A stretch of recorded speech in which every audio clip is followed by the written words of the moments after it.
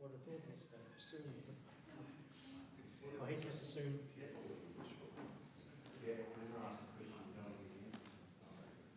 Well, he's here. As long as he's here.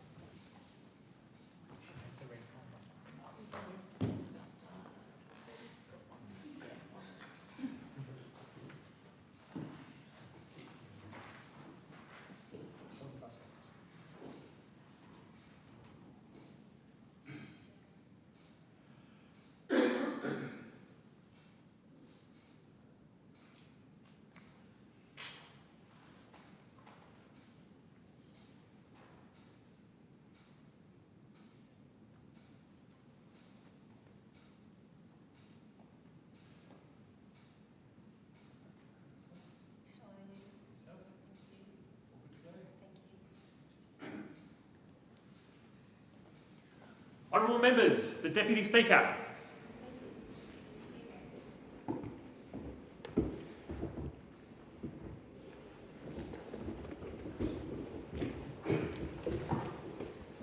I call the clerk.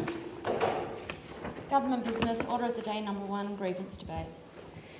And the question is that the grievance has been noted, and I give the call to the member for Wilkie. And I thank the Deputy Speaker. Deputy Speaker, the majority of Tasmanians have a monumental grievance right now, and that is at the AFL's demand that Tasmania build a third AFL-grade stadium in a state of about 500,000 people, when we already have two stadiums on which AFL games are played. For a start, there's the very good facility up in Launceston, which has a capacity of just shy of 20,000 spectators. And across the river from the electorate of Clark, of course, the stadium in Bellerive, which has a capacity, again, of about 20,000 spectators. So why on earth the AFL would bully the Tasmanian government and through it the Tasmanian community the way it has done, that we should build not just a third stadium, Deputy Speaker, but at beautiful Macquarie Point, and not just a third stadium at beautiful Macquarie Point, but with a roof.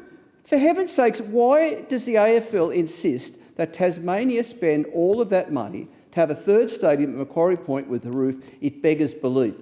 Deputy Speaker, no wonder a clear majority of Tasmanians think that this proposal, well, this demand by the AFL is not needed, they don't want it, and they can't afford it. I make the point repeatedly, Deputy Speaker, we already have two stadiums on which AFL games are played very, very successfully and, frankly, rarely filled. Why they would want a third stadium with only a capacity of 3,000 extra seats, it beggars belief.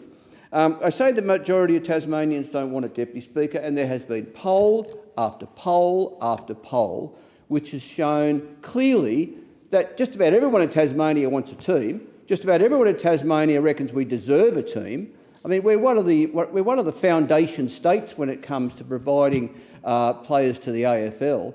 But a clear majority of Tasmanians think we shouldn't go ahead with this. We shouldn't buckle to the demands of the AFL. We shouldn't be spending billions of dollars on a stadium at a time like this. Now, Deputy Speaker, let me dwell on the issue of the cost. When the Tasmanian government agreed to the AFL demand for a stadium, the Tasmanian government said it would originally cost $715 million, of which only $375 million would be taxpayers' money. And the Premier famously said the taxpayer would not spend, quote, not one red cent more. But what's happened since that announcement, Deputy Speaker? Well, for a start, the Tasmanian government hasn't been able to find a single equity investor from the private sector. And why would they? Because detailed analysis shows the return on the investment for an investor, whether it be the private sector or the public sector, will be about 50 cents in the dollar. No wonder the whole idea of a private investment in this was a nonsense from the start. Anyway, time goes on, so now we're up for the whole $715 million. But as time went on, the cost has increased to $755 million. It was then put at $945 million, all from the taxpayer. And then just recently, the Tasmanian Planning Commission has had a detailed look at this, and it puts the cost of the stadium at $1.13 billion. And when they calculate the cost of debt over a decade, the cost all to the taxpayer will be an estimated $1.8 billion. I mean, this is just going through the roof. This is in a state of 500,000 people. Mind you, to complicate things even further, Deputy Speaker, I can't find a competent engineer or architect in Hobart who says you can build a 23,000-seat roofed AFL stadium in Tasmania, where the costs of building are higher than the mainland, for anything less than $2 billion. So if you add the cost of debt over 10 years, we're now looking at a total cost to the taxpayer, wait for it, about $3.5 billion, about 10 times what Tasmanian taxpayers were originally promised would be the bill to them. No wonder the majority of Tasmanians think we can't afford it, because we can't afford it. The state's broke. I mean, for a Conservative government, you'd think they would take financial management more seriously than others. But, you know, the state at the moment is heading for a forecast debt of about $14 billion over the forward estimates. And then you've got to add a couple of $1 billion for this stadium. Heaven's sakes, Deputy Speaker. Now, one of the most upsetting things in recent time was this Tasmanian Planning Commission report. Knowing that the Tasmanian Planning Commission was looking into this in some detail, Those of us who don't want the stadium thought, OK, well, finally we'll have a detailed report, common sense will break out, and the government will use it as an opportunity to reverse out of this agreement with the AFL, or to at least renegotiate the agreement with the AFL, to at least not have a roof on the stadium. That'll probably save about $700 million, I'm told, by engineers and architects. But what did the Tasmanian government do on the day the report was released? The Premier thanked the Commission for their work and said that they would ignore the report. And then after a couple of days of soul-searching, the Labor opposition came out as well and thanked the Commission for its work and said they would ignore the report. That politicians know better than engineers, than architects, than professional project managers. So we're going ahead with the report, and the TPC going ahead with the stadium, and the TPC report is being ignored. Now, we might cut the Tasmanian government some slack if they had a clean track record, that they were competent at developing projects or delivering projects, and we could have some confidence that they would do this right. But those of you who have been paying attention to the media in recent times probably have been unable to avoid the fiasco with the new Spirit of Tasmania 3 and Spirit of Tasmania 4 ferries. Let me tell you what happened with them. The cost for them was additionally put at $850 million for both vessels. It then blew out by another $94 million because the cost of steel went up and the contractor went broke, and the Tasmanian taxpayer had to pay the foreign shipyard a bailout. And then we've learned just in the last couple of weeks, it was one of those whoops-a-daisy moments. The Tasmanian government has just announced the hull's not strong enough. The hulls on both vessels need to be strengthened, and it's anyone's guess what that's going to cost. Heavens, 2 large Bass Strait ferries have got to have their hulls strengthened. What is that going to cost? For a start, they'll have to sail the ships to somewhere like Singapore. They'll have to slip them, put them in a dry dock, and replate the hull? How many hundreds of millions of dollars is that going to cost? But that, of course, is not the end of the ferry saga. It turns out that when the ferries had been built, someone realised they'd forgotten to build appropriate berthing for the ferries in Devonport. The ship is twice the size as the old Spirits. They need totally new berths. They were initially estimated, before they forgot to build them, at $90 million and to be completed by 2024. The cost of the berths, which they've now started to build, has blown out, wait for it, as I say, Deputy Speaker, this is one of those whoops-a-daisy moments, $493 million is now the cost to build the berths, and they won't be completed until 2027, if you believe the state government's current figures. For heaven's sakes, Deputy Speaker, and this is the state government that reckons they're going to build a stadium, well, they're now saying $1.13 billion, and I reckon, and a lot of other people reckon, with the cost of debt over a decade, it's going to be more like $3.5 billion. And it's not like everything else in the state's fine. It's not like we've got nothing better to spend our dough on down in Tasmania. There are currently over 5,000 applicants on the waiting list for social housing. That's up 10% in the last 12 months. There's an estimated 600 applicants on the public housing waiting list that are entirely without housing, i.e. sleeping in a tent or in a car. That's in a state of about 500,000 people. But yet the state government thinks it's okay to spend billions of dollars to buckle to a demand from the AFL to build a third AFL stadium within sight of one of the existing AFL stadiums with an additional capacity of only 3,000 more spectators. This is just madness. And it's not just housing, Deputy Speaker, that's in strife in Tasmania. Look at health. Our elective surgery waiting list, as of August this year, is over 9,000 people out of a state of 500,000 people. That's up 11% over the last 12 months. The median wait times in Tasmania for the public dentist currently average 1,366 days. Nearly 4 years to see a dentist if you've got a toothache and you can't afford to go to the private sector. For heaven's sakes, Deputy Speaker, have we got a grievance? Yes, we've got a hell of a grievance.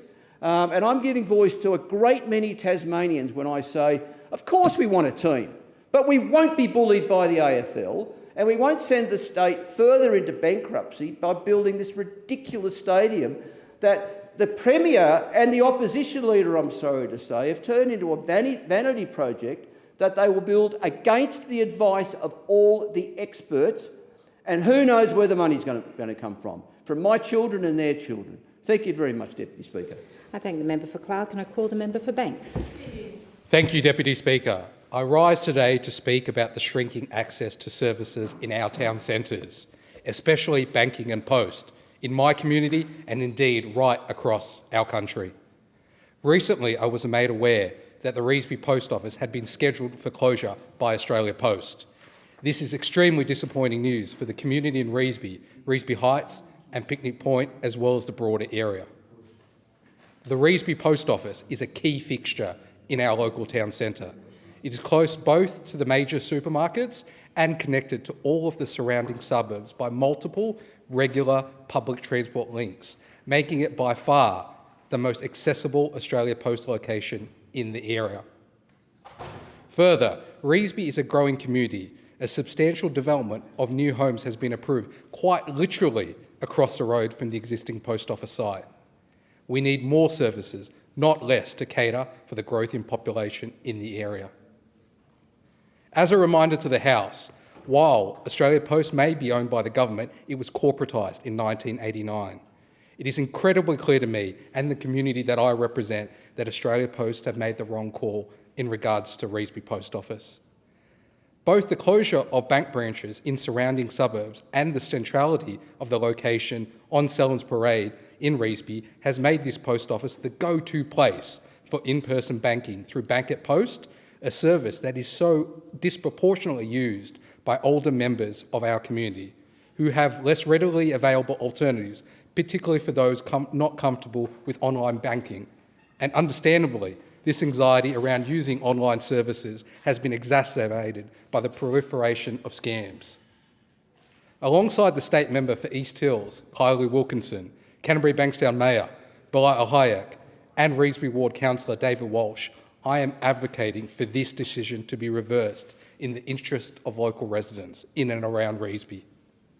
In September, we launched a petition to demonstrate the strong community support for the retention of the post office at its current location in Revesby, and the community has backed it in significantly.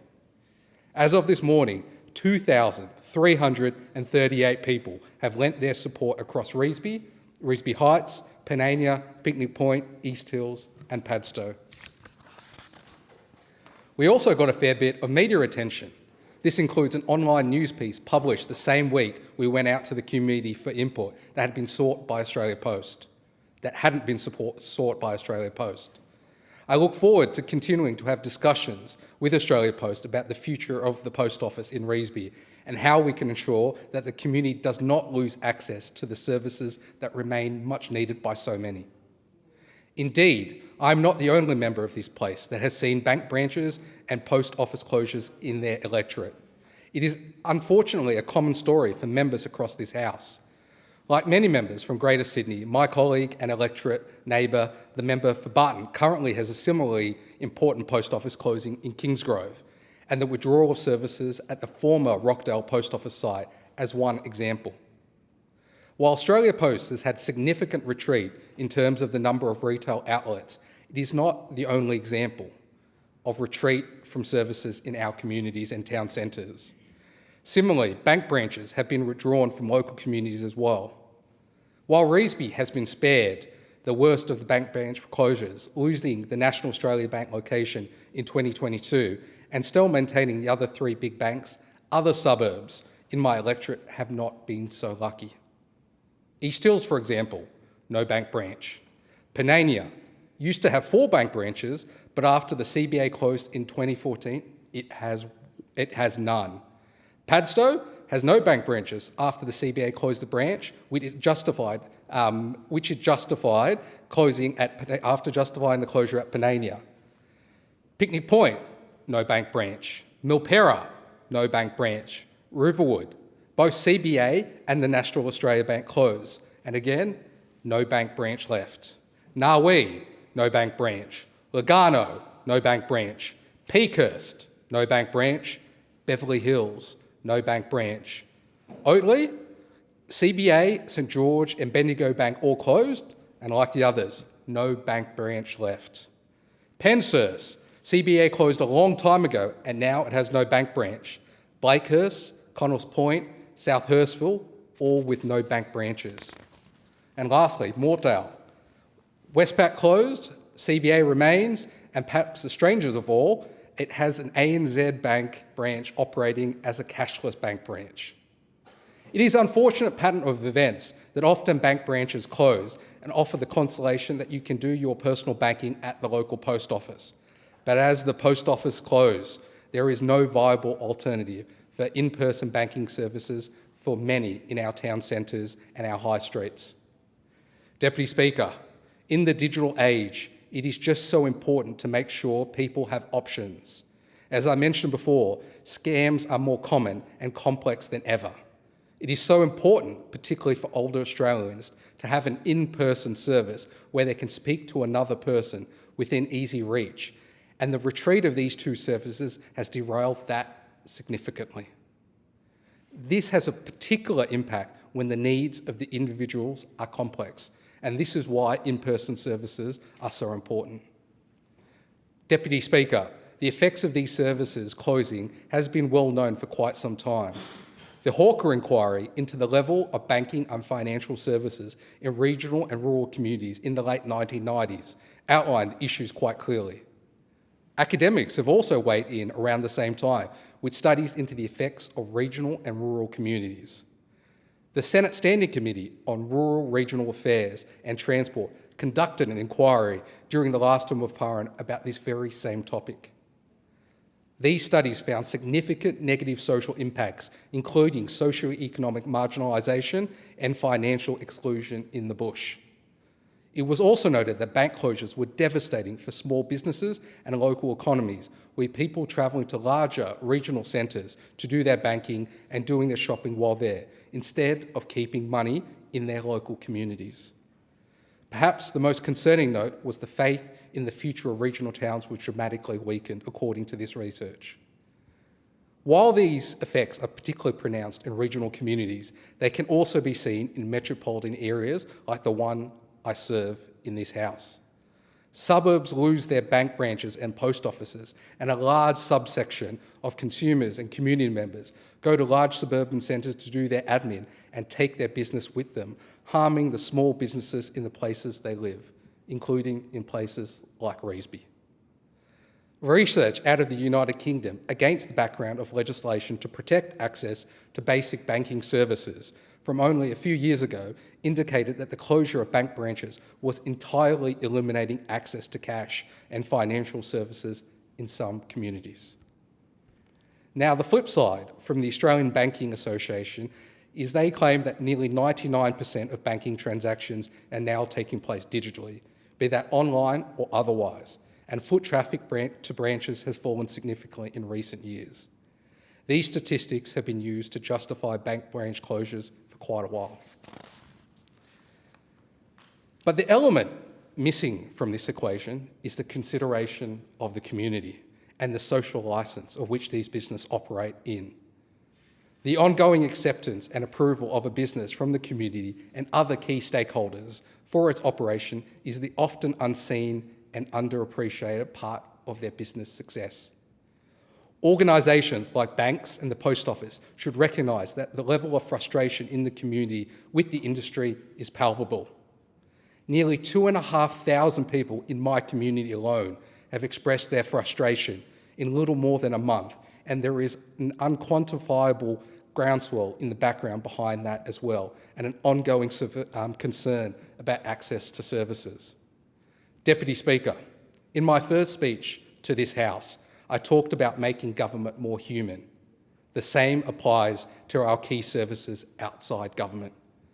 While there isn't a single clear solution to this issue, I think a good place to start would be encouraging organisations like our banks and Australia Post to consider their role in the communities they serve and the impact that constant, widespread closures are having on their social licence.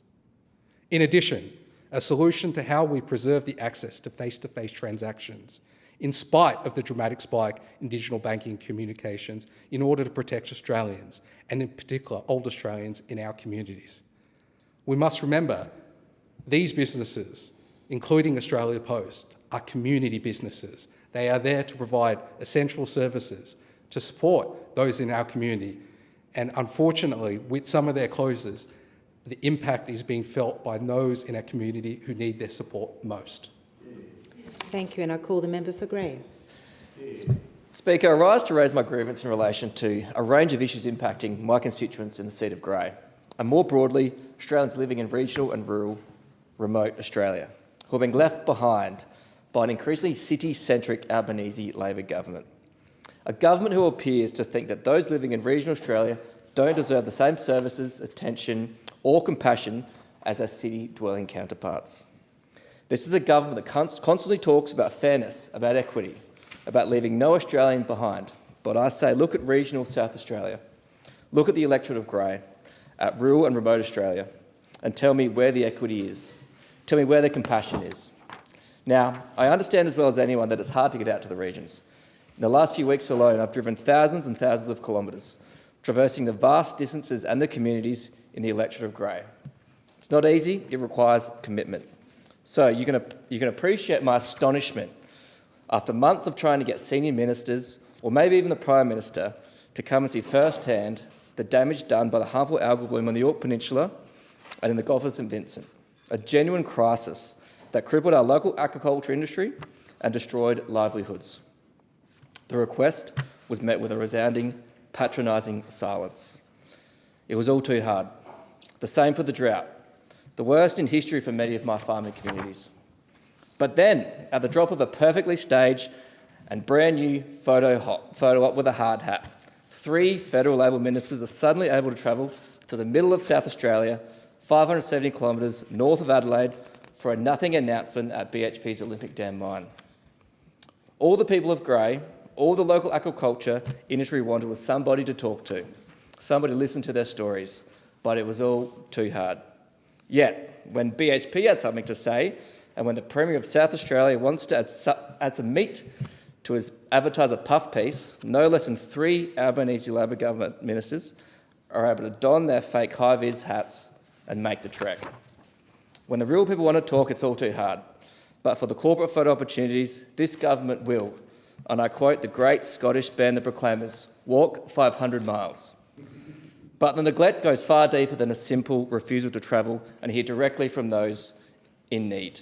The neglect extends to not allowing older Australians living in rural and remote Australia access to essential care services when they're at their most vulnerable. The most profound crisis facing our communities today is the slow, agonising collapse of the aged care industry in the bush.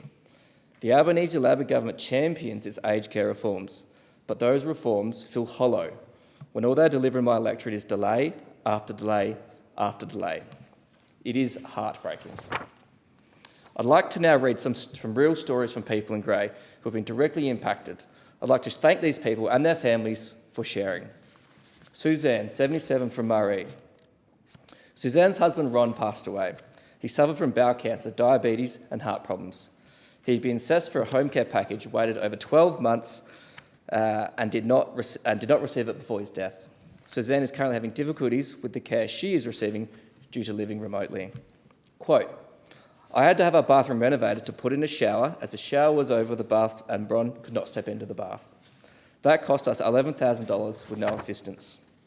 I sometimes wish I'd never got a home care package because instead of helping me, it has caused me more stress and inconvenience, end quote. Janine, 71, Wallaroo. Janine suffers from inductible laryngeal obstruction, which has no cure.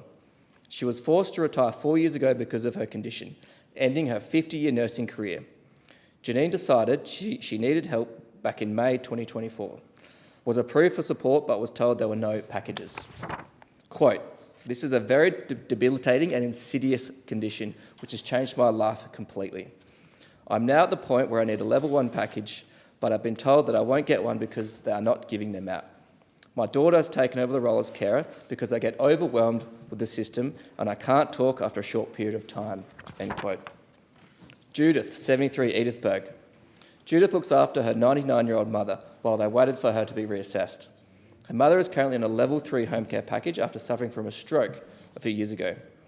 Judith asked for her mother to be reassessed 18 months ago and is still waiting. Quote, her health has deteriorated to a point where she needs sharing and help with her ablutions. I am her daughter and I do not have a problem with this, but it means I can no longer lead a normal life. I am worried that she will die before she is reassessed. End quote. In total, more than 230,000 older Australians have been left stuck in limbo waiting for access to home care support under Labor. Now imagine being one of those people waiting, but being over 2 hours' drive from the nearest critical care facility, physio, OT, GP or mental health service. Across the electorate of Grey, families are facing impossible choices and heartbreaking situations due to the government's failure to deliver promised care. Last week, I had the privilege of joining my federal colleague, Shadow Minister, Senator Anne Ruston, in a public forum in Peterborough. We sat with local carers, with family members, and with the residents themselves. And the stories we heard, both raw and devastating, proved beyond any doubt that we're in the midst of an aged care crisis. This is the price of Labor's centralisation and their one-size-approach-fits-all policy. Where is the compassion for the spouse who can no longer visit their partner daily because the round trip is 400 kilometres? Where is the plan to ensure that a retired farmer in the far north or a beloved community volunteer on the west coast can age with dignity in the town they love? This government's failure to deliver adequate aged care in regional Australia is a betrayal of trust and shows a shocking lack of foresight. And while they ignore the critical need for care, they are actively crippling the ability for our people to earn. The cost of living is spiralling out of control, and nowhere is this felt more acutely or is more dangerous than in regional Australia. We cannot absorb these sustained price hikes like the city can. I want to talk specifically about power prices and the government's utter failure to manage energy policy. For our primary producers, for our regional industries, for the small businesses that underpin regional towns in rural and remote SA, these rising energy bills are an existential threat. For the city customer, a price hike means less money for dinner out. For a South Australian steelworker, a horticulturalist, a manufacturer, a dairy producer or a meat producer, a power price hike is the difference between survival and bankruptcy. This isn't just about turning on a light switch, it's about running vital, non-negotiable equipment. This is about operating the cold storage and the refrigeration needed to keep dairy, meat and vegetables fresh for transport. This is about powering the local processing plants and the heavy industry sites that are the only major employers in Whyalla and Port Pirie. This government promised a transition to cheap, reliable energy. What they have delivered is one of the most volatile and unstable energy markets in the developed world. I would like to remind Australians that much of our prosperity and economic growth of the 70s, 80s and 90s and the wealthy lifestyles that middle and older Australians enjoy today is because we had cheap power, because our primary industries could compete, because we could afford to make and to do things. Mr Speaker, there's a healthy debate happening around the economic impacts of net zero. Well, Speaker, I know one way we can get to net zero. We close all of our manufacturing industries and send it to China, and we make farming so unviable that we stop producing Australian-made food and fibre. And Speaker, this seems to be the approach of the Albanese Labor government. And finally, how can our communities hope to grow or at a bare minimum sustain themselves when the basic infrastructure that connects us is crumbling? I mentioned driving thousands of kilometres, and I've seen firsthand that the state of our roads throughout Grey, whether that be outback roads like the Strzelecki Track or the Augusta Highway, a major highway, they are appalling. They are not just inconvenient, they are dangerous, creating unacceptable risks for the businesses transporting goods, for our truck drivers moving freight, or for our families travelling between regional towns. When a regional hospital can't retain a surgeon, and the only path to major medical care is a 4-hour drive down a pothole-ridden, narrow and neglected highway, this becomes a matter of life and death.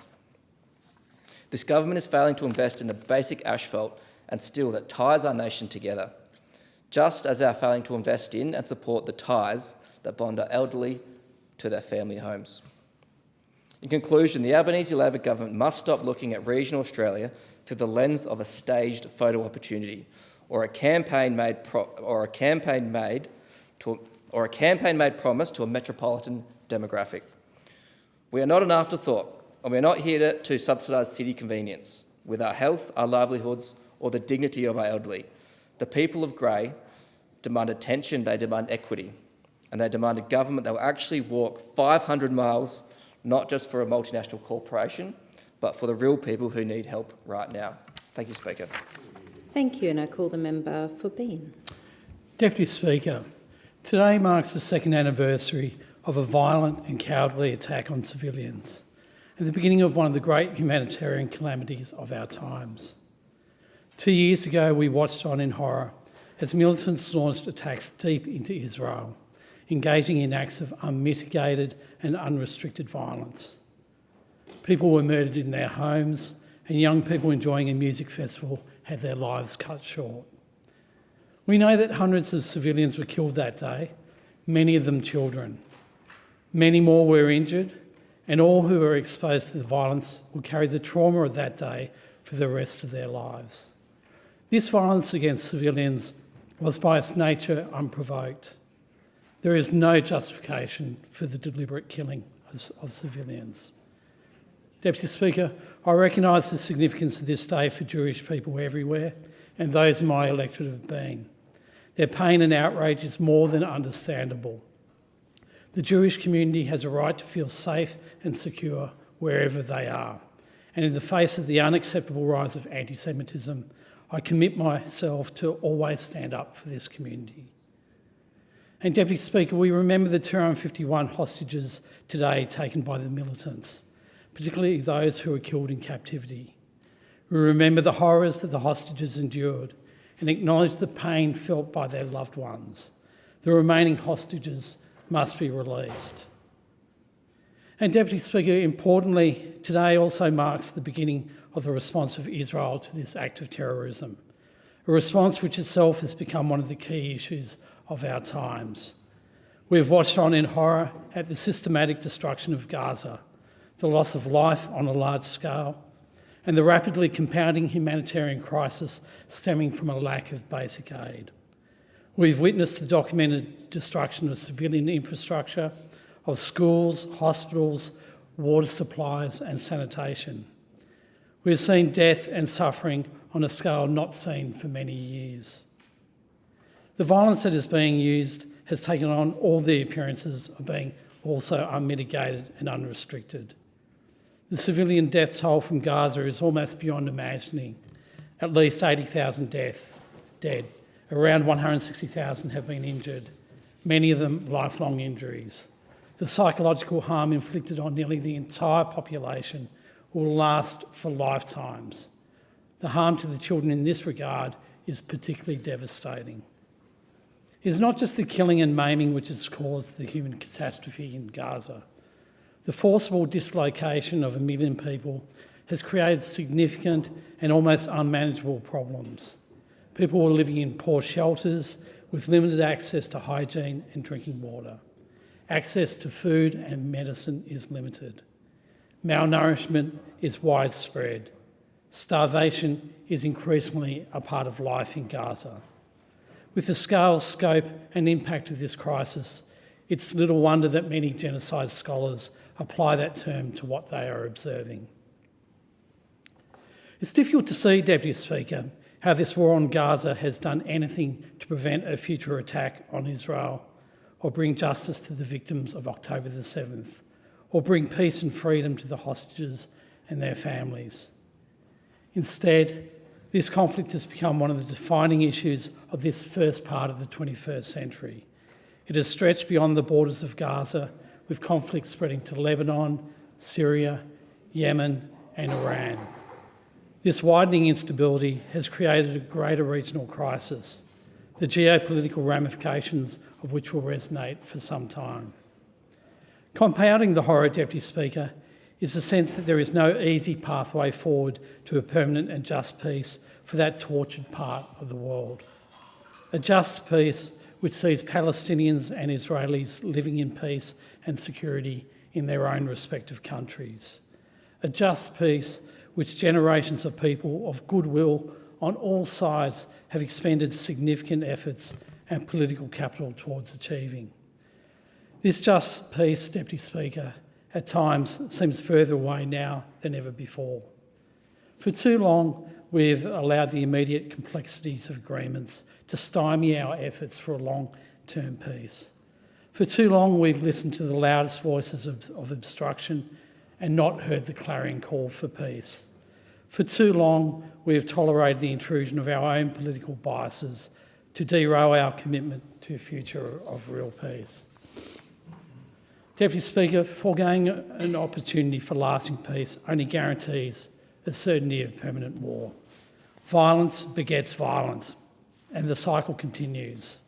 Violence in response to violence will not bring peace, as we are witnessing now.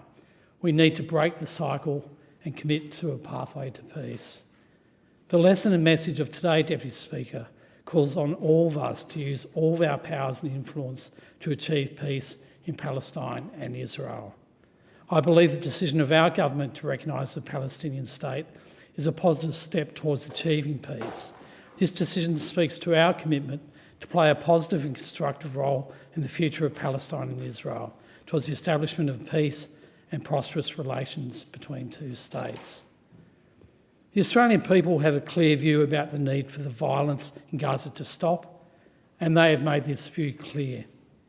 I call for the swift release of the Australian activists taken from the recent aid flotilla and remind the Israeli authorities of their obligations towards those in their custody. Deputy Speaker, the deeper connection between the attack of the 7th of October and the ongoing attack on Gaza is in its victims. Civilians are the ones who are suffering. Civilians, particularly children, are the ones paying the price for decisions they never made. Ultimately, Deputy Speaker, on a day like this, we all need to remember a central fact. There are not Israeli lives and Palestinian lives. There are only human lives. And these lives will continue to be lost while peace remains distant. But the people of Palestine and Israel deserve peace. They deserve lives of safety and dignity. Let us take renewed purpose from this needless suffering and work towards a future of peace, freedom and dignity. Deputy Speaker, as the Prime Minister reminded us in his address to the United Nations General Assembly, let us remain true to those founding words in the UN Charter 80 years ago, to remain determined to save succeeding generations from the scourge of war, to reaffirm faith in fundamental human rights, to promote social progress and better standards of life in larger freedom, and for these ends, to practice tolerance and live together in peace with one another as good neighbours. Those words were right 80 years ago, Deputy Speaker, and they remain right today. Thank you, and I call the member for Herbert. Thank you, Deputy Speaker. The National Disability Insurance Scheme has provided to be a lifeline for many of those who have a disability and family members who need that support. But it's unfortunate that many Australians with disabilities are being overlooked and underserved by this Albanese Labor government. From rushed NDIS funding cuts to reassessing plans without warning, kicking people off the scheme entirely, this Labor government has proven it is out of touch with the needs of disability participants. Rather than targeting fraud and waste, they have been taking aim at families who rely on the support.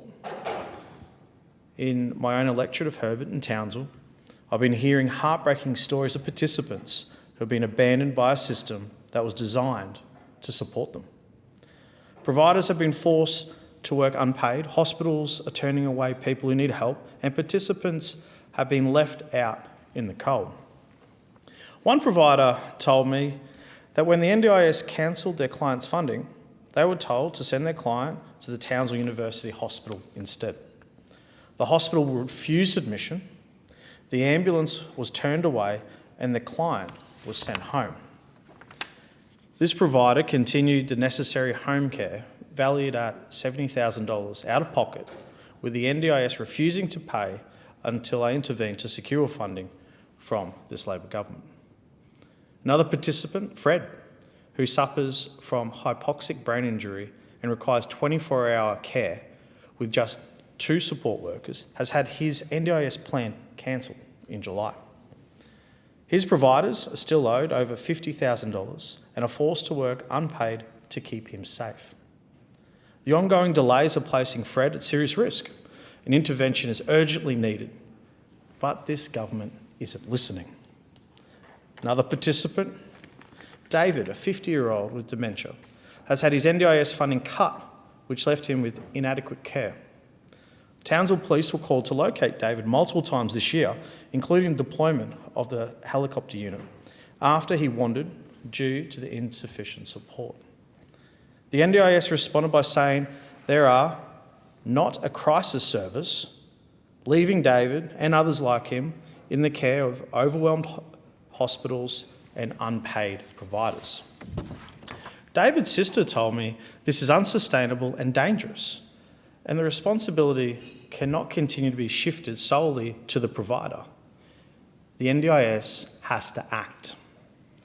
How can this Labor government justify the anxiety, financial stress they have inflicted on disability participants and their families? This government is cutting support for our most vulnerable while refusing to listen to their pleas for help. And it comes on the back of Labor's disastrous funding cuts through their latest annual pricing review, which has hit the regions the hardest. These new funding cuts blindsided providers and have shocked families. The travel allowance for providers were halved, meaning many families who live in rural and remote areas will no longer be served. What about people who live on an island like Magnetic Island, Palm Island, where the travel is required for these providers to go?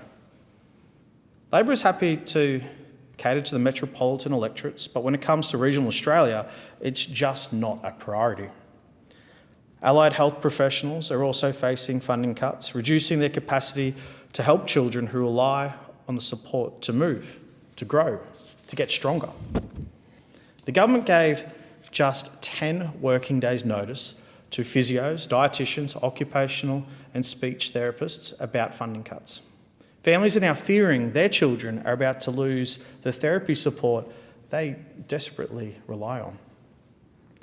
One mother with a daughter who has cerebral palsy told me, "It's really terrifying what's happening because it comes down to my daughter's quality of life and whether or not she will be able to live independently." Her physio provider told me, because of these cuts, the NDIS physiotherapy workforce is facing collapse and participants will have no choice but to inundate struggling emergency departments or remove themselves from care altogether. In regional cities with few alternatives, one provider's service reductions will impact an entire community. I wrote to Minister Butler twice, asking for an extension of 3 months to allow more time for providers to consult with the government and prepare for any changes. They refused to listen. Labor is too busy running the numbers and axing the funding to help those who are being hurt the most. These are policies created by inner city technocrats who don't understand the challenges facing regional Australians. And while Labor has been happy to pander to urban voters, families in the regions are left to deal with the fallout of this government's failed policies. The same goes for Minister Butler's disgraceful treatment of families with children with autism. His botched rollout of a new support system that isn't fully funded, which the states are supposed to cover half the cost, but haven't signed up to, only creates more fear and anxiety. In Queensland, the minister found out that they were on the hook for half of the funding in the media, in the paper, the same day as the rest of Australia. 79% of families surveyed by the CYDA said that they are worried about the Thriving Kids program. How can a parent with a child who has autism feel confident about the future when the minister can't even say where their support will come from? One mother with a daughter who has a level 3 autism told me, regardless of the new program that was just announced, I'm worried about my daughter's future. And as a father with a daughter who has level 3 autism, I'm terrified. This mother went on to say, everything's been cut, and it's almost like we're being penalised because the more we fight, the more reductions are happening. It just shows that this government is refusing to hear the concerns of the families who need the support. And it absolutely pains me to my heart that these families feel like their children are an inconvenient dollar figure on this Labor government's budget bottom line. My daughter, Emery, who has autism, I fear that she will be left without the supports that she needs. If I feel it in Parliament as a politician, that will be reverberated around everyone's electorate. People are terrified that their child is not going to get the support that they need. And at the same time, fraud is rampant. We have multinational companies getting away with scamming the system. We saw one multi-million-dollar NDIS provider collapse after making fraudulent service claims and unlawful breaches of private customer data.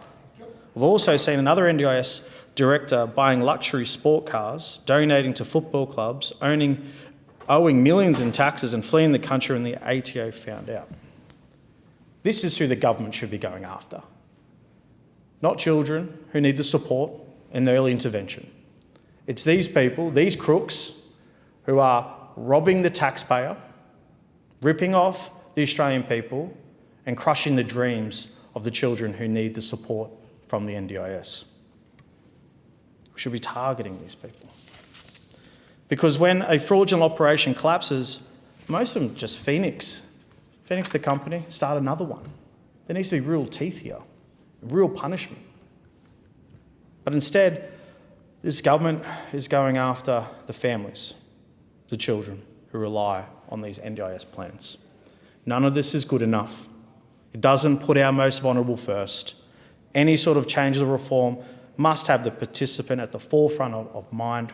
Sustainability isn't about the budget. Sustainability is about the participant to make sure they have the services, not just now, but into the future. When it comes to reform, the government's top priority should be to ensure that the participants receive the support they need.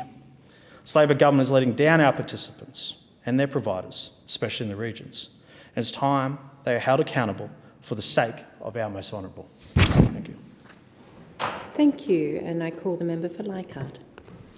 Thank you, Deputy Speaker. I have the privilege of representing Leichhardt, and over the past few weeks I've been taking the opportunity, as in not being here in this place, to travel around, get to community and speak to, it's always hot up there, mate, and speak to so many of the different and diverse communities across the region. Wujal, Hopevale, Cooktown, Marpoon, the Torres Strait. And one thing that people came back to me on time and time again was climate change. What the climate is doing, how it's impacting their day-to-day lives. Climate change, let's be real, is a massive threat to Australia, but particularly the far north. The recently released National Climate Risk Assessment provides a very bleak future unless real action is taken.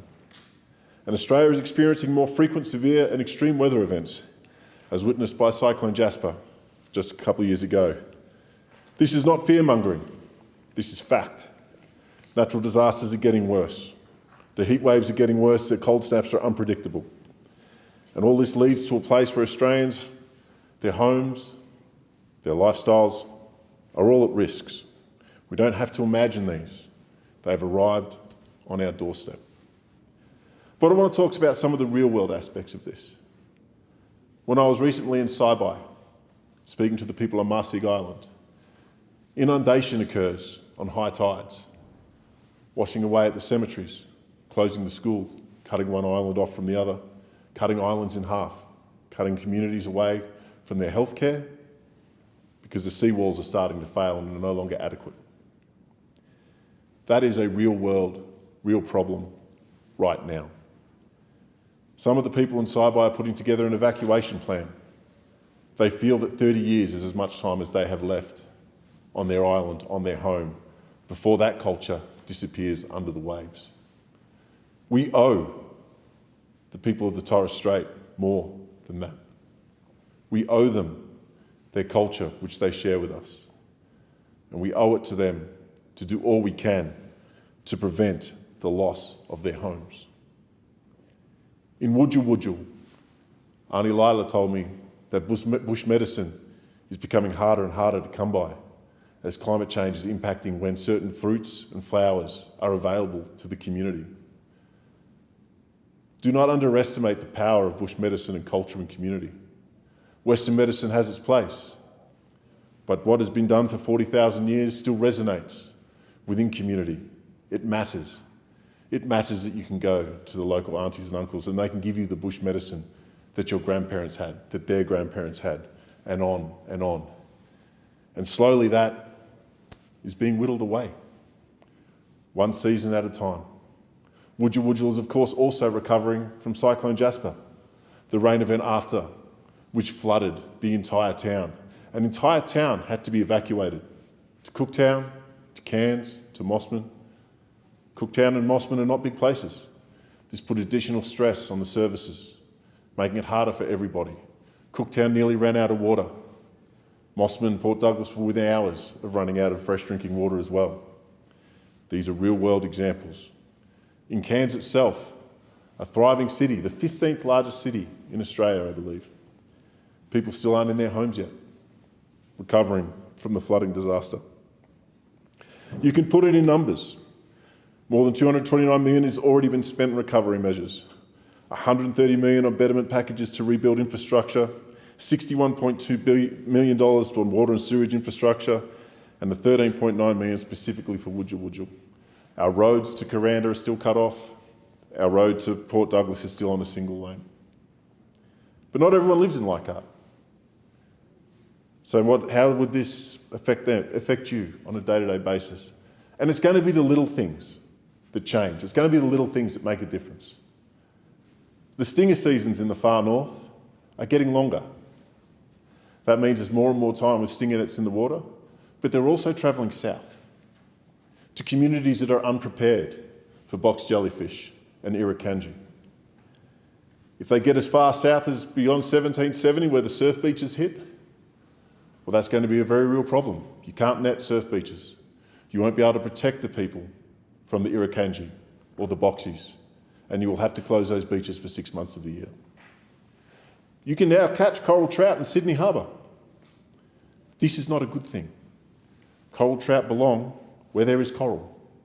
As they drift further south, so too will other things. The more intense heat for crocodiles creates too many dudes, not enough female crocodiles, which will place pressure on the apex predator. Remove an apex predator, your ecosystem collapses. The opposite problem for turtles. Too many females with the heat, which will destroy a critically endangered species.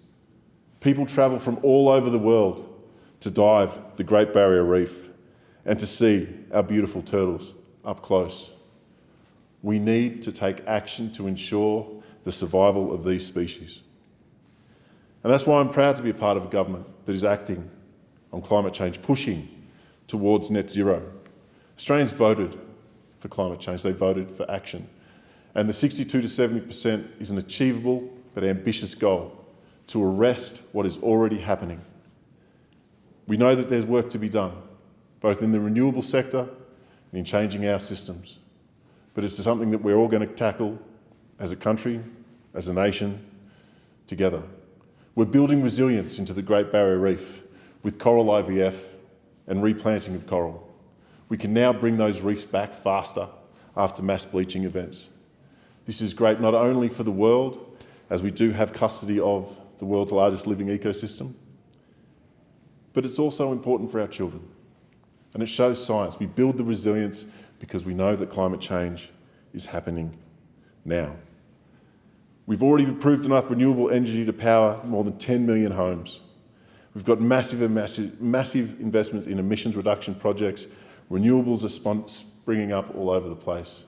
We know that coal-fired power stations are reaching the end of their lives, and we have a plan to replace them. And the Australian people have got behind it.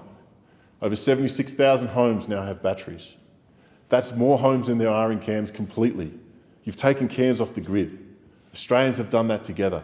They've identified the threat and they are acting on it. It is something I'm very proud to be a part of, and it's something that I know Australians are taking seriously. The other side, of course, is denying climate change. The rejection of net zero, the 64,000 jobs that the Great Barrier Reef provides, the opportunities that it creates for the regions, with space, with wind, with sun, with water. We have all of these things in abundance. It turns out that sheep like solar panels. The grass grows better under them as the water condensation runs off, creating better feed, and it creates shade for them. It does not have to be an us and them proposition. Agriculture, renewables can go hand in hand, creating a really bright future for the regions, as well as protecting our planet.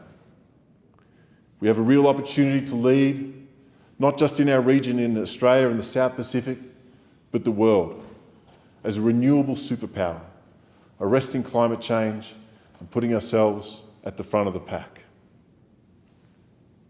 My children speak to me most about the environment when they speak to me about the work that I do in this place. And I think many children are like that. They want a future that can mirror what we have had, what my parents had. And in delivering on climate change and the delivery of net zero, the Anthony Albanese Labor government does just that. Thank you. And I thank the member for Leichhardt. There being no further grievances, the debate is adjourned and the resumption of the debate will be made in order of the day for the next sitting. The Federation Chamber stands suspended until 4 p.m.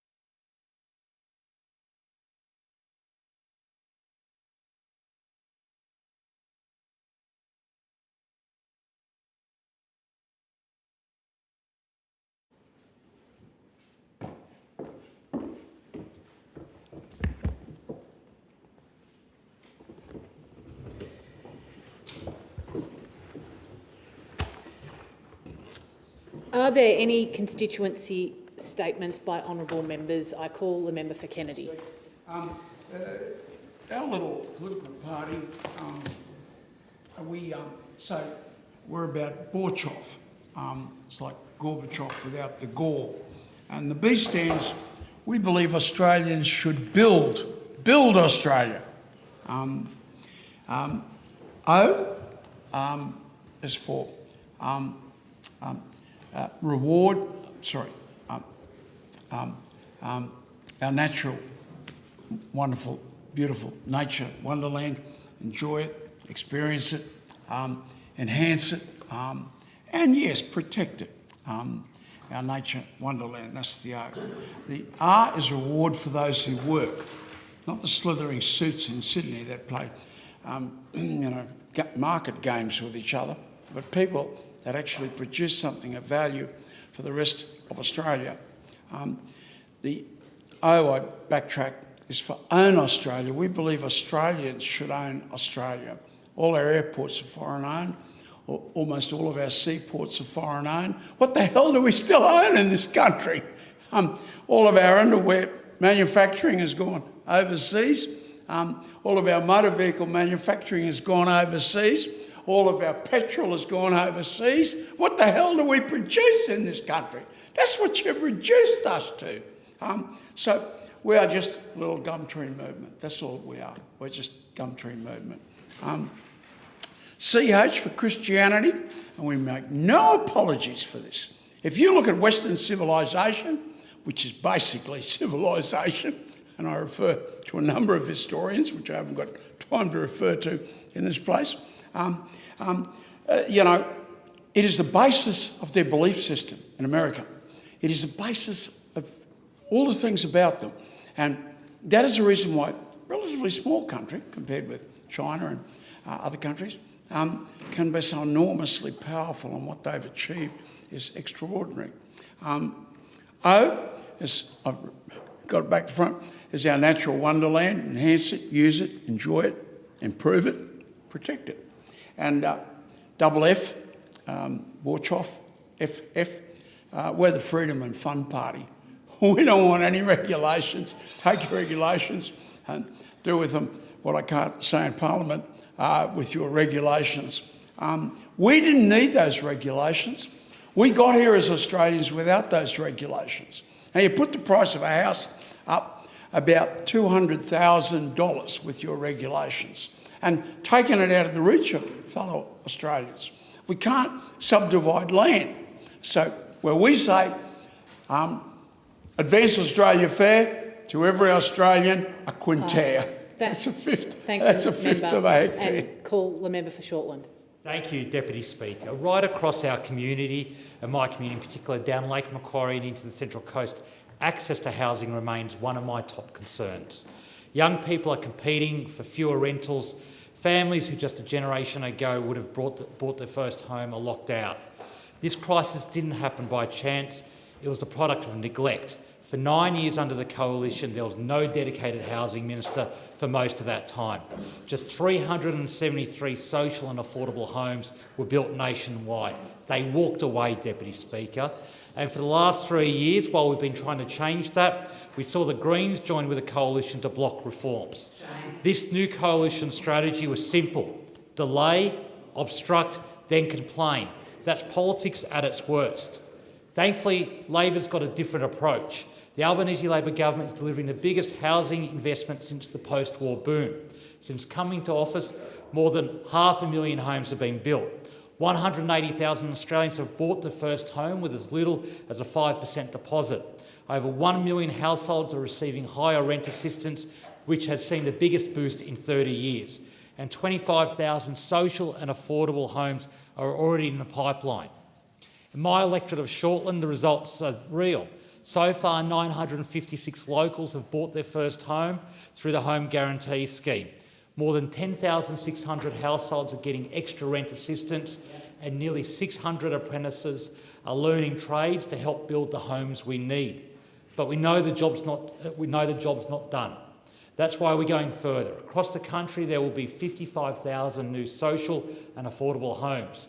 100,000 homes reserved for first home buyers, and a national target of 1.2 million new homes in 5 years. For renters, we're delivering the biggest rent assistance increase in 3 decades and working with states to strengthen tenants' rights. And Deputy Speaker, for first home buyers, the new Help to Buy shared equity scheme that came in last week will make home ownership possible again for a cohort, a key cohort. I recently met Jesse in my electorate who told me that thanks to Labor's 5% deposit scheme, he can finally buy a home. For Jesse and thousands like him, the dream of home ownership is back within reach, because housing isn't just about economics, it's about dignity, it's about security, and it's about giving everyday Aussies a fair go. So let me be clear, while others play politics, Labor is building homes, Labor is backing everyday Australians, and Labor is delivering for Australia's future. I thank the Minister and I call the member for Indi. Thank you, Madam Deputy Speaker. I seek leave of the House to table a petition. Has the petition been approved by the Petitions Committee? No, it has not. The document will be... is leave granted for the document to be presented? Thank you, Deputy Speaker. I rise today to present a petition from the Corowa Waggunya Rutherglen Health Action Group calling for the state and federal governments to fully fund a single-site Albury-Wodonga hospital that meets the needs of the region now and into the future. This petition has been signed by 1,383 concerned residents of the Rutherglen, Waggunya and Corowa region who are demanding a better deal for their health. This region relies on Albury-Wodonga Health and the smaller Corowa Hospital for life-saving care. The Albury-Wodonga Health Clinical Services Plan in 2021 identified the region's growing population and health needs and recommended the establishment of a single-site hospital. The current proposal for upgrades to the Albury Hospital are not fit for purpose. They're not fit for purpose, and they do not meet the border's needs now, let alone into the future. In May this year, the New South Wales Special Commission of Inquiry into Healthcare Funding report was released, issuing a scathing review of the proposed redevelopment of the Albury Base Hospital. And last year, the Prime Minister visited the border, and I handed him a letter signed by more than 200 local doctors calling for the current redevelopment of Albury-Wodonga Health to be reconsidered in the form of a greenfield single-site hospital.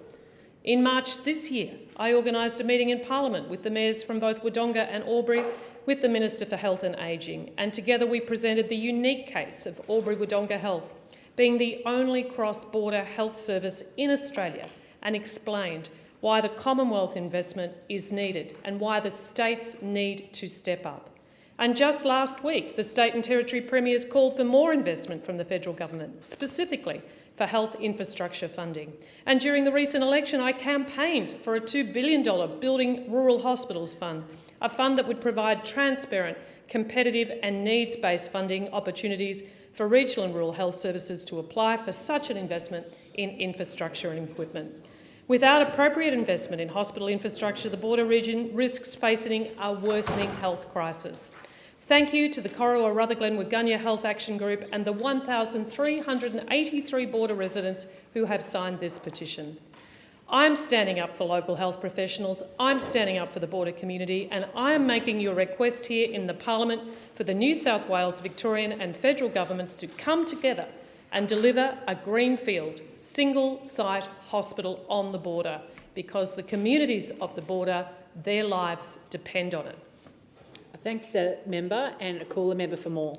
Madam Deputy Speaker, today I want to highlight two shining examples of community spirit and achievement from my electorate of Moore. First, Rhiannon Clark, an extraordinary young athlete, university student and disability advocate from our local community who continues to make Moore and Australia incredibly proud. At just 22, Rhiannon has already achieved what many athletes could only dream of.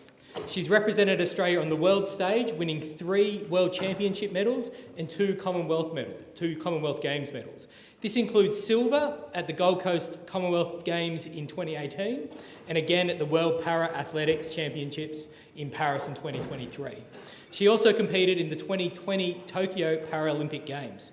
Most recently, Rhiannon has travelled to New Delhi in India to compete in the World Para Athletics Games, just one of 2 West Australians in a 49-member Australian contingent.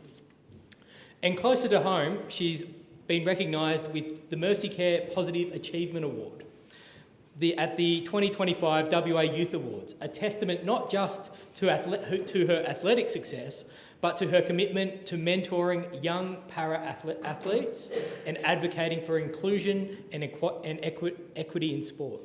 Beyond the track, Rhiannon uses her platform to raise awareness about unseen disabilities, challenge stereotypes, and change the narrative around what it means to live and thrive with disability. She's passionate about empowering the next generation to embrace who they are and chase their dreams, no matter the barriers. In Rhiannon's own words, I really want to show all those young kids out there to be proud of your disability and to be proud of yourself. Rhiannon, you're a champion and you make us all proud. I also want to give a special shout out to Rick and Bill and the entire team at the Joondalup Men's Shed. I recently had the pleasure of visiting the shed again, and it was great to see firsthand the sense of purpose and camaraderie that place provides. From restoring a 1960s Dodge truck to crafting wooden toys, the Joondalup Shed is proof of how community groups can bring people together, not just to build projects, but to build connection, well-being and belonging. I'm particularly proud that the Joondalup Shed is an excellent, proud sponsor of the Joondalup Women's Shed at Winton Road, creating an inclusive, supportive environment where everyone can contribute, learn and lend a hand. To Rhiannon and to the Joondalup Men's and Women's Shed, thank you for showing us what community spirit looks like. More is stronger because of you. Thank you. Thank you. And I call the member for Cook. Thank you, Madam Deputy Speaker. I'd like to acknowledge and congratulate all the Year 12 kids from the electorate of Cook on completing Year 12 and wish you luck for the upcoming HSC exams. Specifically, I'd like to call out a few exceptional students I was able to meet and give awards to. Firstly, at St Aloysius College, I was able to present the All-Rounder Award to Harry Payne and Hannah Madigan, recognising their excellence across a range of academic, leadership and extracurricular disciplines.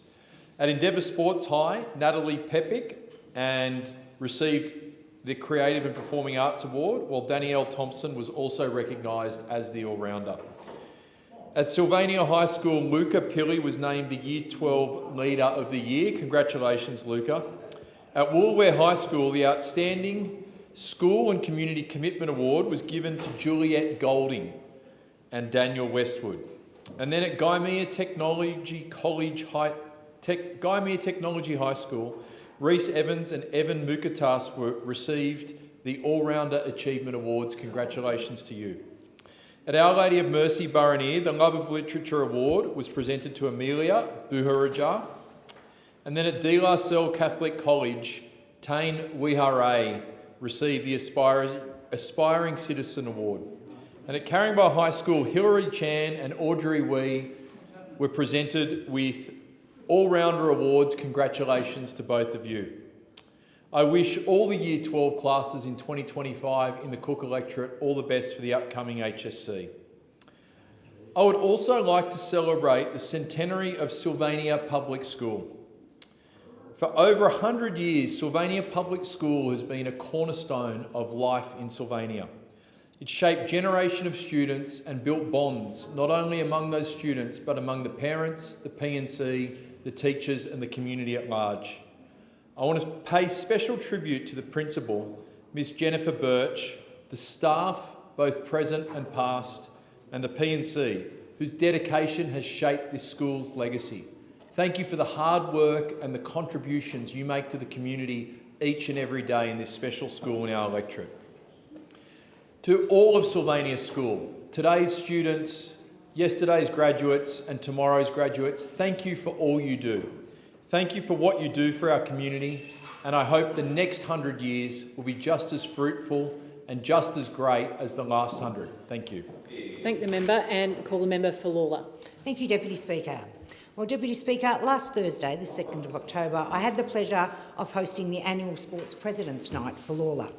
This is a night in Werribee that brings people across sports together into one room to celebrate our local sports, our local achievements and our local young people. The event brought together club presidents, volunteers, young athletes and families from right across the electorate.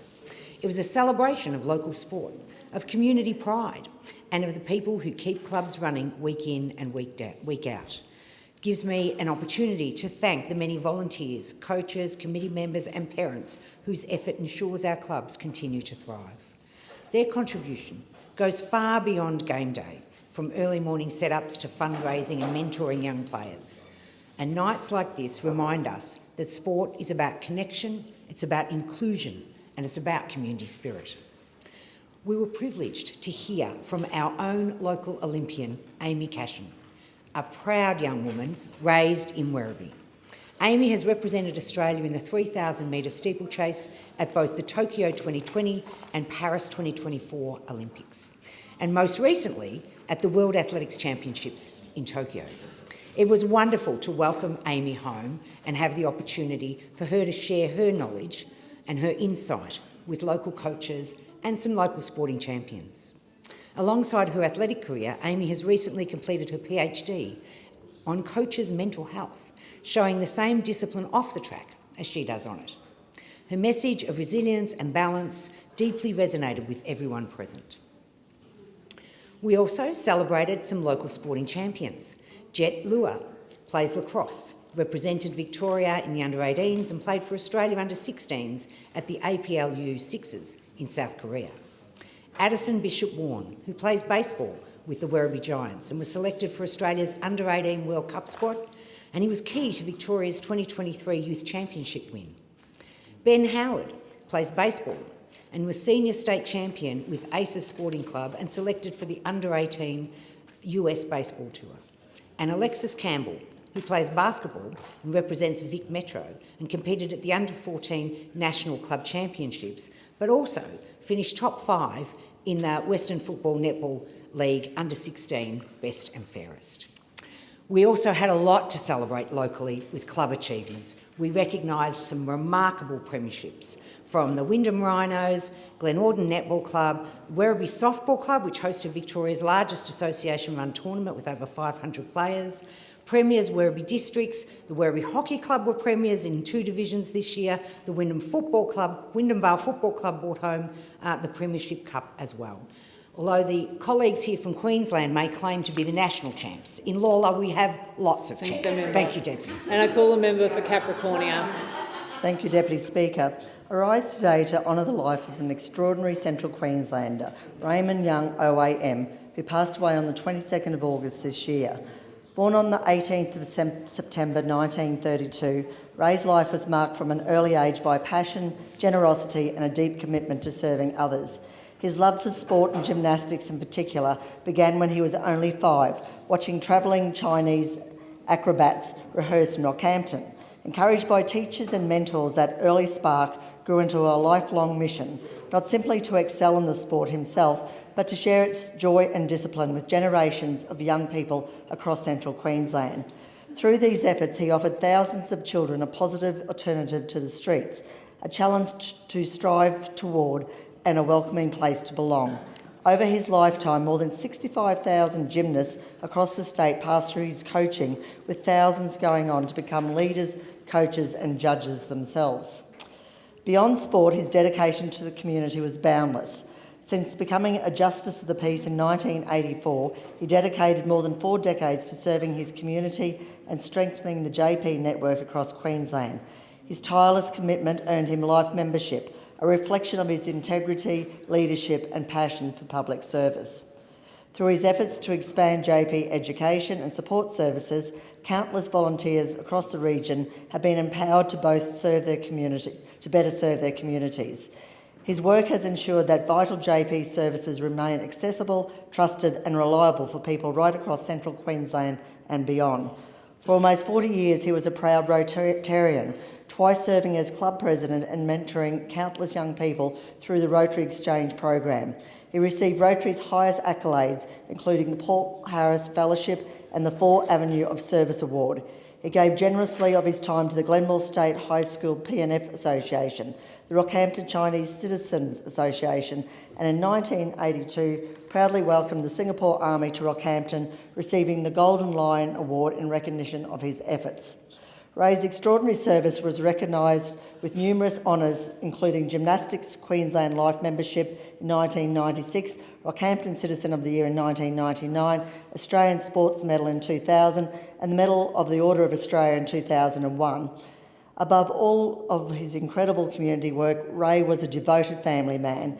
He was a dearly loved husband to Loris, a father to Diane, Julie, Trudy and David, and a cherished grandfather and great-grandfather. Central Queensland has lost a giant of community spirit. His legacy will endure not only in the clubs he founded, the organisations he strengthened and the awards he received, but in the countless lives he touched through his kindness, encouragement and unwavering commitment to service. Ray Young's life reminds us that true greatness is measured not by what we achieve for ourselves, but what we give to others. Call the member for Griffith. Thank you, Deputy Speaker. September was Pride Month in Brisbane, and it was wonderful. So many of the Pride events were held in the Griffith electorate, from the Pride launch at Come to Daddy to Pride Fair in Musgrave Park. I was honoured to attend the Pride rally in Queen's Park and to join the Pride March with Rainbow Labour. I want to thank Brisbane Pride, the volunteers and the many community organisations who made the event such a success. I would like to send a special congratulations to James McCarthy, the President of Brisbane Pride, for facilitating another cracking Pride. What struck me once again was the incredible spirit of the crowd. Pride is not just about celebration, but also about resolve and honouring those who came before, marching when it was dangerous and unpopular, especially during the AIDS epidemic of the 1980s, giving strength to those continuing the fight for equality today. I also attended Brisbane Pride's intergenerational panel of LGBTQIA2+ community members at Queensland Museum Kurilpa in South Brisbane, a powerful conversation about the history of Pride in Queensland. The evening included the formal handover of a section of the Gilbert Baker 25th anniversary Pride flag donated by Brisbane Pride to the Queensland Museum's collection. The Make a Scene, Fashioning Queer Identity and Club Culture in the 1990s exhibition at the museum was another highlight, an aspiring showcase of creativity and resilience, capturing this power of self-expression and community that help people through difficult times. I was also pleased to attend the Queer Here exhibition at Griffith University in Southbank, an event celebrating the diversity, creativity and leadership of queer students and staff. And it was a great honour to see the powerful work of one of our local secondary school students, Gabe McLaughlin from Cannon Hill Anglican College. It was a vivid reminder that universities are not only places of learning, but of belonging, where visibility, acceptance and pride walk hand in hand. Last month, I was also honoured to host in my electorate an LGBTQIA2+ health and wellbeing roundtable with the Minister for Health and Aged Care, the Honourable Mark Butler MP, alongside representatives from leading community health organisations. It was an important opportunity to hear directly from those working on the ground about the barriers LGBTQIA2+ Australians face in accessing inclusive healthcare, and to hear how the work of government is already having a positive impact in the community. As part of this ongoing engagement, I've also met separately with many dedicated organisations doing vital work every day. And I want to acknowledge the work of Queensland Council for LGBTI Health, Queensland Positive People and the Queensland LGBTQIA+ Alliance. Each of these organisations plays a critical role in supporting the health, wellbeing and inclusion of people in Griffith and across Queensland, because equality isn't just an aspiration, it's something we must actively build. That means standing firmly with trans and gender diverse Queenslanders against harassment and misinformation. It means workplaces free of discrimination and communities where hate has no home. It means ensuring access to inclusive healthcare, better mental health services and schools where every child is respected and supported. And in this Parliament, I'm proud to echo the voices of all those who continue to fight for equality in our community. I thank the member and I call the member for Berowra. Thanks, Deputy Speaker. Berowra's best and brightest were on display when I attended the Cherrybrook Public School Passion Project evening, showcasing the hard work and research skills and dedication of the school's Year 5 and 6 students. I left the event inspired and full of optimism for the future of our community and our nation. The Passion Project was started last year under the guidance of one of Cherrybrook's outstanding teachers, Jasmine Cooper. Last year it was offered as only an extension project to select students, but it was so successful that this year all Year 5 and 6 could take part. Students spent 1 hour a week working on their project on a topic of their choice and put in extra hours of effort at home, culminating in the showcase on the 23rd of September. The theme for this year's Passion Project was Fixing It.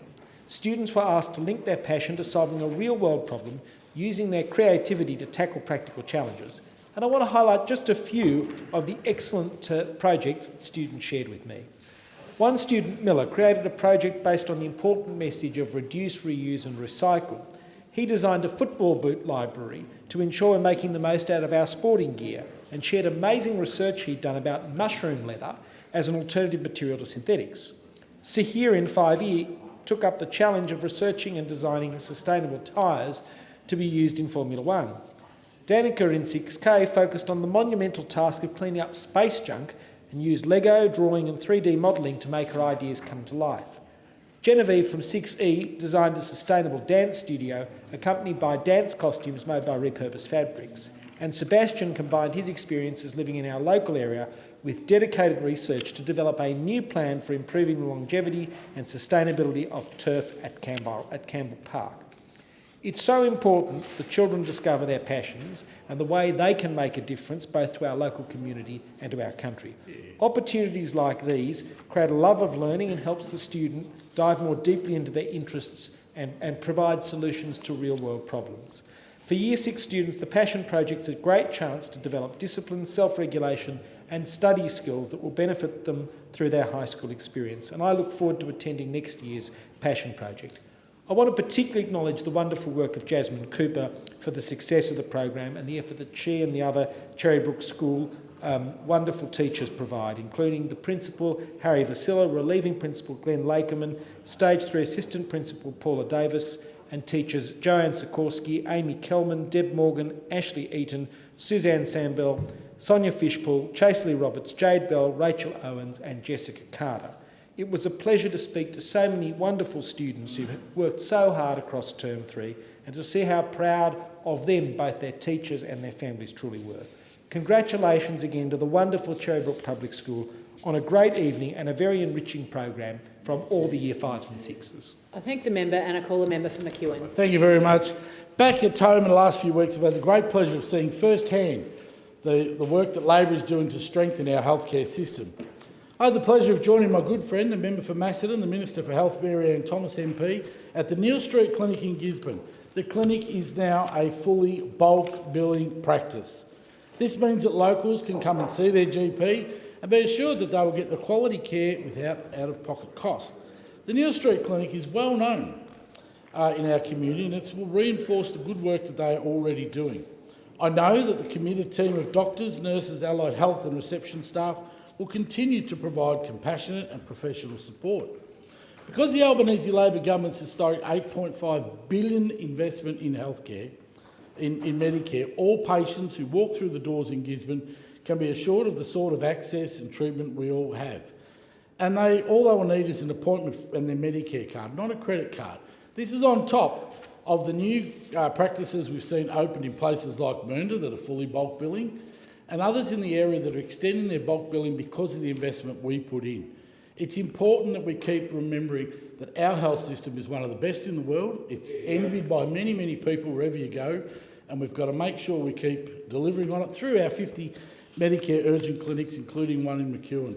At home in Diamond Creek, we'll have one that will be open with extended hours 7 days a week and no appointment needed. Now, lastly, I want to recognise Kira Wright of Wallen for her fantastic performance in the World Para-Athlete Championships. She put Australia on the board, recording our first medal of the championships, thanks to a silver in the women's shot put F36 competition. Backing that up, she finished strongly in the 100 metres T36 final, coming in 5th. A former Wandong primary student, Kira is a role model for our community, and we are very proud of her success.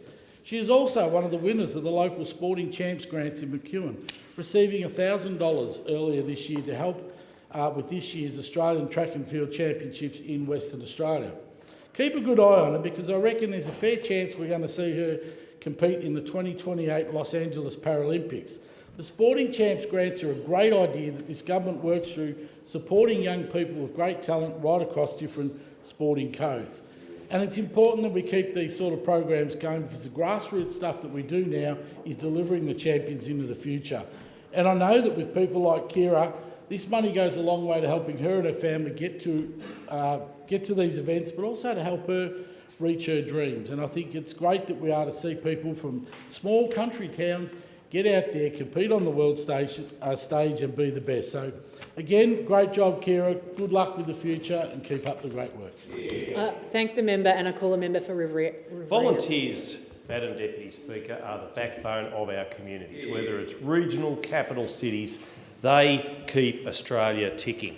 And I want to pay a special acknowledgement and recognition to some wonderful community members from the little village of Woodstock and Kangaroo Flat who've given so much to the Rural Fire Service over so many years. And I mentioned 10-year veterans Glenn Daly, James Garling, Emma Louise Wood, Simon Wood, Brett Dawes, Lachlan Graham. 20 years service, Robert Moody, Rosalind Morris, Max Morris, Philip Dresser.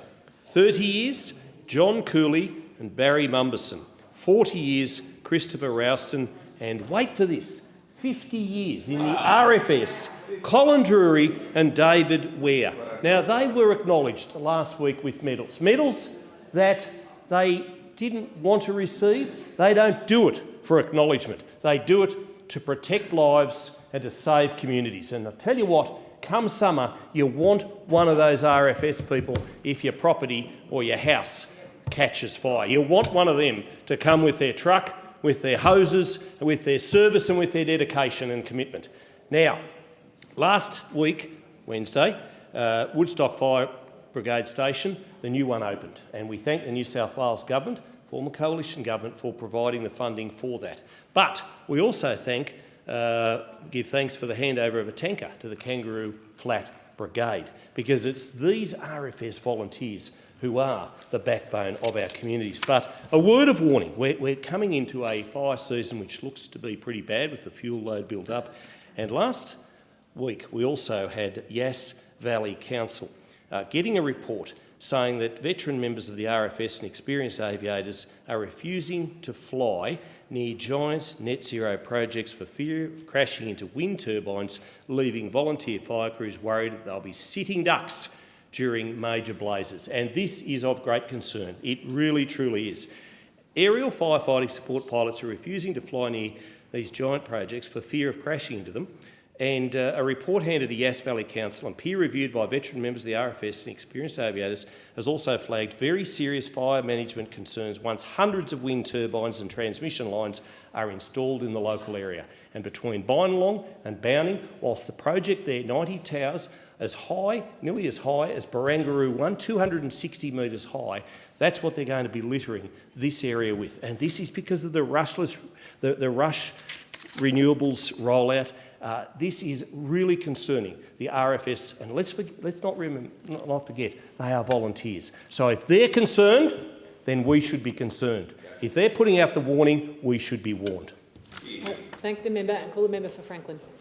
Thank you, Deputy Speaker. During the election, healthcare and indeed Medicare was a really big issue in my electorate of Franklin, and it continues to be, Deputy Speaker. Can I say that's why I'm so pleased that on the 1st of November this year, the Albanese Labor government will be delivering the single biggest investment in Medicare since we created Medicare.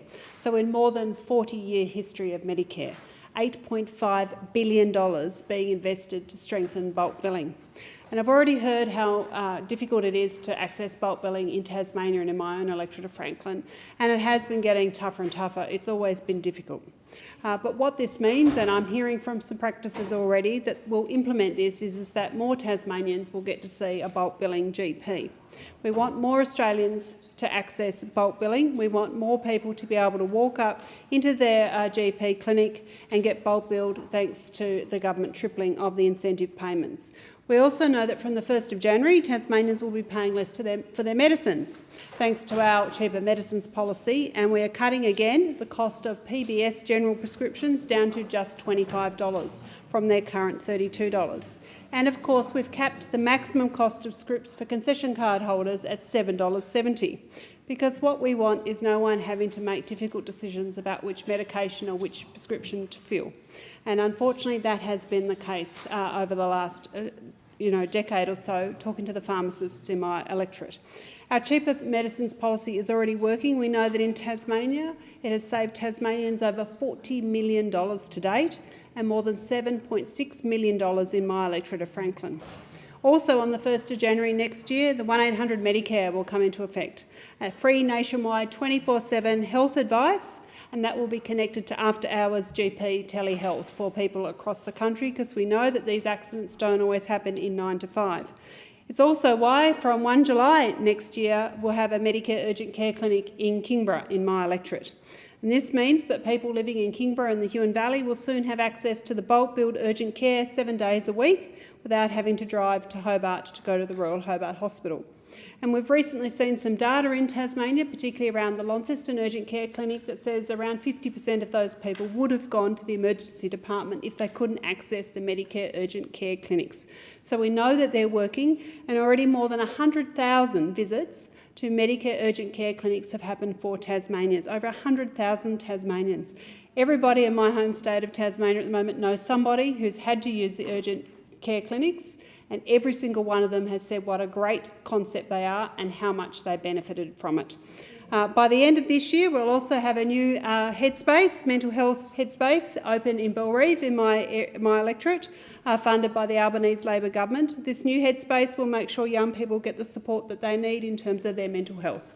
I thank the member and I call a member for Lindsay. Thank you, Madam Deputy Speaker. In Lindsay, we know how to come together, to support one another, to celebrate community and to make a difference. This October, I have two wonderful initiatives happening in my electorate that celebrate the strength, generosity and community spirit of Western Sydney and the people of the Lindsay community. On Saturday, the 18th of October, I'll be joining the amazing team at Fernwood, Penrith, for Fernie Rocks. This High Rocks-inspired challenge is a women's fitness event like no other. Strength, connection and community for women aged 14 and over, teaming up to run, lift and laugh their way through a series of workout challenges. You can do it in teams of 2, 3 or 4. I encourage all of the women of Lindsay to participate. But it's not just about having fun and having fitness, it's about women supporting women and raising vital funds for the McGrath Foundation, helping ensure no families face breast cancer alone. There'll be prizes for the best dressed, and there'll be lots of small businesses involved, and we have some incredible donations. And I want to thank Estina Penrith, the Log Cabin, Alexander's at Panthers, Cable's Wake Park, Boss Consulting, Hoyts Penrith, Insignia Salon and Nepean Bell for their generosity and community spirit. It is really important to hold events like this in communities, and I am talking about how fun it will be, but it is about raising awareness and funds for breast cancer, and the Penrith community has done an extraordinary job, and it's meant that we have more breast care nurses in our local Nepean hospital, which is a public hospital, to support those families which are going through their toughest times. And we've held events over many years, and I'd like to acknowledge Gay Hawthorne for running Pink Up Penrith and part of the CBD Corporation, all our supporters over the years. It is such a worthwhile cause. And while celebrating community, I'm also proud that nominations are open for my Lindsay Awards, and these awards are an annual celebration of people and organisations who make Lindsay such an extraordinary place to live. They recognise those who lead, who serve and who inspire others through their dedication, compassion and drive to make a difference. We're honouring local heroes, we have leadership categories, healthy active living categories, community service and business, and of course people who teach our kids. And each category reflects values that define our region: courage, kindness and commitment to community. And we've had volunteers, teachers, coaches, business owners win past awards, and they truly embody the true heart of our community. This award and the local Pink Up event that I'm holding are a true testament to when our community comes together, we can do extraordinary things. I thank the member and I call the member for Petrie. Deputy Speaker, what steps should the government take today to build a better tomorrow for young Australians? This was the question posed to young people across the country as part of the Raise Our Voice Australia campaign. Today I have the pleasure of reading the visions of future from bright young people in Petrie. 13-year-old Grace is passionate about reforming education. She says, Right now, many schools teach subjects that don't always match jobs that will be needed in the future.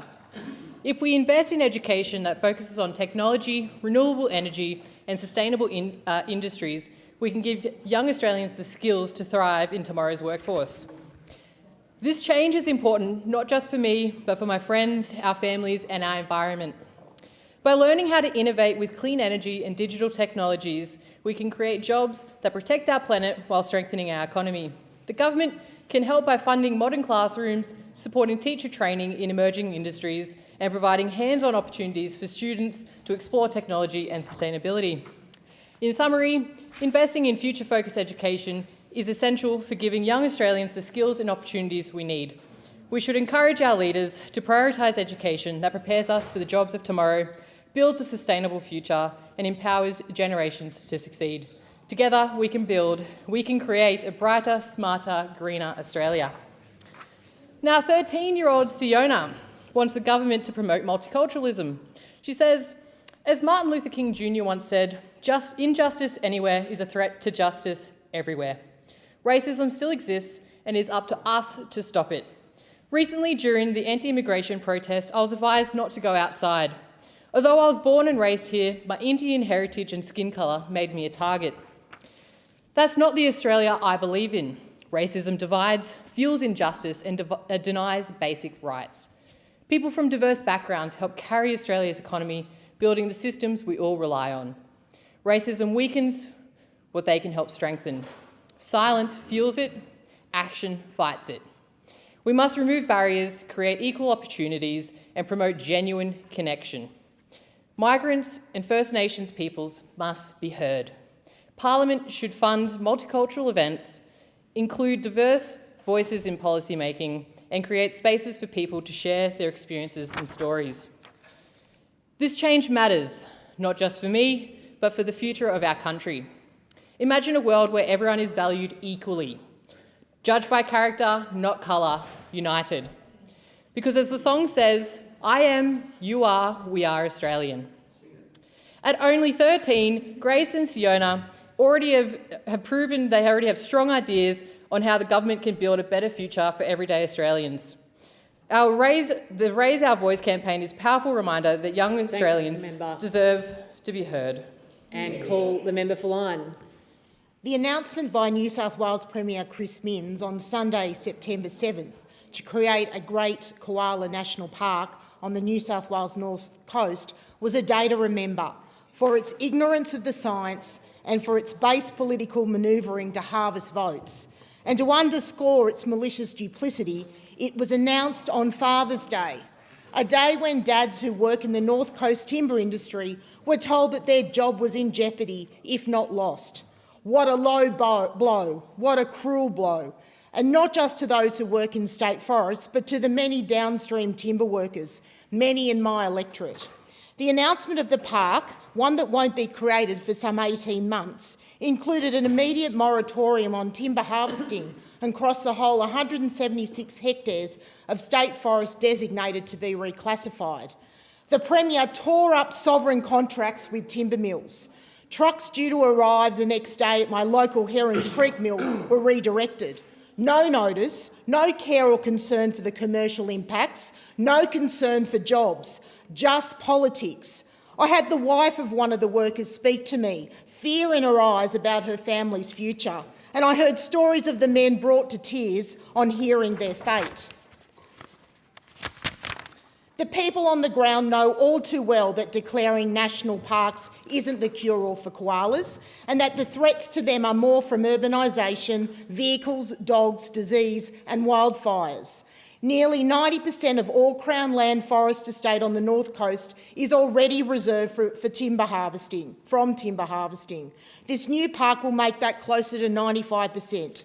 Where is the sense in that? We know that the annual running and maintenance costs of a national park are more than 10 times higher than those of a state forest. We know that if these forests are not well managed with road networks and regular fuel reduction, they'll become raging infernos on hot, windy days.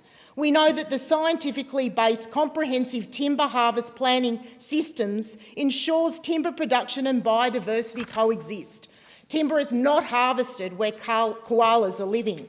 We know that blackbutt forests provide little nutritional value for koalas, yet swathes of them are included in the new park. And research shows that koala density is mostly similar between state forests and national parks. Min says the park is to be funded by the Albanese government under a deal to register a dodgy carbon project under the improved native forest management method. Serious concerns have been raised about the method's methodology, including additionality and adverse environmental and economic impacts. The truth reveals that this is not about koalas. It's not even about genuine conservation, and it's certainly not about jobs. It's about money and it's about politics. I thank the member and call the member for Bonner. Deputy Speaker, firstly, can I say that I'm proud to be a Queenslander every day of the week, but particularly this week, following the back-to-back victories of the Brisbane Lions and the incredible win on Sunday of both the Broncos NRLW and, of course, the mighty Broncos win after 19 years. Go the Broncos! Deputy Speaker, I recently had the privilege of attending the Quandamooka Festival on beautiful Minjerribah, also known as North Stradbroke Island. It was a celebration of living culture, with First Nations singers, dancers and artists coming together to share tradition, culture and identity. This year's festival was especially significant as it was the first to be held beside the newly opened Quampi Arts and Cultural Centre. This striking new hub for Quandamooka art, storytelling and truth-telling received funding from the Australian Government's Indigenous Land and Sea Corporation and is a must-visit for anyone travelling to Minjerribah. Quampi takes its name from the oyster and its pearl shell, a sacred and sustaining food for the Quandamooka people for thousands of years. Now it will also nourish culture and community through art. Congratulations to Kayak, their chair Cameron Costello, and all the volunteers who made the festival such a success. I cannot wait to return next year. And October, of course, is also Indigenous Business Month, and it was fantastic to see all of the stalls at the festival showcasing incredible Indigenous artists and entrepreneurs, including the renowned artist Delvine Cockatoo Collins. Deputy Speaker, October is also Breast Cancer Awareness Month, a powerful reminder of how far we've come in the fight against breast cancer and how much more we must do to ensure no one is left behind. Recently, I met with Rochelle and her incredible team from So Brave, a young women's breast cancer charity doing outstanding work to raise awareness, build resilience and empower women under 40. Their message is clear and urgent. Breast cancer doesn't wait until you are 50, and routine screening in Australia, of course, starts at 50. And so for younger women, early detection relies heavily on knowing your symptoms and family history. The Albanese government has been acting on breast cancer. We've listed life-saving breast cancer medicines on the PBS, reducing costs that could otherwise reach over $100,000 per treatment to just $31.60 or $7.70 with a concession card. We've also invested over $190 million to establish the Australian Cancer Nursing and Navigation Program, including 100 new cancer nurses through the McGrath Foundation, helping women navigate their diagnosis and care no matter where they live. Deputy Speaker, early detection saves lives, and every woman, no matter her age, background or postcode, deserves the very best chance at survival. I thank the member and I call the member for Wide Bay. Thanks, Deputy Speaker. At the heart of every community are its people. The generosity, dedication and character of those people shape a town.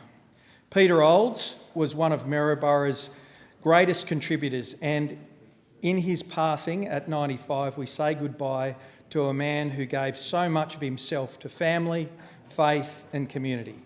Indeed, Peter was Maryborough, and Maryborough was Peter Olds. Peter's lifelong devotion to volunteering stands as an example to others. He served on many committees, including the Maryborough Meals on Wheels, Blue Nursing and Blue Care, and gave his time to the Maryborough Hospital Museum. As an elder of the Presbyterian and Uniting Churches, his leadership was always grounded in humility and service. For more than 30 years, Peter was a board member of St Stephen's Private Hospital, where he not only sat at the table of governance, but also rolled up his sleeves, applying his engineering skills for the hospital's benefit. From repairing wheelchairs to monitoring young mentoring young people. Peter gave his time and talents freely always and with the quiet intent to help others. Peter was also a remarkable engineer, inventor and innovator. He was a founding member of the Model Engineers and Live Steamers Association, building locomotives and engines that brought joy and raised funds for good causes. His crowning achievement was the design and supervision of the working replica of Maryborough's historic Mary Ann locomotive, now a local icon. Through Olds Engineering, he contributed to heritage tourism, restored historic locomotives, and even helped make part of Queen Elizabeth II's royal coach. His inventions, from the Olds elevator to specialised hospital beds, demonstrated his ingenuity and his desire to make life better for others. His recognition from Maryborough's citizens as the 2000 Citizen of the Year and the Order of Australia Medal reflect the breadth of his achievements. But for all of his public contributions, Peter's deepest dedication was to his family and his faith. A devoted husband to Jan, who passed away last year, and a proud father to Mary Ann, Robert, Andrea and Sharon, Peter was also a much-loved grandfather and great-grandfather. His family were his joy and his legacy, and through them his values and love endure. Guided by faith, humility and a generous heart, Peter Olds enriched countless lives.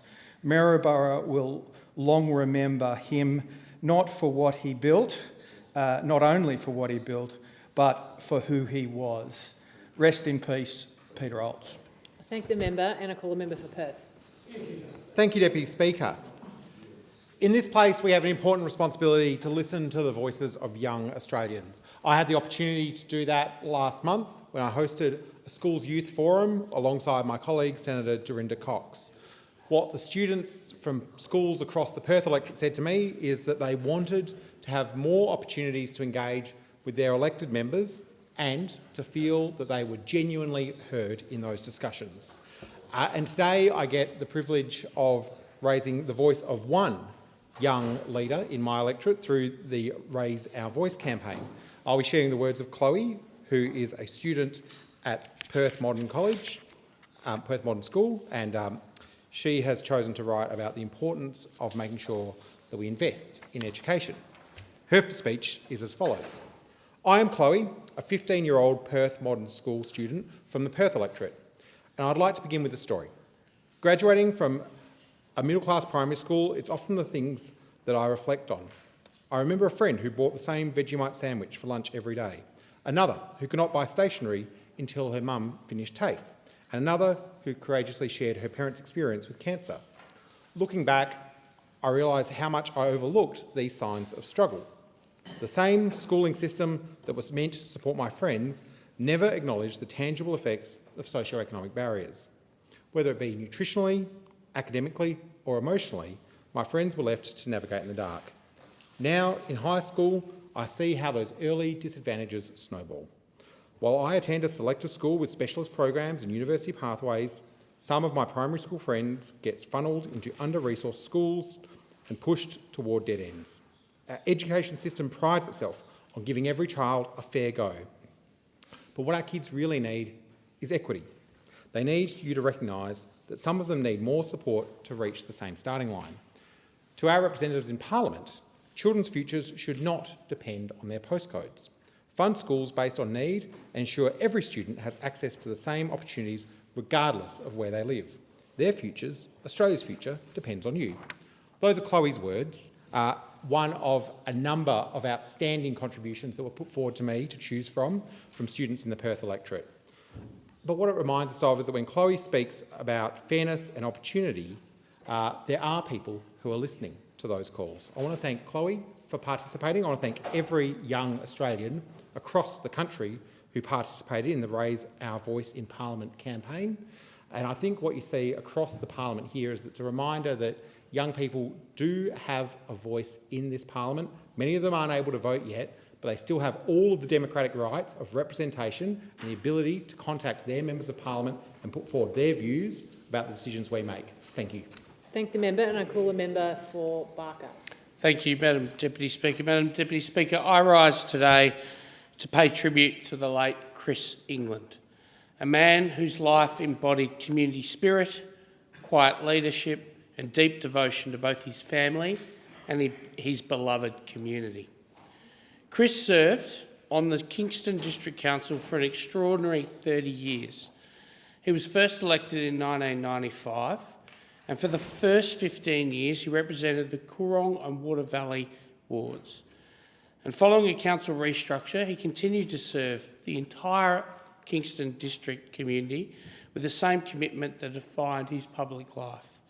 Chris also served as Deputy Mayor between the years of 2010 and 2014, and again between 2018 and 2022, providing stability, guidance and wisdom through times of change.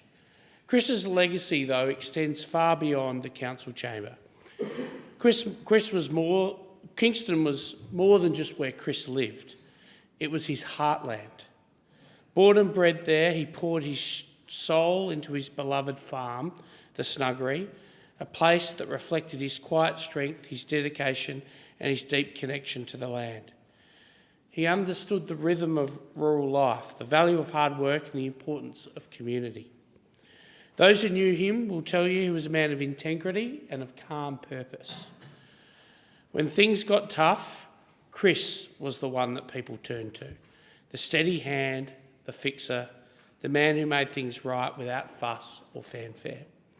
Chris led with his actions more than his words. He listened carefully, thought deeply, and when he spoke, people listened. Because they knew his advice came from a place of wisdom and experience. He gave his time generously, not for recognition, but because he believed in making a difference. His quiet strength, his mentorship and his deep care for others have left an enduring mark on the Kingston community. Above all, Madam Deputy Speaker, Chris was a devoted family man. He adored his wife of 46 years, Liz, and together they built a life rich with love, laughter and shared memories.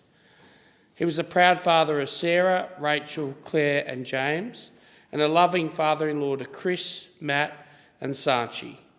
He was also a much-loved pa to his 8 grandchildren, Chloe, Hugh, Olivia, India, Owen, Ivy, Jace and Cora, who all brought him immense joy.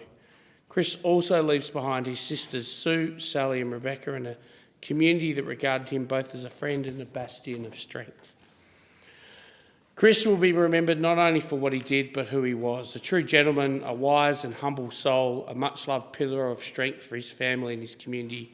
His legacy of integrity, service and compassion will continue to shape Kingston to years to come.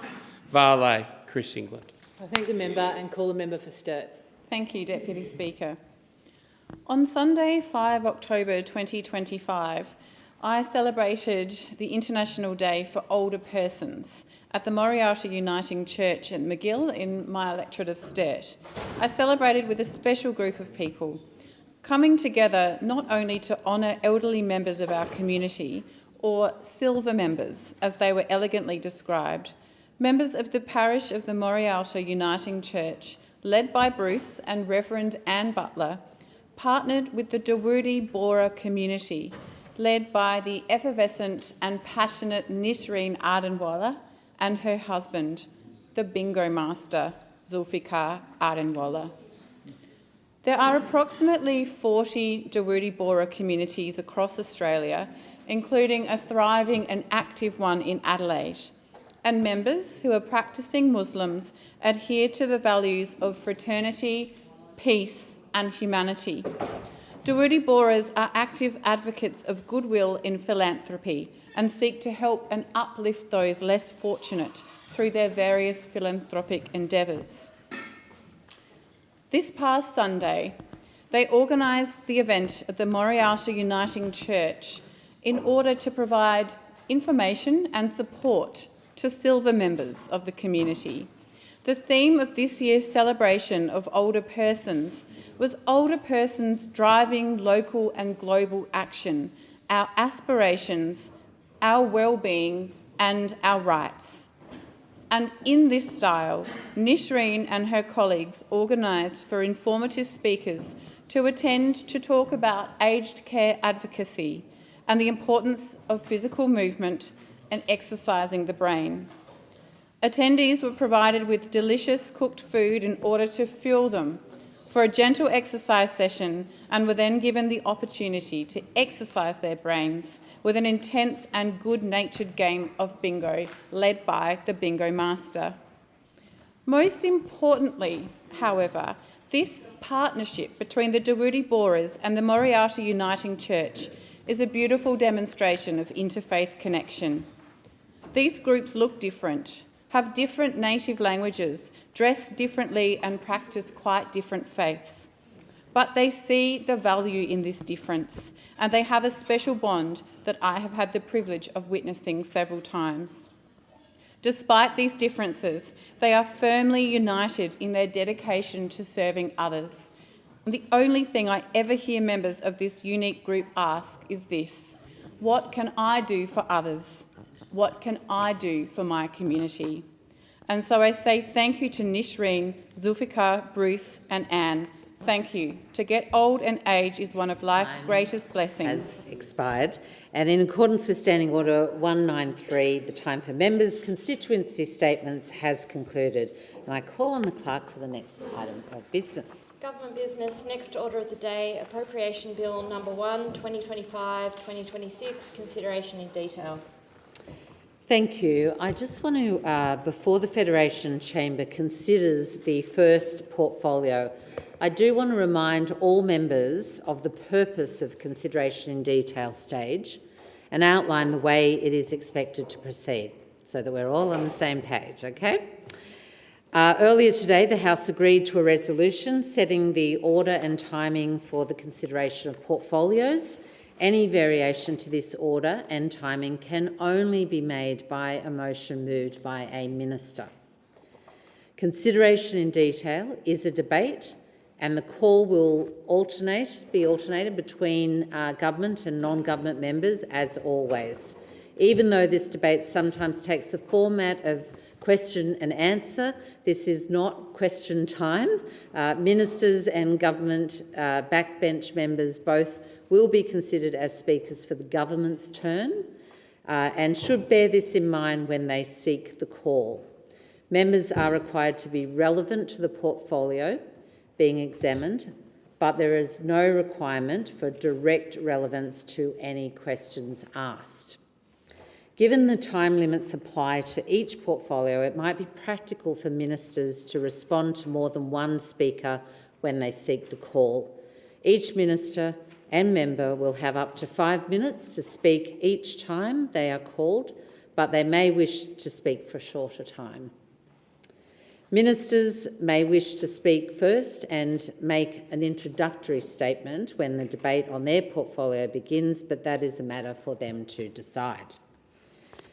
Members will be aware of the terms of the resolution providing dates and times after which the questions to agree to expenditure on each portfolio will be put if debate does not conclude earlier.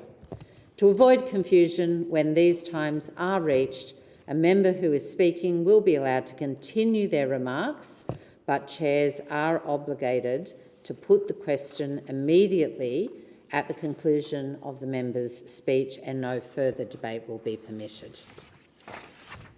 Finally, I just want to remind advisors that may be in the room, to advisors to members and ministers that are in the roped-off gallery places, that they must be accessed through the doors adjacent to the gallery only. That's these two. Not through the doors reserved for members, which are those two, and they may not intrude onto the floor of the Federation Chamber at any time. I want you to all understand this is exactly the same rules that operate in the other chamber. Nobody but elected members are on the floor debating at any time. If for some reason your advisors need to seek the attention of members or ministers, we won't be tolerating calling out from the sidelines.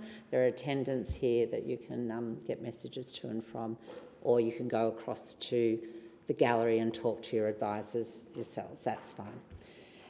Anyway, on that note, I would like to put the proposed expenditure before the Federation Chamber. First up is the education portfolio of $1,444,249,000. So the question is that the proposed expenditure be agreed to. And I'm giving the call to the member for Moncrieff.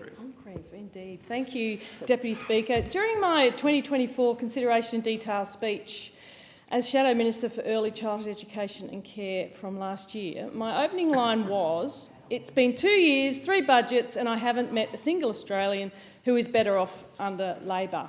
And here we are in the same position, on the same downhill spiral under this government. And the question is, are Australians safer? Are they more secure than they were when Labor took office? And the answer is a categoric no, because this is the reality. Australians always suffer under Labor, and they can see through the thinly veiled lies and the carefully crafted messages from Labor's best spin doctors.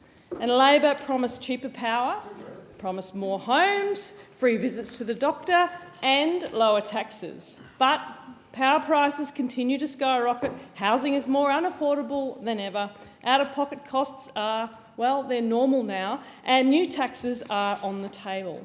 So it's no wonder Australians feel disappointed in their Prime Minister, and rightly so. Australians expect better from their Prime Minister. They expect more, and they have every single right to feel let down. Like many Australians, I'm deeply concerned about quality and about safety in our early learning centres. It seems like every night we turn on the news and there's a fresh example of alleged abuse and safety failures in our early learning centres. Just last week, a centre in Sydney's southwest was shut down amid alleged safety concerns.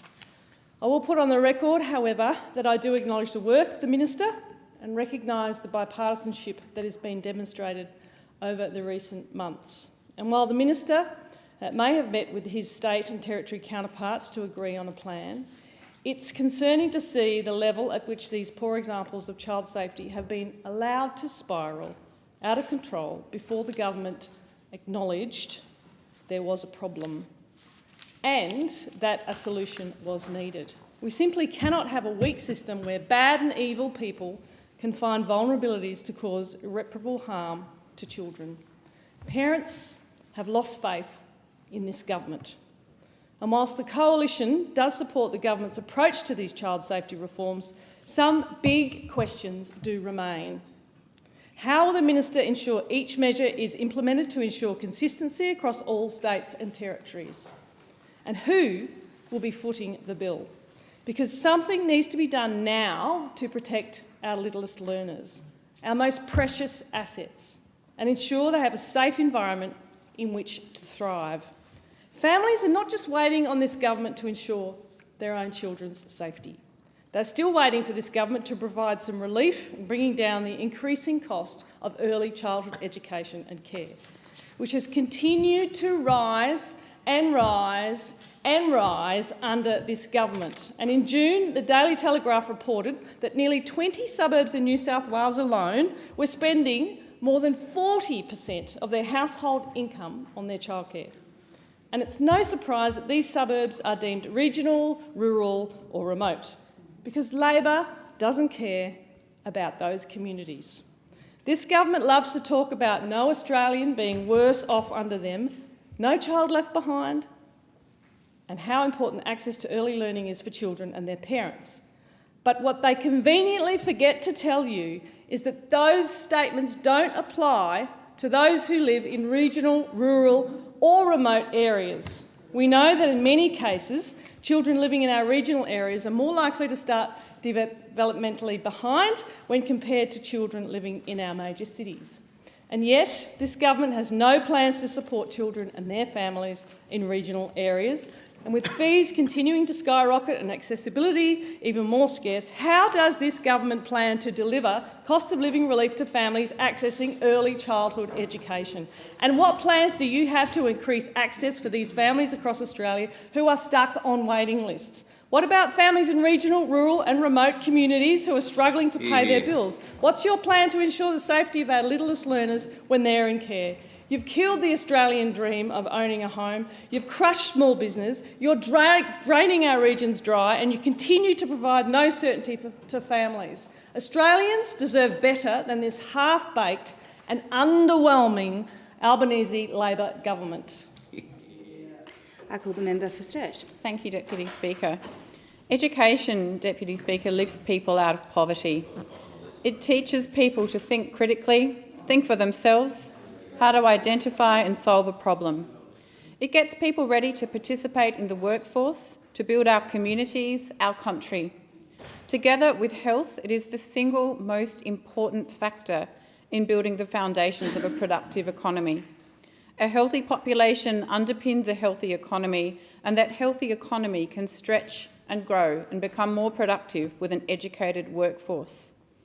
Providing opportunities for all Australians to obtain a meaningful education will always be a feature of Labor governments, and the Albanese Labor government is no exception. We know that the importance of quality education begins in early childhood, extends through primary school, through high school and onto tertiary education, TAFE, VET and apprenticeship programs. Education is a lifelong endeavour, and cementing opportunities for lifelong learning must always be a priority. I see the fruits of the Albanese Labor government's significant educational reforms almost every day when I'm out about in my great electorate of Sturt. Home to 44 primary and high schools, public, private and independent, the people of Sturt value education.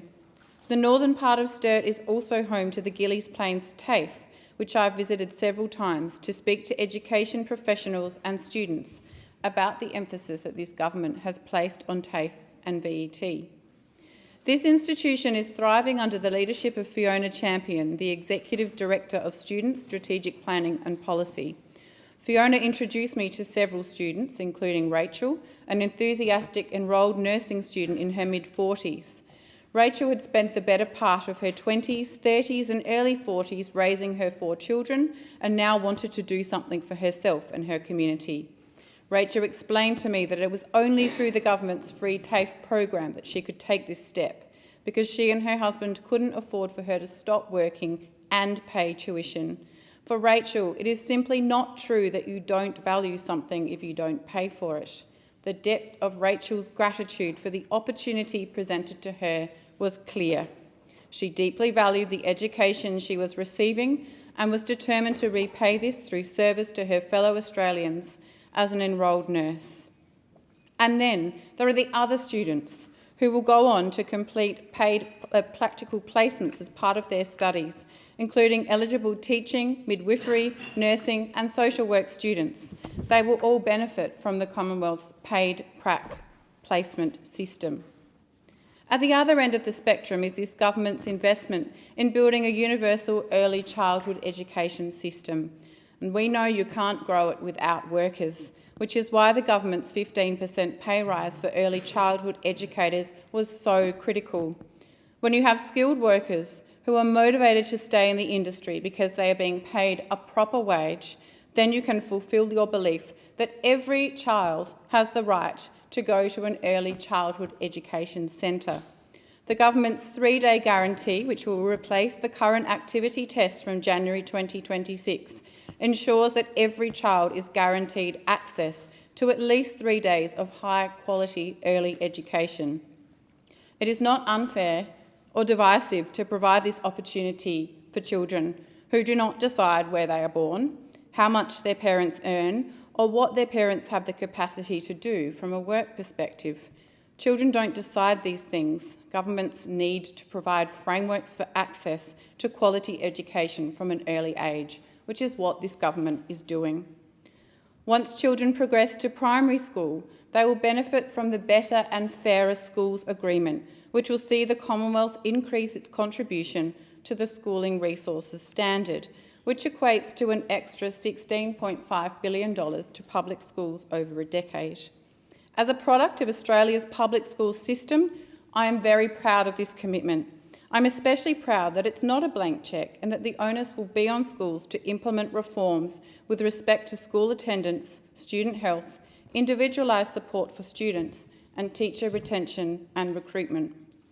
This will be especially important in STEM subjects, where the government will also invest $7 million to expand STEM initiatives in schools. Targeted opportunities for all Australians. That is the educational present this government is determined to champion, and the educational future this government is determined to build. Thank you. I call the member for Flinders. Thank you, Madam Deputy Speaker, and I rise to speak on the appropriation bill in relation to education. I'm slightly disappointed to see we don't have the Education Minister here. I was looking forward to a conversation. Nevertheless, one of the most important things we do in this place is to set overarching principles for Australia's education system, from childcare and early learning through to schooling, vocational and higher education, and on to postgraduate research. High-quality education builds knowledge, develops character, perspective, confidence, purpose, and enables individuals to meet their potential. The Coalition's basic starting point is to recognise that each student is different and unique in needs, capability and aspiration, but that to each student equal opportunity must be afforded. But we also recognise the right of each family and indeed each student to choose what education modality is right for them. One size fits all does not produce optimum outcomes either for the students themselves or the systems we seek to oversee and improve. That choice is nowhere near as important as in the sphere of early learning. We believe Australian families should be able to make their own choices to best support their children and each family's needs and circumstances. I do want to recognise the Minister for much of the work he has been doing in relation to child safety in early education and care so far this term. I'm grateful for the collaboration that has been on display in this place over recent months, and that gratitude extends to his personal team and his departmental team led by Secretary Tony Cook, PSM. Recent reports of child abuse have precipitated combined attention, work and progress across the political divide towards better outcomes for child safety in childcare. The Strengthening Child Safety and Quality in ECEC reforms proposed at the Ministers' meeting in August are a step in the right direction, but the real test will be the actual implementation of measures to protect kids in childcare and improve the quality of education and care. The Coalition supports the government's direction in this, but key questions remain. For example, Minister, who will be paying for these improvements long term? Who is responsible for delivery of each individual measure?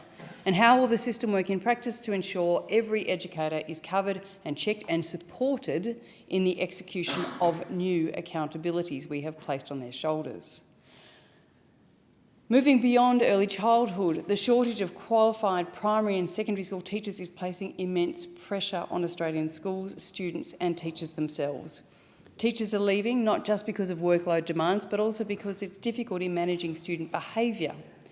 Out of 80 OECD countries, Australia ranks 71st when it comes to classroom discipline, and our results are tanking. Globally, we have failed in maths, science and reading. NAPLAN results show that 1 in 10 Australian students require additional support today. Our results are particularly concerning for boys. In Year 9, only 82% of boys meet the minimum writing standard in NAPLAN compared to 91% of girls. This is a trend of declining literacy I first raised in my maiden speech to this place 3 years ago. Boys are falling behind.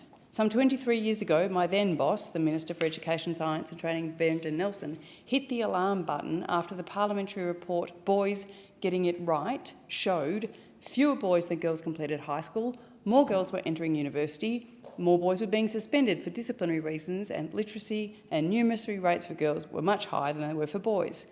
Almost a quarter of a century later, things are still worse for boys, not better. So I ask the Minister, what is being done to restore safe learning environments for teachers and students? What is he doing to fix the shortage of over 4,000 secondary teachers in 2025? And as an immediate priority, what actions has he taken to lift literacy standards among boys? And finally, on the topic of ensuring the next generation is equipped for the future, our society is in the midst of a technological revolution led by AI.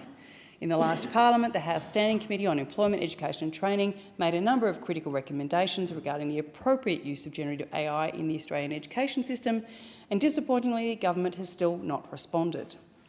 AI is now well embedded into our world of work and our education system, but we are at real danger of generative AI preparing the curriculum, setting the exam, sitting the exam and marking the exam without a whole lot of learning going on in between.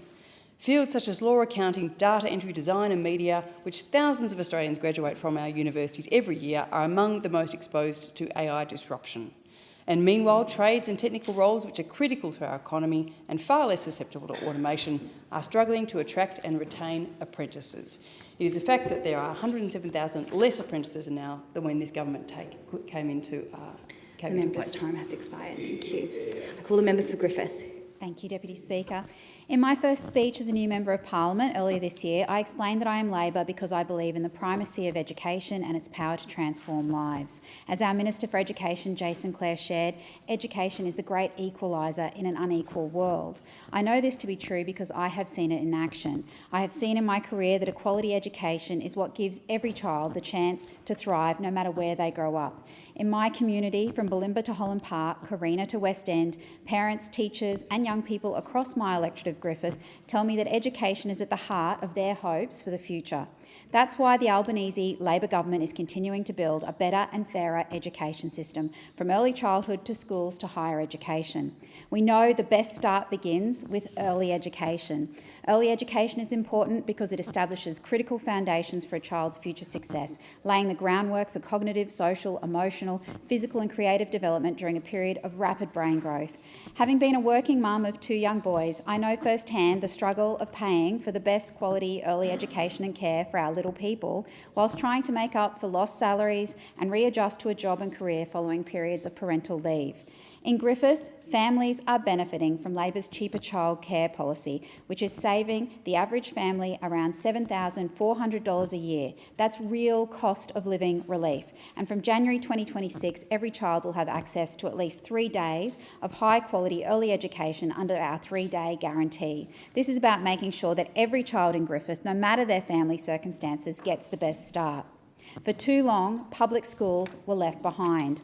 My 2 boys attend our small local state school. It's a place of wonder, of exploration, of discovery and learning. The school is supported by a remarkable school leadership team, and my boys' learning is facilitated by some of the best, most dedicated teachers in the world. But having sat on the school council of this small state school, I have too often seen the principal forced to choose between paying for new literacy resources for the little school library, or for the plumber to unblock the P2 toilets, or the contractor to complete drainage repairs, the pest exterminator to deal with the persistent rodent problem, or for essential upgrades to our outdoor safety lighting. Our hard-working P&C parents across the country work hard, selling raffle tickets, trivia tables, second-hand uniforms and salad wraps to try and make up this shortfall. And we have done a very good job over very many years. As one of my hand-printed call flutes during the campaign said, school mums get stuff done. I acknowledge the work and dedication of our P&C parents the country over for all that you do, and the teachers and the school leaders who invest their own money in classroom resources to ensure our kids don't miss out. It's exhausting but essential work to ensure our public schools aren't left behind due to shortfalls in funding. Labor is changing that, Deputy Speaker. We're investing an additional $2.8 billion in Queensland state schools over the next 10 years, putting every public school on the path to full and fair funding. Griffith is home to 45 schools, and many are already seeing the benefits of our targeted investments. Through the Schools Upgrade Fund, we've delivered over $100,000 in local school infrastructure upgrades, including for Camp Hill State Infants and Primary School, Whites Hill State College and Dutton Park State School. This critical funding is helping schools improve facilities, build pride in their communities and give students the learning environments they deserve. We're also making higher education fairer and more accessible. In Griffith, almost 32,000 people have a HECS debt, and thanks to Labor's reforms, they will see an average cut of $6,392 each. For someone on $70,000, repayments have dropped around $1,300 a year. We're also supporting students through Commonwealth prac payment, so those studying teaching, nursing, midwifery and social work can afford to complete their placements. More than 20 years ago, when I was studying at university for the first time, I undertook a Bachelor of Arts and Bachelor of Education degree at the University of Queensland. My intention was to graduate and become a teacher. However, when it came time to do my final prac, it meant giving up work for 6 weeks to be able to do that, and that was just not something that I could afford. So I graduated with my arts degree only, and it was many years before I was able to save up, go back to university and finish my teaching qualification. Paid prac is a policy I have advocated for inside the Labor Party, and now with these changes we are able to support people studying these absolutely essential professions. Deputy Speaker, education is the single greatest investment we can make in our children, in our economy and in our future. For Griffith, this means cheaper childcare, better resource schools, fairer student debt and paid prac placements, because when we invest in education, we invest in a stronger, fairer future for Griffith and for Australia. Thank you. I call the member for Nichols. Thank you, Deputy Speaker, and I echo the disappointment that was expressed by the member for Flinders that the minister's not here to listen to these questions and answer them. It works better that way. There are some persistent structural challenges that demand our attention in the education sphere. The first one I want to raise is the Better and Fairer Schools Funding Reform Act. It allowed for increased school funding under the school funding model that the Coalition introduced to implement the Gonski reforms, specifically the Schooling Resource Standard. Labor's legislation last year effectively enables the Commonwealth to increase its contribution to public schooling from 20% to 25% of the Schooling Resource Standard by 2034. The Commonwealth's contribution of 80% of the Schooling Resource Standard to Catholic and independent schools continues. However, despite announcements spanning many photo ops between July 24 and March 25, concerns remain about the school funding. The Victorian Government has not yet signed the bilateral agreement, so the full funding language is misleading due to the heavy back-ending of funding agreements with the states and territories. An analysis released by Save Our Schools last week concludes that public schools remain below the 100% of Schooling Resource Standard in each year, including 2034, except in the ACT. So, Minister, when will Victoria sign its bilateral agreement so that additional funding can flow to the Victorian public school students? And is it true that even in 2034, all public school systems, except those in the ACT, will not be receiving 100% of the Schooling Resource Standard? In relation to university sustainability, the government has invested a lot of time talking to universities. It could be the most heavily consulted sector in Australia since the Albanese government came to power. But I do ask, after 4 budgets, are universities stronger today than they were 4 years ago? Are universities better governed or more financially sustainable? And are students receiving a higher quality degree, or is university research output of a higher quality? And there is also the commitment to fee-free TAFE places annually. But I also ask, do we need just free TAFE, or do we need a better TAFE system? The NAPLAN results underscore the persistent performance issues, especially in remote and regional education. Students in regional and especially very remote areas are much less likely to achieve strong or exceeding proficiency standards. And over one in three students in regional or remote areas fail to meet proficiency levels. Now, the 25-26 review of the measurement framework for schooling represents an opportunity to develop indicators beyond NAPLAN, including student engagement and learning progression measures. So an improved national data set gives us a lot of potential to address the educational challenges, including declining participation rates, school refusal and teacher shortages. And in relation to teacher shortages, much more is needed to be done to tackle workforce shortages in primary and secondary school students. And solving regional workforce shortages can be even more challenging, and it requires some bespoke methods. So I just want to mention a few. Next, a program run by La Trobe University encourages people with undergraduate degrees and experience in different professions to then fast-track a master's degree of teaching while working in a classroom environment. And I recently visited Cobram Secondary College in my electorate and spent time in the classroom with the inspiring Carly Marriott, who was looking for a meaningful career change that allowed her to stay connected with her community. And she teaches business management And the students benefit from not only her ability, the stuff she's learnt from her Masters of Teaching, but in her career before she entered the classroom. Now, prior to coming to this place, my job was the CEO of the Committee for Greater Shepparton, and employees would come to me saying, we can't find the young people with the skills and training opportunities to take our businesses forward. So in 2019, I applied for a Churchill Fellowship to look at this in Germany, UK, Finland and Sweden. And I saw a vocational education system that was far more impressive than what we have here in TAFE, and it was much more linked to the business community, particularly in Germany. Just while I've got a few more moments, I'd like to talk about what I think needs to be a growth in regional education. Now, I'm the beneficiary of a degree in agricultural science from Dookie, which is the regional campus of the University of Melbourne, and also an MBA, which I got at a regional campus in the La Trobe's regional campus in Shepparton. So we need to spend more time and more money taking education into the regions so that people's postcode is not a barrier to them receiving education across Australia. And that can be done with a more focused effort on balancing the needs of tertiary education in the metropolitan areas with the regions. Thank you, Deputy Speaker. Thank you, and I call the member for Dean. Deputy Speaker, it's with a great sense of satisfaction that I rise to speak on the Appropriation Bill No. 1, 2025, specifically those parts of the bill which impact the education responsibilities of the Commonwealth Government. And Deputy Speaker, I feel great satisfaction to talk about the education portions of the bill because this government, the Albanese government, has a proven track record on expanding education opportunities for all Australians. It has always been the Labor way. I acknowledge my friend, the Education Minister, the member for Blaxland, for his dedication and delivery in this very important portfolio space. So, Deputy Speaker, one of the most important things that we needed to do when we returned to government back in 2022 was take a serious look at funding for public schools across Australia. We had a situation, Deputy Speaker, where every non-government school in Australia was fully funded, but government schools were not. This obviously created a significant equity gap for children across Australia, limiting the education outcomes for millions of children.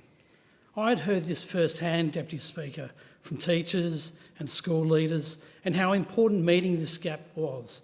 And I know that the Minister received this similar feedback right across the country. Deputy Speaker, we will address this gap through the Better and Fairer Schools agreements. These agreements will increase the Commonwealth Government's contribution to the schooling resource standard. These agreements with the states and territories constitute the biggest new investments for public schools by any Australian government ever. Over 10 years, the government will commit an additional $16.5 billion in funding to our public schools.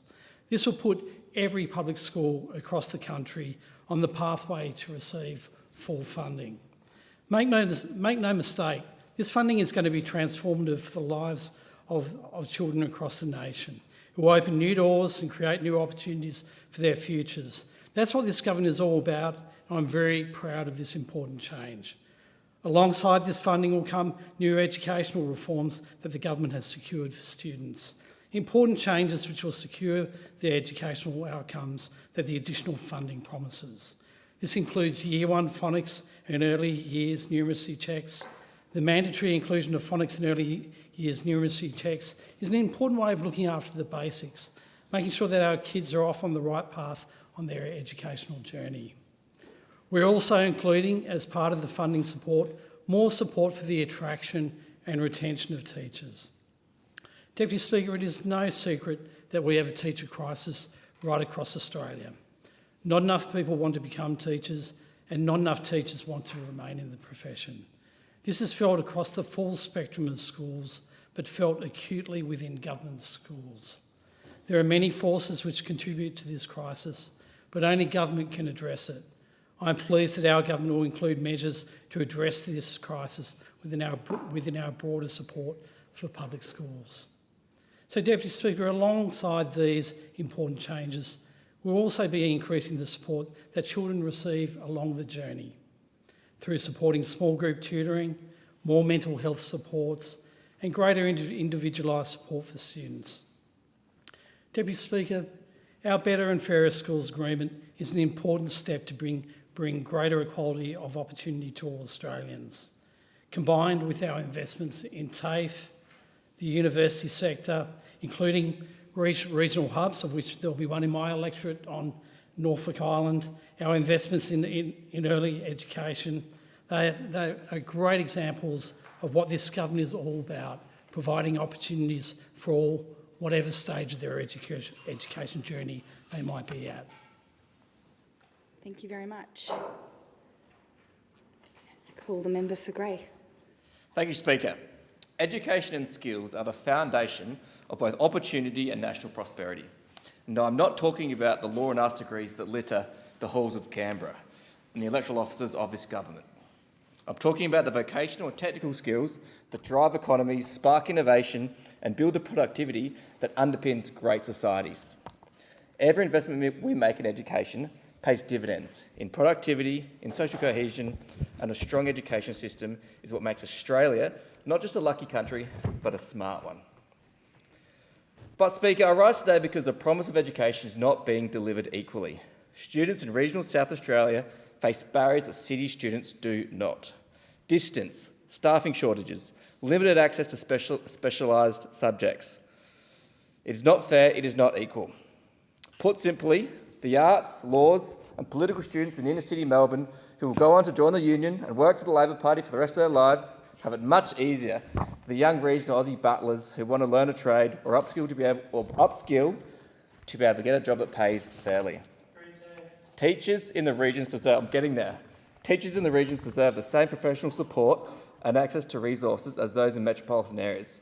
Yet too often they are left to do more with less. Connectivity and technology remains real barriers. The digital divide isn't a slogan, it's a lived reality. There are still communities like the District Council of Ellison that are not even connected to the NBN. It is 2025, Speaker. Imagine if the Minister for Early Childhood Education in the office at Lygon Street in Brunswick East didn't have the NBN. How on earth would staffers be able to read digital versions of The Guardian and ABC online? For many rural families, access to secondary or tertiary education comes at an enormous cost. Boarding fees can exceed more than $20,000 a year on top of tertiary expenses. That's a barrier city families don't face, and it's one more reason why too many young people leave our regions to pursue opportunities elsewhere. We need to make vocational pathways and apprenticeships every bit as respected as university degrees. Rebuilding TAFE and strengthening the links between schools, industry and training providers should be a national priority. But instead, Speaker, this government seems to believe that simply making TAFE free will fix the problem, when only 25% of TAFE students actually are finishing their courses. Giving something away for free doesn't increase its value.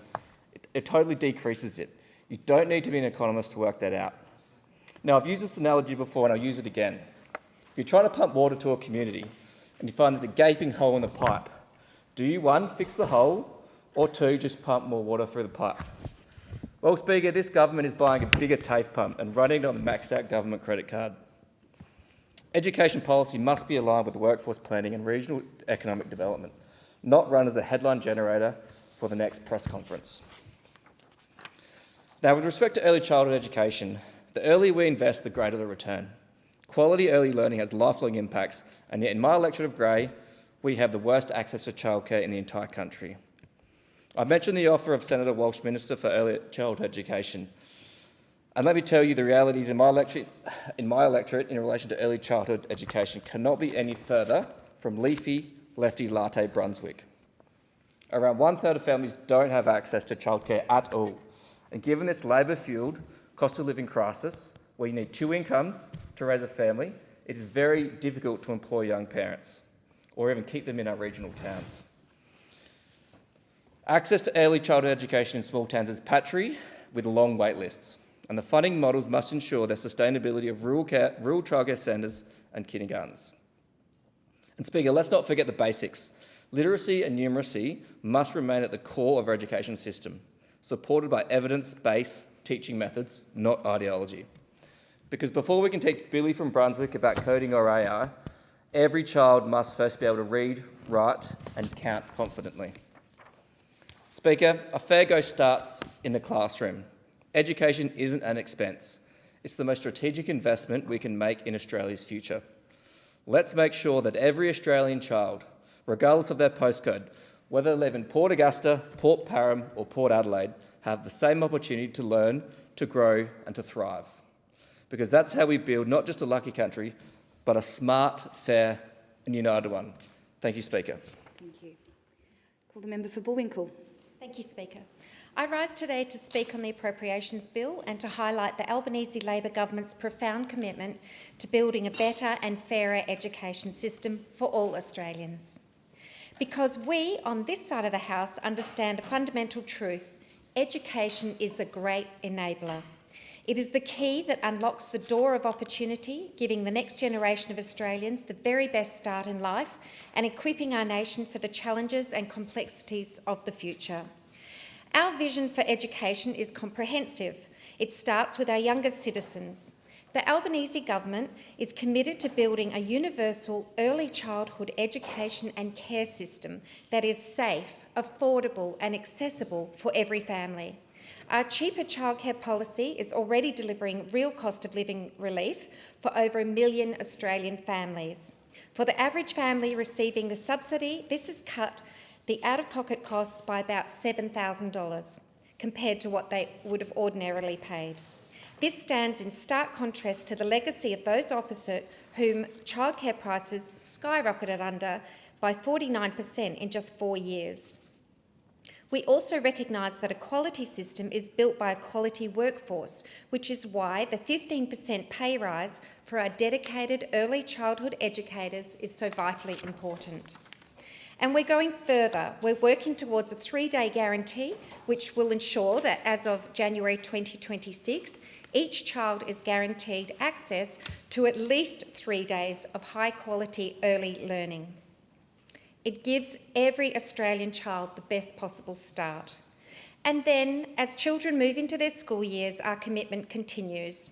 For too long, our public schools have been left behind. When we came to government, no public school outside of the ACT was on a path to full and fair funding.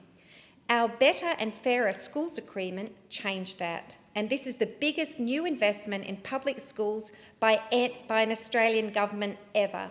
An additional $16.5 billion over the next decade to put every single public school on a pathway to 100% of its full and fair funding.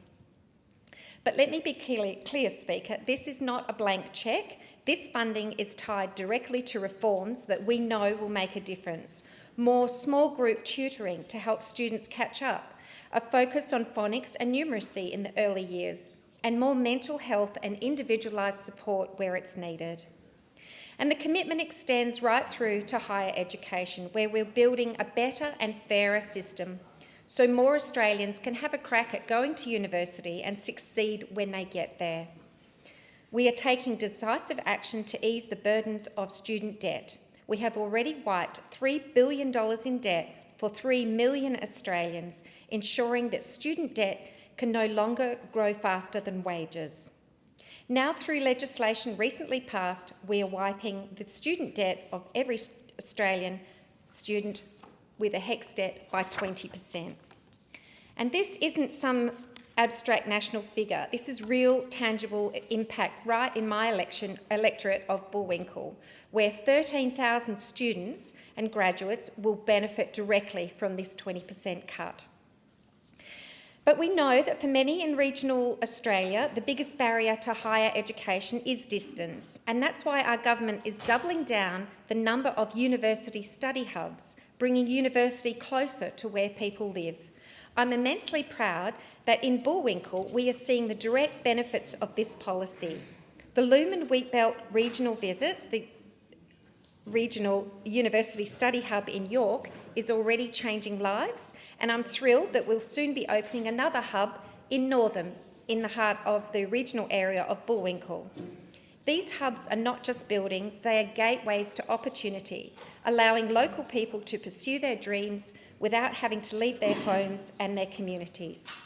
Speaker, from cheaper childcare for families to fair funding for our public schools, to real relief from student debt and greater access to universities for regional Australians, this is what the Labor government is delivering. And that's not also to forget fee-free TAFE, apprenticeships supported financially and paid prac for teachers, nurses and social workers. I commend this bill to the House. Thank you. I call the member for Forrest. Thanks, Deputy Speaker, and there is something seriously wrong with education in our country. Parents tell me that they're worried about the indoctrination of their kids with a woke ideology that conflicts with the very values that those parents are trying to instil in their kids. Local employers tell me that new graduates entering the workforce at the same time lack the skills that would make someone employable today, let alone being equipped with the skills for the future. Concerningly, these anecdotes are reflected in the data. 1 in 3 students in regional areas like my seat of Forrest are failing to meet proficiency levels in literacy and numeracy through NAPLAN testing, and PISA scores in the 2022 edition showed that Australia's international performance finally stopped declining only because education outcomes overseas went backwards. And yet, as a nation, we're spending more on education than ever before to achieve these very poor outcomes. So, Minister, why do we persist with a national curriculum that demands so-called cross-curriculum priorities be taught alongside the primary subjects when our students can't read and write reliably at the end of their schooling? Minister, why does Aboriginal history and culture have any place in a maths lesson? Minister, why does an English lesson prioritise a cross-curriculum priority of sustainability? Too many kids can't read or write, so surely common sense would demand greater focus on the basics of learning. But this government continues to prioritise indoctrination over education in our classrooms, and it is shameful. I have parents in my electorate telling me that schools are permitting students to self-identify as animals or so-called furries, wearing collars, audibly hissing and even scratching at fellow students, even though we see these appalling results in literacy and numeracy outcomes. To me, it is shameful that we are failing to prepare young Australians for a bright and productive future as members of our community, whilst allowing those same young Australians to live under the delusion that they're cats. I'm a live and let live kind of guy, but surely indoctrinating young people to accept and perpetuate a blatant lie because another person insists that it is their truth is beyond the pale. So, Minister, how is this being allowed in our schools and classrooms today, and why can't teachers tell students that they're not cats? Having spent some $16 billion of borrowed money to knock off some HECS debt in a one-off pork barrel promise that is almost unprecedented in our history, money that tradies, waiters and barbers will need to pay back, we now need the Minister to pony up and answer a very simple question. Why was this policy such a good idea just before an election for a select few, but it isn't a good idea for the young Australians completing their final school exams across the country right now? Why do those kids need to pay full fare for their education while having to pay off the debt of their older peers in years to come simply because they had the misfortune not to have racked up any HECS debt just before a federal election? Too many young Australians, in my view, are being pushed towards tertiary education when they'd be better suited to a vocational career, unlocked by an apprenticeship or a traineeship. Some of the most successful folks from my Year 12 class are those who rolled up their sleeves and, having completed apprenticeships, went on to build businesses, employ others, and even create opportunities for new apprentices themselves.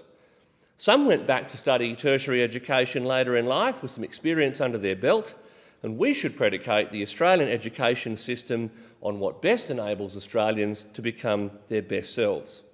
Instead, this government is not addressing the disconnect between those regional Australians who choose to complete a traineeship or apprenticeship. Earlier this year, we saw Labor in WA make cuts to the overnight travel allowance that disproportionately affects regional apprentices.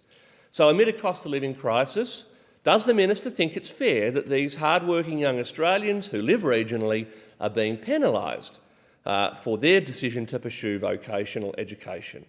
Has the Minister addressed this inequality of opportunity for young regional Australians with his state Labor counterpart? Because it would cost just a fraction of what the Minister just shovelled into reducing the HECS debts of tertiary students who'll potentially earn much higher incomes. Thank you. I call the Assistant Minister. Thank you, Deputy Speaker. Well, they weren't a very good government, and there's no sign that they're a very good opposition, but maybe they'll get better as the week goes on. I just want to respond to a few comments which has been made. Firstly, and to thank very genuinely the comments from the opposition regarding the Minister and the government's bipartisan work on child safety. Every child deserves to be safe in early childhood education and care, and every parent deserves to know that their children are safe. The media reports which had been seen were shocking. They shocked every member of this parliament. We acknowledge there was more to do, that we all had more to do, and the government has acted. And I thank the opposition speakers for acknowledging that. The $189 million National Child Safety Package developed and agreed shoulder to shoulder with states and territories to keep children safe in early learning, and I acknowledge the commitment of the states and territories for more funding to improve the Working with Children check and regulators, and more compliance checks. New legislation's been passed so we can cut funding from services not up to scratch, and we're now using those powers with 37 services under investigation. I acknowledge some of the sensible contributions, but I am worried about the opposition's kind of collective amnesia and lack of contact with reality. I'll quote the first contribution. The first speaker said she hadn't met anyone better off. Well, I think she needs to get out more, and they really do have short memories, not just short memories about their terrible record in that wasted decade of decay and dysfunction and division, but very short memories about the propositions, the policies they took to the last election, or indeed the way that they voted on core legislation that's come through. Parents who are better off with the cheaper childcare changes, $7,740 on average better off, paying lower fees than they otherwise would have. Childcare workers who are better off because of the wage rises that this government has proposed, which the opposition said were wasteful. Fee-free TAFE, which the opposition leader said was wasteful. If you don't value something, if you don't pay for something, you don't value it, according to the opposition. Public school students who are going to be better off for years to come because finally this government has put in place the funding agreements so that every public school student in the country will be fully funded, will meet the recommended funding standard. Students with a HECS debt who will be better off because of the 20% cut to all student debts, building on the $3 billion of student debt cuts that we made last term. Students who will be better off because of the lower repayments that they're making. There's more that I could say on the details, but I'll end my comments there to enable the member for Deakin, who is a former teacher himself, to also make a contribution. I call the member for Fowler. Thank you, Deputy Speaker. Education is the gateway to opportunity, and my presence in this House today is proof of its power to transform a life, a family and a future. When my late mother was given a choice for refugee settlement between the United States and Australia, she chose Australia for one reason: education. I still remember her words. Australia is said to have the best education system in the world. That's important for you and your sisters. That belief shaped everything that followed. Through Australia's schools, I learned English, found my voice and built a life of purpose and service. Education gave a refugee girl who once spoke no English the opportunity to stand here as a member of the Australian Parliament.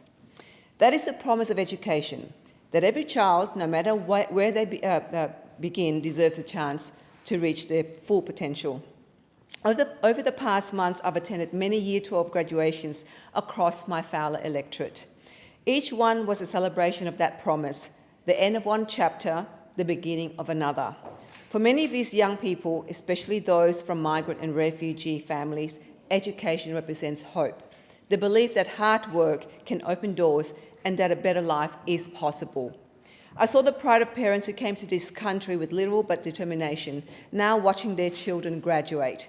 It reminded me of my own mother's gratitude that her children could study freely in Australia. But today, for too many families, that door is starting to close. Despite billions spent on education, opportunities are narrowing instead of expanding. One of the clearest examples is the Job Ready Graduate Scheme. It was meant to steer students into areas that the economy needed, like health, teaching and science, by making those degrees cheaper. Instead, by making degrees like the humanities more than double in price, it has left countless Australians burdened with higher debt and fewer choice. I'm not dismissing the importance of business, science or technology, Deputy Speaker. These fields are vital. But why are we penalising students who choose to study the humanities, the arts, philosophy and history?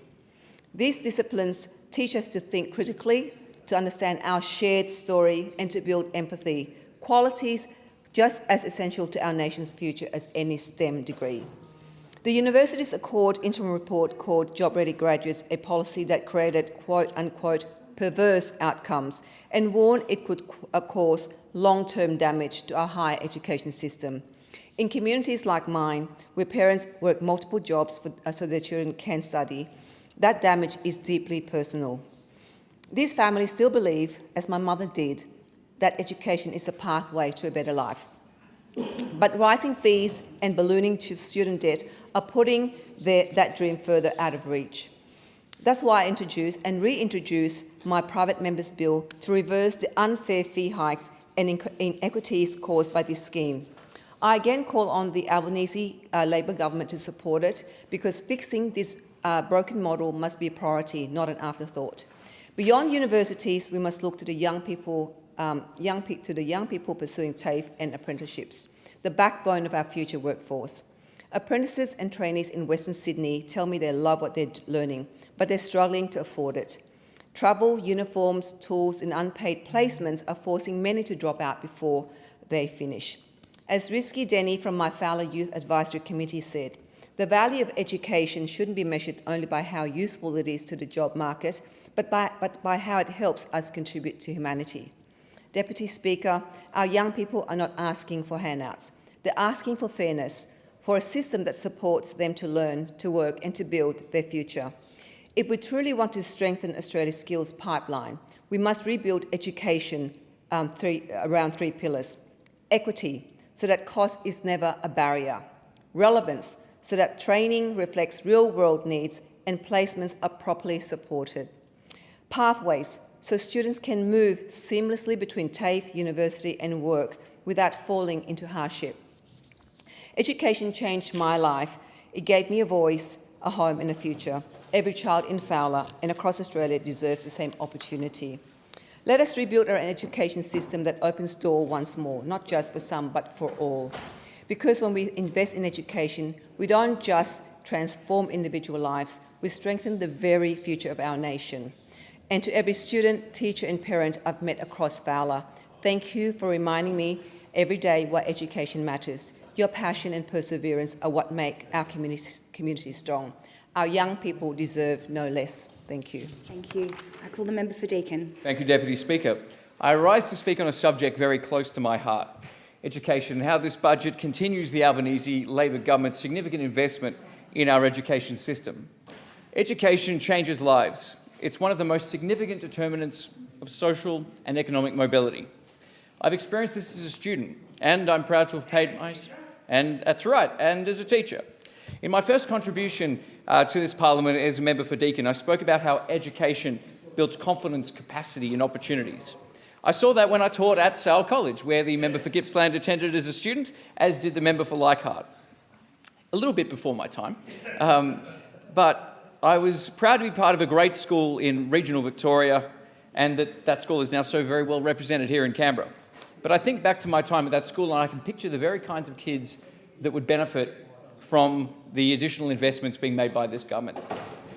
Everyone deserves access to a world-class education, whether you're in Sale, whether you're in Ringwood, regional Australia or metropolitan Melbourne. I also said in my first speech that I'm proud to be part of a government that has put every Australian public school on a path to full and fair funding. That pride has only grown as I've had the opportunity to visit more schools throughout my own electorate of Deakin. Seeing teachers go that extra mile for their students is such a joy, and they deserve the respect and resources to do their job well.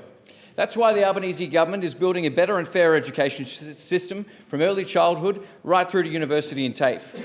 When Labor came to government, no school outside the ACT, no public school outside the ACT was fully funded. When we don't fully fund public schools, we are leaving students behind.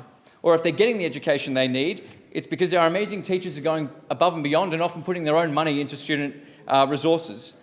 Bearing in mind that we've got teachers having to teach a cohort of students, often with capabilities that are spanning multiple years of educational development. That's why our Better and Fairer Schools agreements are so important. These agreements will increase the Commonwealth's contribution to the schooling resource standard to put every public school on the path to full funding. This is the biggest new investment in public schools by an Australian government ever. A $16.5 billion investment in our students and teachers, an investment for the next generation. This funding isn't just a blank cheque with hopes and dreams or a magic happens sticker. It is tied to reforms that will help students catch up, keep up and finish school, including those small group tutoring sessions, Year 1 phonics, early years numeracy assessments and checks, more individualised support, mental health support and more support to attract and retain teachers. This is the big picture investment and reform for the public education system that only a Labor government would deliver. But we're also delivering targeted upgrades to schools, and just one example is at Croydon Primary School, where the Minister for Education came to visit, a $6.8 million facility, which will provide a fantastic new space for not only the students at that school, but the whole community to play sport and connect. This is generational reform, and I'm so proud to be part of a government that is investing in the future of our young Australians. In accordance with the resolution agreed to by the House earlier, I put the question that the proposed expenditure for the education portfolio be agreed to.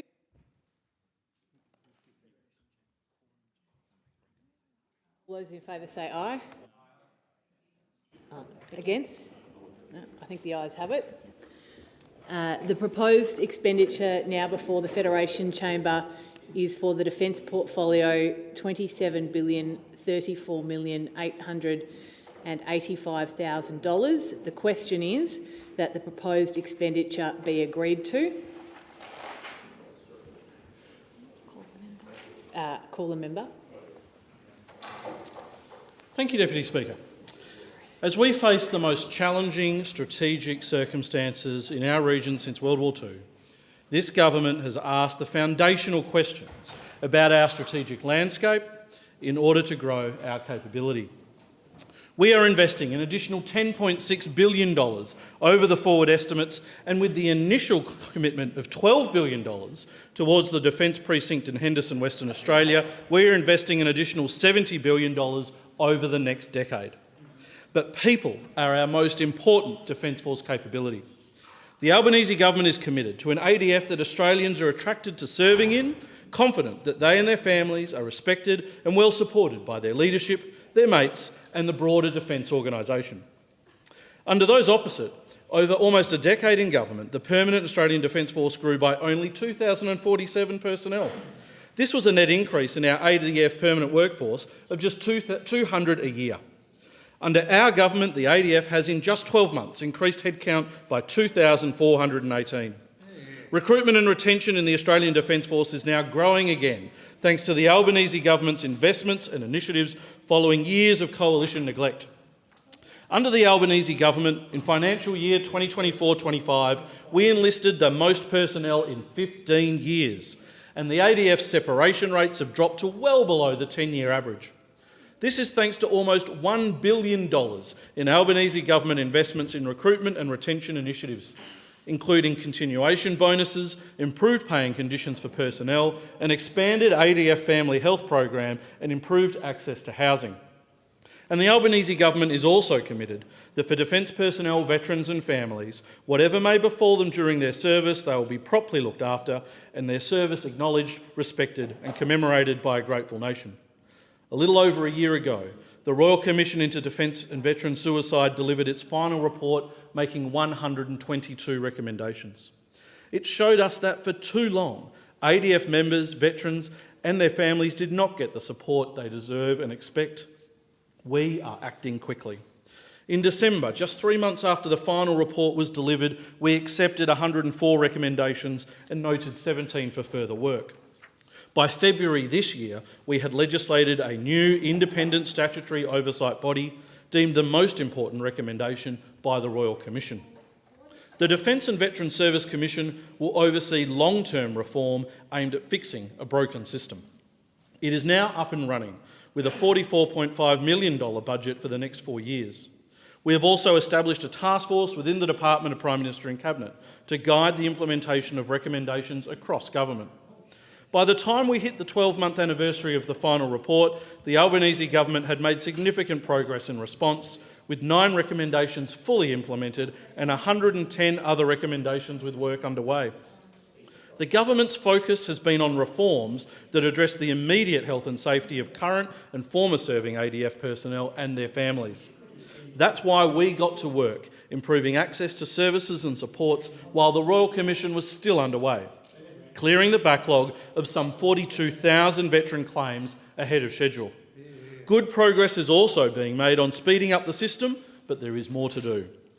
That's why we're simplifying and harmonising the veterans' compensation system that causes confusion and frustration, which the Royal Commission found was a contributor to suicidality amongst our veteran community.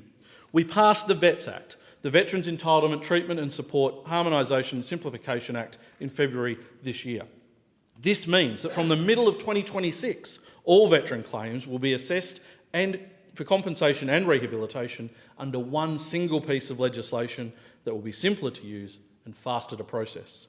This is the most significant reform to how we support veterans in a century and means we'll be able to better provide the services and supports the veteran community needs when they need them. The Albanese Labor government is working to deliver the defence capabilities Australia needs and the dignity the veteran community deserves.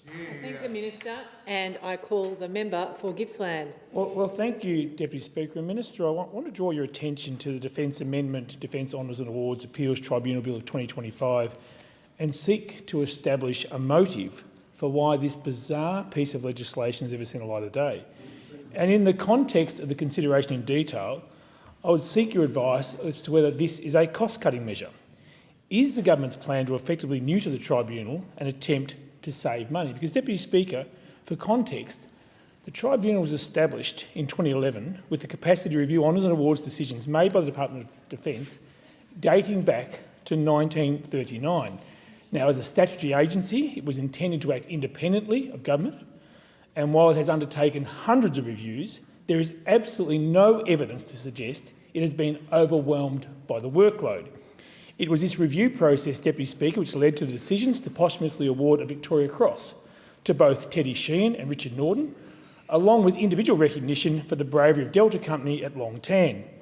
Now, under the changes rammed through the House of Representatives without proper consultation with ex-service organisations, the Albanese government is introducing a 20-year time limit on reviewable actions. In effect, it would mean the actions of Australian Defence Force personnel from World War II, the Korean War, Vietnam War and any other conflict outside the 20-year time frame could not be considered, even if compelling new evidence was provided. Now, Deputy Speaker, the Coalition believes the solemn pledge in the Ode of Remembrance of "We will remember them" was never intended to come with a use-by date. Now, despite the lack of consultation with the ADF personnel and veterans, the Albanese government is undermining the independence of the Defence Honours and Awards and Appeals Tribunal. Now, the chair of this independent agency, Stephen Scahill, has been completely upfront about his concerns in his submission to the Senate inquiry released today. He agrees with the Coalition that under these changes, a very substantial majority of the applications for review decided by the tribunal since it was established would be invalidated. He also takes exception to the minister misleading Parliament by suggesting the tribunal was consulted. Now, in his submission, Deputy Speaker, Mr Scahill provides a long list of the most heroic Australians in history who would never have received medallic recognition because the actions occurred outside the 20-year time frame or were not lodged by a person in the chain of command or an eyewitness. The Albanese government is putting a use-by date on the Ode of Remembrance and the line that we will remember them. The submission concludes, and I quote, Deputy Speaker, "In the view of the tribunal, the bill in its present form would work to the very significant disadvantage of ADF members and veterans, their families and other supporters by abolishing existing rights of independent merits review in the tribunal and would thereby detract from the integrity of the Defence Honours and Awards system." Detract from the integrity of the Defence Honours and Awards system. That is the tribunal's own submission to the inquiry. That is a polite way of saying this legislation is a complete disgrace. The submission from the tribunal also notes, and I quote, "The measures contained in the bill go far beyond technical changes of a tidying up nature or the addition of machinery provisions to allow the more efficient conduct of business of the tribunal. Instead, they would effectively deprive ADF members and veterans and their families of their current and very important rights to hold Defence to account and would preclude the nation's recognition of some of its greatest heroes." Now, Deputy Speaker, that is not the coalition saying this. This is the independent statutory agency which this mob is trying to gut. This mob is trying to gut the independent statutory agency from medallic recognition of some of our nation's greatest heroes. It's a disgrace and the minister knows it. Deputy Speaker, the government has provided no proof the existing system is broken, and the capacity to review decisions made by Defence was a deliberate design feature of the tribunal when it was established by the Gillard government. So, again I ask, is this a cost-cutting measure? Is the legislation intended to reduce the workload of the tribunal and reduce sitting fees of tribunal members? Because nothing else makes sense, Deputy Speaker. "We will remember them" was never intended to come with a use-by date. Veterans groups have been scathing in their assessment of this government's arrogance, and I quote from the Vietnam Veterans Association of Australia, "This is the stuff of a dictatorship," and I also quote from the Vietnam Veterans Federation of Australia, "We find the decision by the government regarding changes to the Act in relation to honours and awards, which allows for retrospective honours submissions, to be unjust, unnecessary and immoral to the highest degree." I thank the chamber. Thank the member and call the member for Solomon.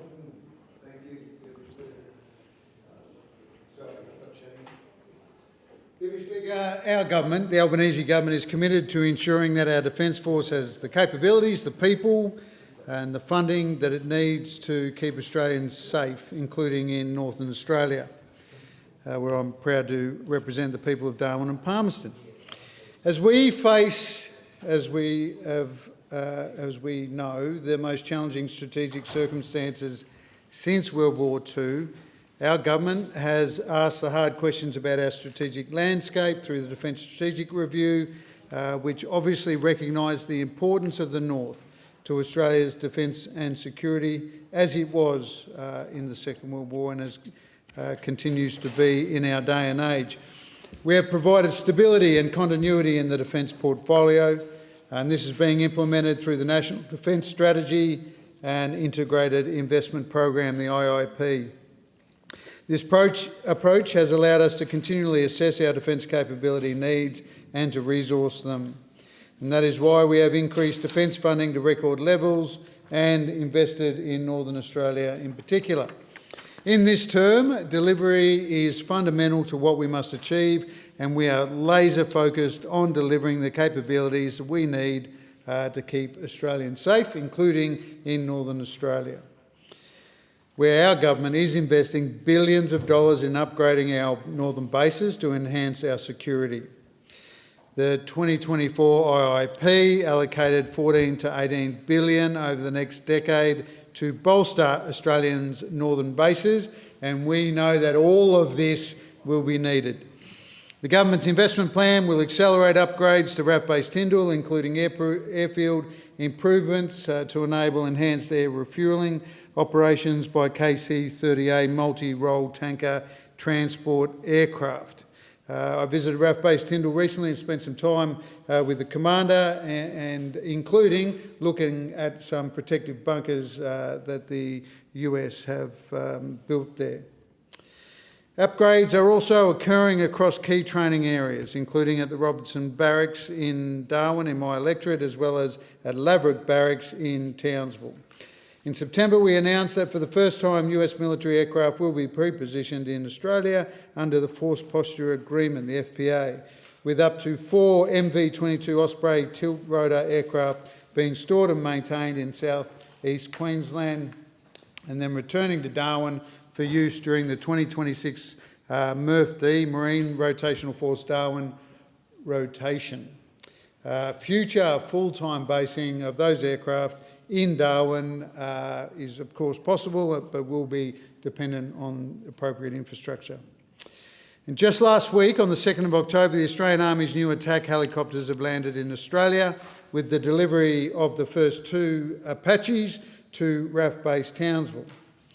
The Albanese government is also investing $700 million to provide infrastructure and facility upgrades at RAF Base Townsville to support the introduction of the Apache fleet. All these investments by our government improve the ADF's ability to operate from Australia's northern bases and are a very good start. They mean more opportunities for defence industry in northern Australia, which means more jobs in communities across the north. Now, working with industry. In every year of the Albanese government, defence industry has grown in terms of its financial contribution to the Australian economy and to the number of workers engaged. Based on the latest ABS data and in financial year 23-24, defence industry's contribution to the economy grew by 12.4% and the number of defence industry jobs grew by 9.1%. Our government is providing a record amount of defence contracts to Australian industry, with $55.4 billion worth of contracts awarded to defence industry in financial year 24-25, which is a 39.7% increase on the previous financial year. We're working alongside industry to deliver leading-edge capabilities, including a $1.7 billion new fleet of Australian-designed and built extra-large autonomous undersea vehicles, the Ghost Shark, for the Royal Australian Navy, and Anduril Australia will deliver, maintain and continue developing this world-leading capability. It really is an impressive capability.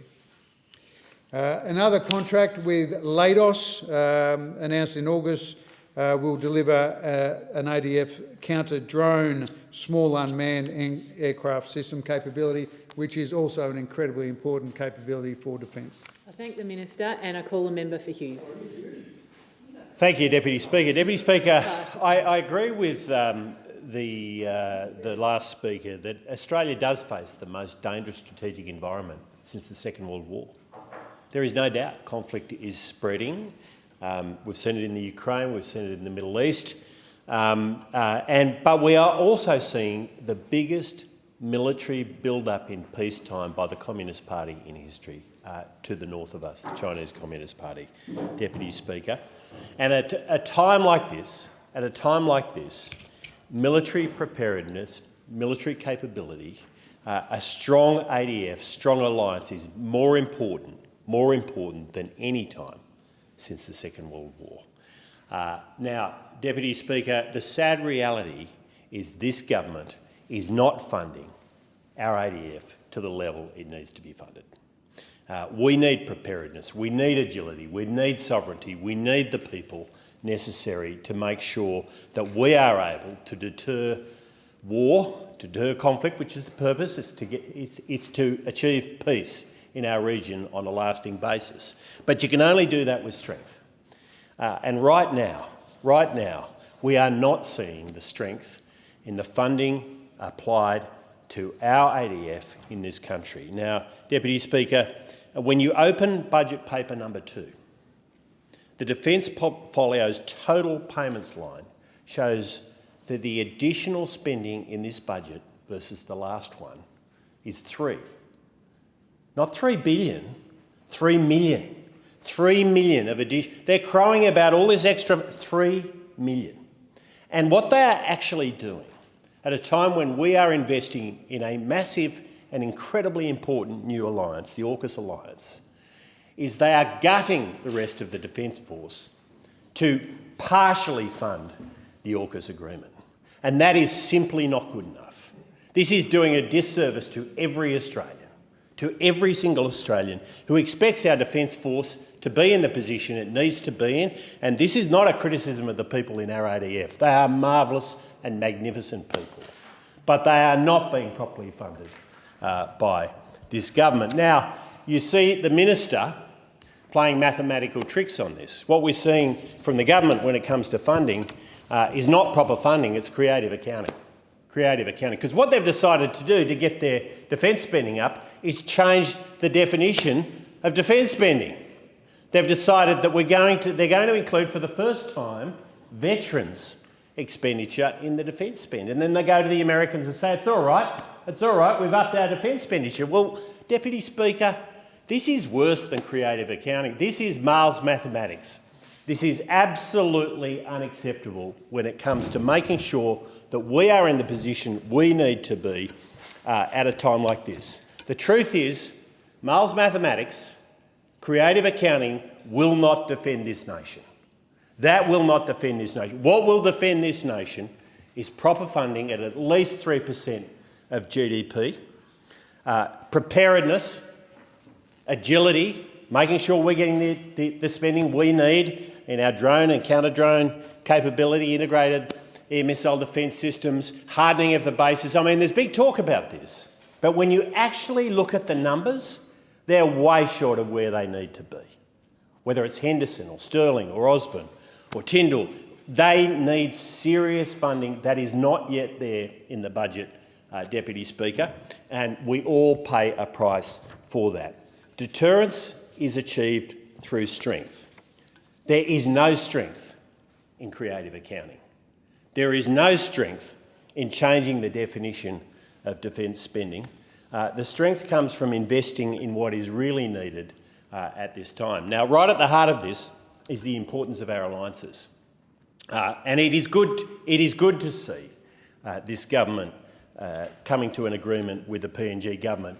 But we need to do far, far more than that. Vanuatu, what happened? What happened? It's not there.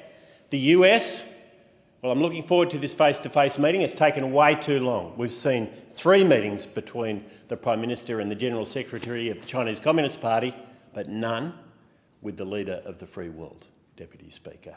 We need this government to get serious about making sure we have a properly funded defence force. We have the agreements in place. We have the relationships necessary to ensure that we are able to deter conflict in our region and achieve peace through strength.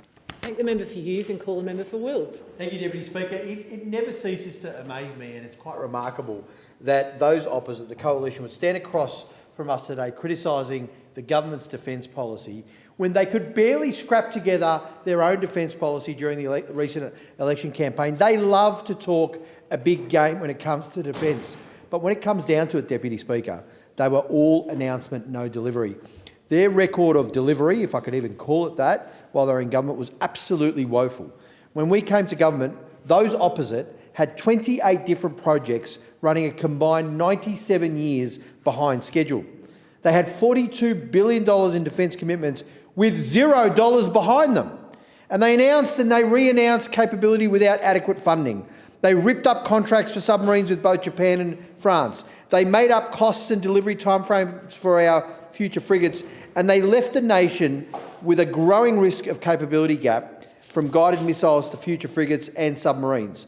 Nearly $20 billion had been cut from defence by stealth by those opposite. And what we saw from the former government, when they were in government, was it was kind of like Top Gun. It was all the kind of hoopla and the pageantry, but none of the substance. You know, this government, the Labor government, the Albanese Labor government, is all about delivery, actually delivering. We have actually added $70 billion in additional spending over the next decade and an additional $10 billion to defence spending over the forward estimates. We have spent more on defence procurement in the last 2 financial years than ever before. We are committed to ensuring that in this complex strategic environment that we face, that the Defence Force, the ADF, the men and women in uniform have the equipment, the capability, they have the infrastructure backing them up, and the people that are doing that job for us on the front line to keep us safe have everything they need.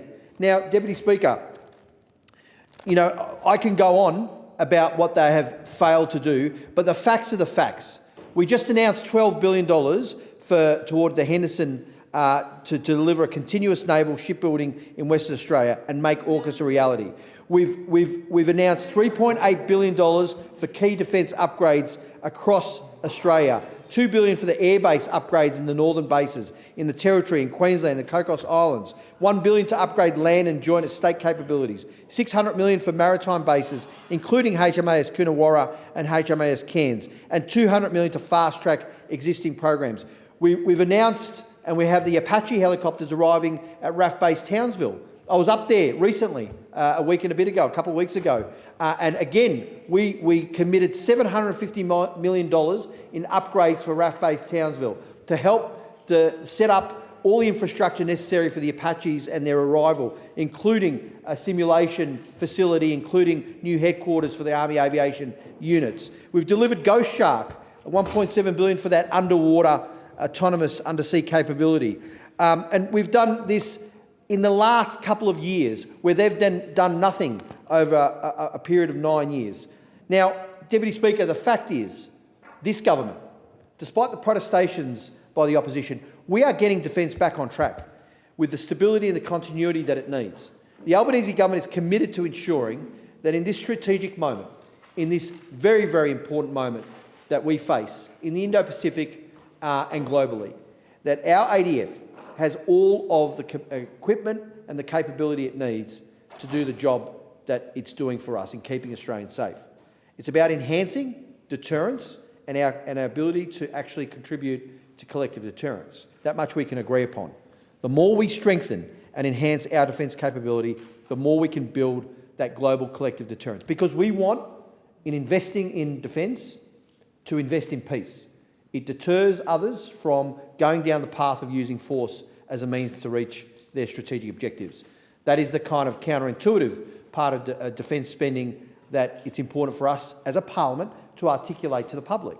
The more we invest in defence, the more we are investing in deterring conflict and towards peace. And that's a really important point. And I hope that the opposition, despite their need to do political point scoring, can bring themselves to make those very important points in the public sense, because that deterrence lessens the possibility of the factors that would lead to conflict.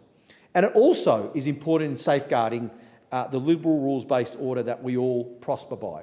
So the security and the stability in the Indo-Pacific, which we contribute to through our defence forces, through our diplomatic and our defence efforts, is of critical importance. And that is something that we are committed to in this government and we are delivering on. I thank the member for Wills and I call the member for Durack.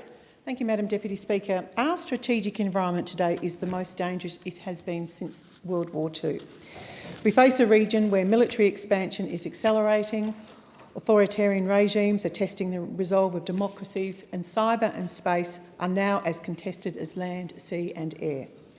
In that context, Australia's defence industry isn't just a source of jobs, it is indeed a cornerstone of our national security. A strong, sovereign industrial base is what allows us to sustain our forces in conflict, keep our supply chains open and ensure that we can deter threats without relying entirely on our allies and partners. But despite the rhetoric, there is growing disillusionment across the defence industry. Small and medium enterprises that once saw opportunity in partnering with defence now describe a system weighed down by uncertainty and delay. Projects are announced and then quietly pushed to the right. Procurement frameworks remain slow and risk-averse. Industry partners who invested in good faith under previous programs are left wondering whether the government is genuinely committed to growing sovereign capability or simply just managing the headlines. Take Henderson as an example in Western Australia. The government has promised a $12 billion redevelopment of the Henderson precinct, but the real cost, when all elements are counted, will be closer to $25 billion.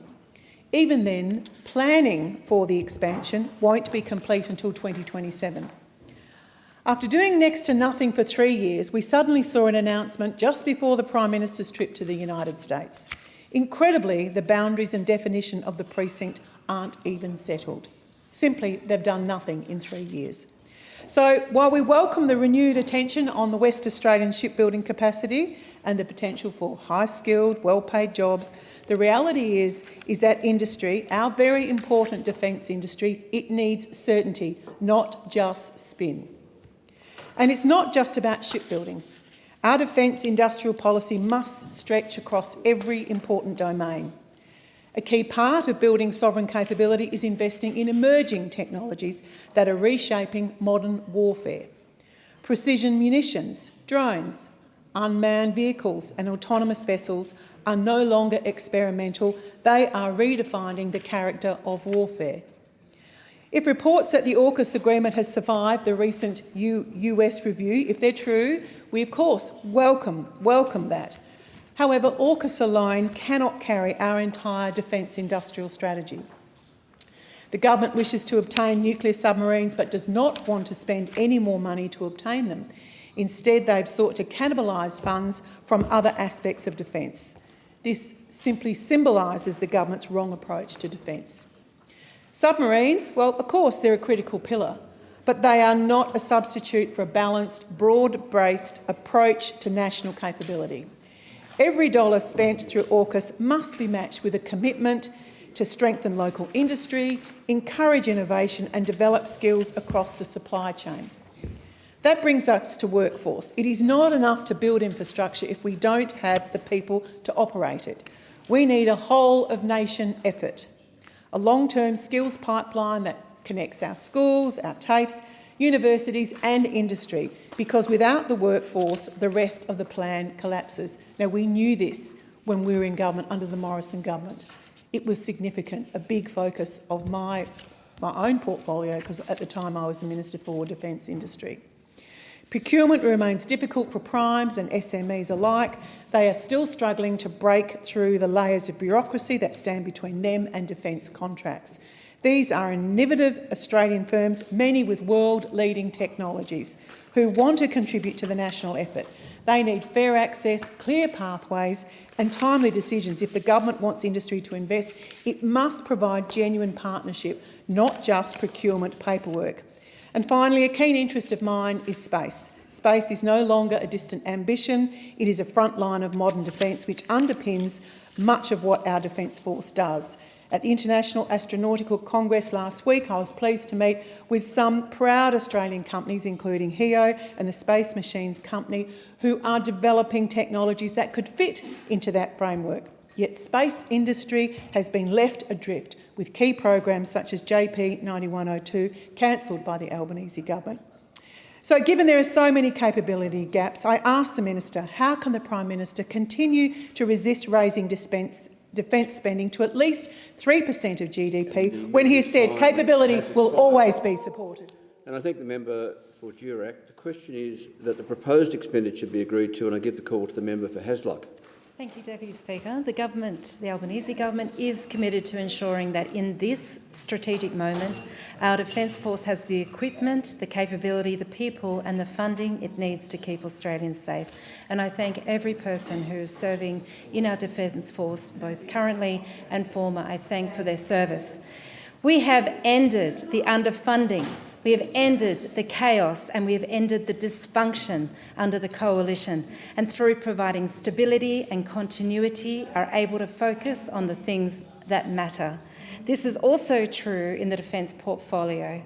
The government began by undertaking foundational strategic thinking, including through the 2023 Defence Strategic Review and the National Defence Strategy. This approach, long overdue, has allowed us to properly assess our defence capability needs and then resource them. Following that review, we have increased defence funding to record levels. Just last month, the Albanese Labor government announced it will provide an additional $12 billion for the Defence Precinct at Henderson in my home state of Western Australia. This welcome investment builds on our increase in defence funding, which will now see an additional $70 billion invested in defence capabilities over the next decade compared with the Coalition's projections. The Coalition talks a big game in defence, as it does in many policy areas. However, Labor, it just gets on and delivers. In this term, delivery is fundamental to what we must achieve, and we have a laser focus on delivering the capabilities we do need to keep Australians safe. The Albanese government is committing to developing a world-class shipbuilding and sustainment precinct in Henderson in Western Australia. The establishment of a consolidated defence precinct at Henderson is the critical next step in delivering continuous naval shipbuilding in WA. This will support the programs for submarines and frigates and for vessels like the Guardian-class patrol boat that I was honoured to represent the Minister in handing over to the Government of Samoa in a ceremony in 2023 at HMAS Stirling. As we announced last month, the Albanese government will provide the $12 billion towards delivering the defence precinct at Henderson, which is a significant down payment. This early commitment of funding will provide the certainty to industry and will underpin the delivery of the construction of surface vessels for the Australian Defence Force, starting with the Army's landing craft, and pending successful consolidation, the domestic build of Australia's future general purpose frigates. Facilities to support the sustainment of Australia's surface combatant vessels and the contingency docking capabilities for Australia's future conventionally armed nuclear-powered submarine fleet from the early 2030s, and the depot-level maintenance, including graving docks. Over the next 2 decades, our government's plan will see tens of billions of dollars invested in defence capabilities in the West, supporting in the order of over 10,000 well-paid, high-skilled jobs. Our government continues to invest in the capabilities our Defence Force needs now and into the future, of course, to meet those strategic circumstances. The Albanese government just announced the selection of the Japanese upgraded Mogami-class frigates as the preferred platform for the Navy's future general-purpose frigate fleet, which is the most significant capability decision taken since the announcement of AUKUS Optimal Pathway in 2023. The upgraded Mogami-class frigate will also help shore up our maritime trade routes and Australia's northern approaches. Importantly, while the first 3 vessels will be built in Japan, the announcement is part of our commitment to continuous naval shipbuilding in WA. And subject to the successful consolidation of the Henderson Defence Precinct, the remaining 8 frigates will be built locally in WA. This will, of course, involve important skills transfer and the development of local capacity and, no doubt, an ongoing relationship between our industry and that in Japan. And the Albanese government is investing up to $8 billion to upgrade the HMAS Stirling and support the implementation of the Submarine Rotational Force West, SRF West, creating around 3,000 direct jobs. This investment includes wharf upgrades, operational maintenance and other infrastructure to support the increase in port visits by both the UK and the United States submarines, as well as our own fleet. A further 500 direct jobs will also be related to the SRF West over 2027 and 2032. I have another 2 pages to read, but I'm running out of time, but there's just so much we are delivering on. So I will come to my question, which is I asked, does the Minister agree that the WA Continuous Naval Shipbuilding Program is an integral part of the government's plan for defence? And I thank the member for Hasluck. The question is that the proposed expenditure be agreed to, and I give the call to the member for Warringah. Thank you, Mr Deputy Speaker. And I have to start off by saying how disappointing it is to see that there has not been a minister here to actually hear the queries and concerns and actually respond. But I hope I'm proved wrong. Climate disruption is not a distant environmental issue, but an existential threat to our national and regional security. Our national security does not just depend on traditional defence capabilities, on submarines and missiles, but increasingly on resilient communities, stable neighbours and shared regional strength. If we are to take national security seriously, we must integrate climate adaptation and resilience alongside traditional defence capabilities. Defence spending is rising rapidly, but that investment must be paired with equal ambition for adaptation and prevention to the risks that climate disasters pose. The Pacific Island Forum has been clear. Climate change is the single greatest threat to the livelihoods, security and well-being of Pacific people. In the Pacific, entire communities are losing land to rising sea levels, coastal erosion, increasingly frequent and severe natural disasters. If our neighbours are overwhelmed by climate impacts, Australia's security is at risk too. We will face population displacement, disrupted supply chains, humanitarian crisis, growing instability, challenges to law and order in our near region. in the 2023 Defence Strategic Review recognised climate change as a national security issue by damaging critical infrastructure, stretching ADF capacity and amplifying instability in the Indo-Pacific.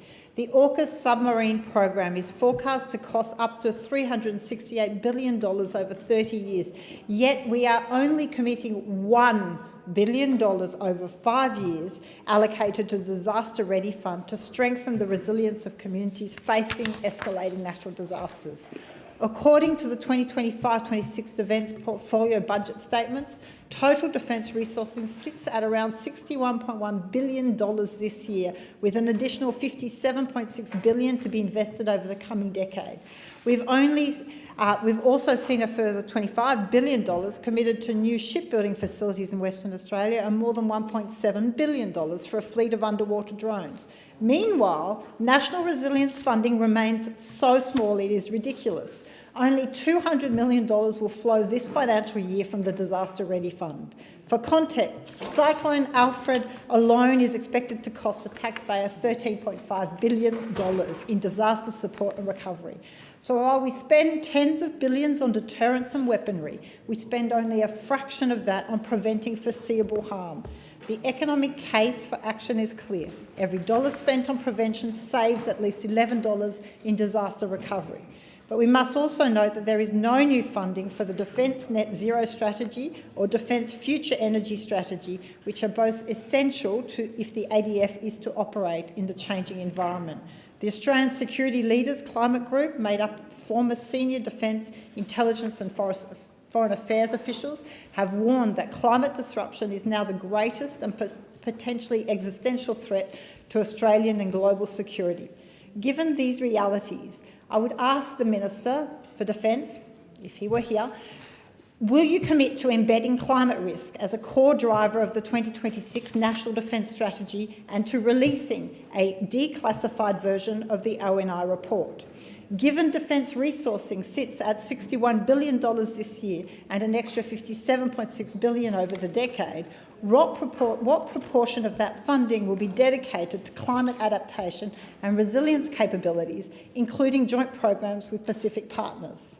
And finally, in light of the AUKUS program's projected $368 billion cost, what assurances can you provide that Australia will receive the promised submarine capability? When will we gain access to Pillar 2 technologies pathways, with those clear pathways for Australian industry participation and technology sharing? Much was promised, nothing has been delivered. Any request for detail is met with just simply, we do not know. There is no information about Pillar 2 and what actually will flow to Australian domestic capables sovereign capacity. And in light of the Trump administration's America First agenda, what contingency are in place to safeguard Australia's access to Pillar 2 technologies and those opportunities, protect our sovereign industrial capabilities?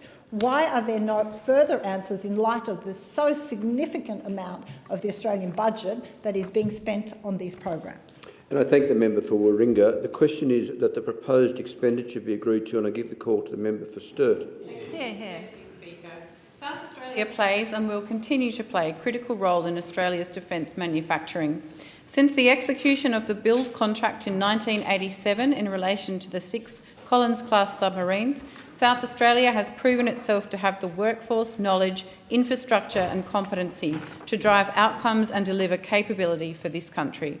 Fast forward almost 40 years and South Australia is now home to the Osborne Naval Shipyard, the Edinburgh Defence Precinct, Mawson Lakes and Lot 14, and will also be home to the Skills and Training Academy, or STAC, out on the Lefevre Peninsula. The design and build of the STAC will be supported by Australia's sovereign submarine build partners, BAE Systems and ASC Proprietary Limited, to draw on the deep experience of our partners, ensuring training aligns with industry requirements. I was incredibly proud to have attended the sod-turning ceremony for the STAC at the start of this year, where the Albanese Labor government confirmed its $480 million investment in that facility, and which has now seen its first trainees and apprentices begin courses under the tuition of industry experts. Further, more than 4,000 Commonwealth-supported places have been allocated across 16 universities nationally for the Nuclear-Powered Submarine Student Pathways program, including 700 places at Adelaide University and 330 places at Flinders University. The Osborne Naval Shipyard, where I spent many years of my pre-politics career, is Australia's premier naval construction facility. Critical capability is being developed and sustained at this location, providing meaningful, well-paid and sustainable employment for thousands of people. This critical capability includes the sustainment of the Royal Australian Navy's Collins-class submarines, the life of which will be extended through LOTE as the infrastructure is readied, skills upgraded and workforce recruited to build the future nuclear-powered program with the build of the SSN AUKUS class. The site is also home to the Hunter-class frigate program, which delivers warships which advanced operational technology and, importantly, strong deterrence capability to the Royal Australian Navy. Crucially, all 6 Hunter-class frigates will be built at the Osborne Shipyard. Again, a further demonstration of this government's commitment to continuous naval shipbuilding and to its commitment to South Australia as the right location to be the beating heart of this, an endeavour that I will always champion. At its peak, the Hunter-class frigate program is expected to support 3,000 direct jobs, with the supply chain supporting a further 5,000 indirect jobs. These workers will have the benefit of world-class infrastructure, including automated shipbuilding facilities and advanced welding technology. In an era of rapid geopolitical change and uncertainty, a meaningful and genuine deterrence capability is critical. The CCSMs, LOTE and the Hunter-class frigates are all essential components in Australia's deterrence strategy. And given we are an island continent, the SSN AUKUS-class submarines will play an equally critical role. The workforce required for that build will almost exceed 10,000, with 4,000 workers employed to design and build the infrastructure for this submarine, again at Osborne, with a further 4,000 to 5,500 direct shipyard jobs being created to build these boats. There can be no argument that this is one of the greatest industrial endeavours that Australia has ever undertaken, and South Australia will be at the heart of it. South Australia's involvement is not just limited to the marine environment. The Albanese government has partnered with the Malinauskas government to invest $200 million in the deeper maintenance and modification facility, which, with the support of my former employer, Boeing Defence Australia, will bolster Australian sovereign defence capability and allow the Air Force's P-8A Poseidon and E-7A Wedgetail aircraft to undergo deeper maintenance in the one facility. This purpose-built 4-bay aircraft hangar uses almost 2,000 tonnes of structural steel, with more than half of which came from Whyalla Steelworks, again based in South Australia. This government has a laser-sharp focus on delivery, particularly with respect to the delivery of deterrence capability that this country needs. Home of Australia's defence manufacturing and home to a world-class precinct that drives innovation and strategic defence projects, South Australia is a central player in this delivery. And I thank the member for Sturt. In accordance with the resolution agreed to by the House earlier, I'll now put the question that the proposed expenditure for the defence portfolio be agreed to. All those in favour say aye. Aye. Against say no. I think the ayes have it. The proposed expenditure is agreed to. The proposed expenditure now before the Federation Chamber is for the Foreign Affairs and Trade portfolio, $4,927,454,000. The question now before the Federation Chamber is that the proposed expenditure be agreed to, and I'll give the call to the member for Page. Thank you, Deputy Speaker. Lots of challenges in the trade, investment and tourism space, Deputy Speaker, and probably doesn't surprise you, doesn't surprise me, much of it being mismanaged at the moment. One of the biggest challenges we have in the trade space at the moment is our relationship with the United States, obviously a strong ally historically, with national security, obviously a very strong economic partner and also a trading partner with us as well. In fact, when the free trade agreement was signed with the United States 20 years ago was when the coalition was in government. One of the issues we have with this relationship and the trading relationship has been damaged because of it, Deputy Speaker, is the Prime Minister has no relationship with the US President and doesn't seem to have an interest in forming one, which is very disappointing. Some 30 world leaders have had a meeting with the US President, who's been in power now, well, he was elected last November, so he's been in power for quite some time, and some 30 world leaders have met with the President, and some have got carve-outs for the deals that they need, especially with steel and aluminium.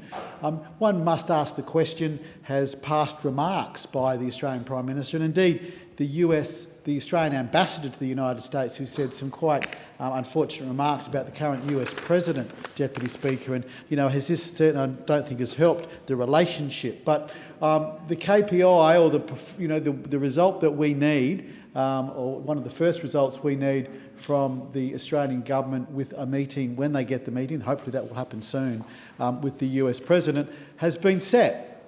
The bar has been set. The UK Labor Prime Minister, indeed, Deputy Speaker, Keir Starmer, has met with the US President a number of times and has, especially with steel and aluminium, secured a carve-out. That tariff was initially at 50% for them, and the UK Prime Minister has got a carve-out, and the aluminium steel tariff for the UK is 25%. So that's the benchmark. I think we need to judge that meeting by, that the Australian Prime Minister, one, gets a physical meeting, makes it a priority, and has a KPI, I think, and a benchmark that he gets that tariff lowered for the Australian aluminium and steel workers.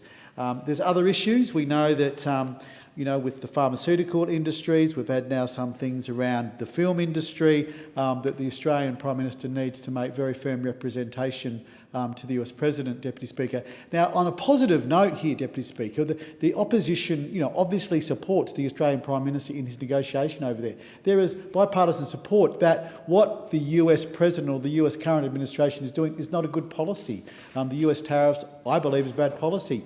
The Australian government believes is bad policy. We have supported the Australian government's response in some senses, that it's not retaliatory efforts on the table. We're trying to say that the US tariff policy will damage US consumers, but obviously does damage too to Australian exporters. So there is bipartisan support for that, but we're seeing very lack of will from the Australian Prime Minister, and indeed I don't know what job the Australian ambassador to the US is doing, but doesn't seem to be getting the results that we would like. So we wish the Prime Minister well. We need to negotiate that. We know 1 in 4 jobs in Australia, Deputy Speaker, is related to the export industry. We are a trading nation. $650 billion worth of goods and services were sold last year, Deputy Speaker. And I remind this chamber that over 2/3 of that comes from regional Australia.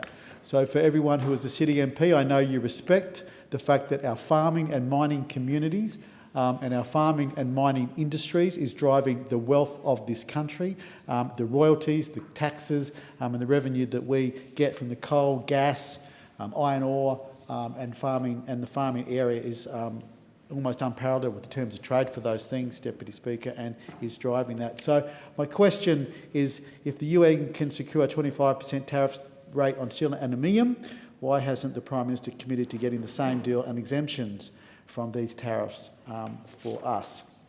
Just to move on to the Export Market Development Grant Program 2, Deputy Speaker, round 4 was nothing short of a debacle. These grants obviously help our exporters. There were high ineligibility rates, chaotic first-come, first-served system, months of uncertainty. I do, obviously, as a Shadow Minister, Deputy Speaker, you do a lot of stakeholder engagement. I have spoken to a lot of very cranky exporters who applied for that. They tell me that the system was a debacle. The system crashed when people were trying to log on. It was first in, first served. They've had to go through months of waiting to see whether they got their funding or not. So very disappointing. A lot of work to do there. I could go on. I know my time's going to run out, Deputy Speaker, but there's a lot more to talk about by the mismanagement of this government. And I thank the member for Page. The question is that the proposed expenditure be agreed to, and I give the call to the very patient member for Gellibrand. Oh, thank you. You didn't say that to me, Deputy Speaker. Twice. Order. Well, I was very pleased to be able to welcome the recent release of the Albanese government's reforms to the new Colombo plan. that I led consultations. Pull your head in. The member for Gellibrand will resume his seat.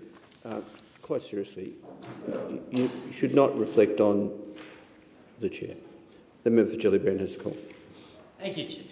Well, I was very pleased to welcome the recent release of the Albanese government's reforms to the new Colombo plan that I led consultations on with an external advisory group in the last term of government. More than ever before, Australia's future security and prosperity relies on our ability to make our way in our own region. Today, Australia faces some of the most complex and consequential external circumstances at any time since the Second World War. The Indo-Pacific region is a region of opportunity, home to some of the fastest growing, most dynamic economies in the world. But it's also a region of intensifying geostrategic competition, in which many of the fundamental assumptions of underpinning our foreign policy are being challenged. This challenging context will demand more of our leaders than ever before. It demands that Australia go deeper in developing our Asia capabilities, the bucket of skills and experience needed to be effective in our region. A useful level of language skills, knowledge of the histories and cultures of our region, and personal networks and practical experience in the region. This is the context for the review of the new Colombo Plan and the new direction for the NCP that the government has announced. Since its inception a decade ago, the NCP has supported 55,000 Australian undergraduates to study and undertake language training, internships, research and practicums at more than 2,500 institutions across our region. It's a worthy achievement. And as building Australia's Indo-Pacific capability is a generational challenge, it's important that a program like this has been supported by governments on both sides of politics.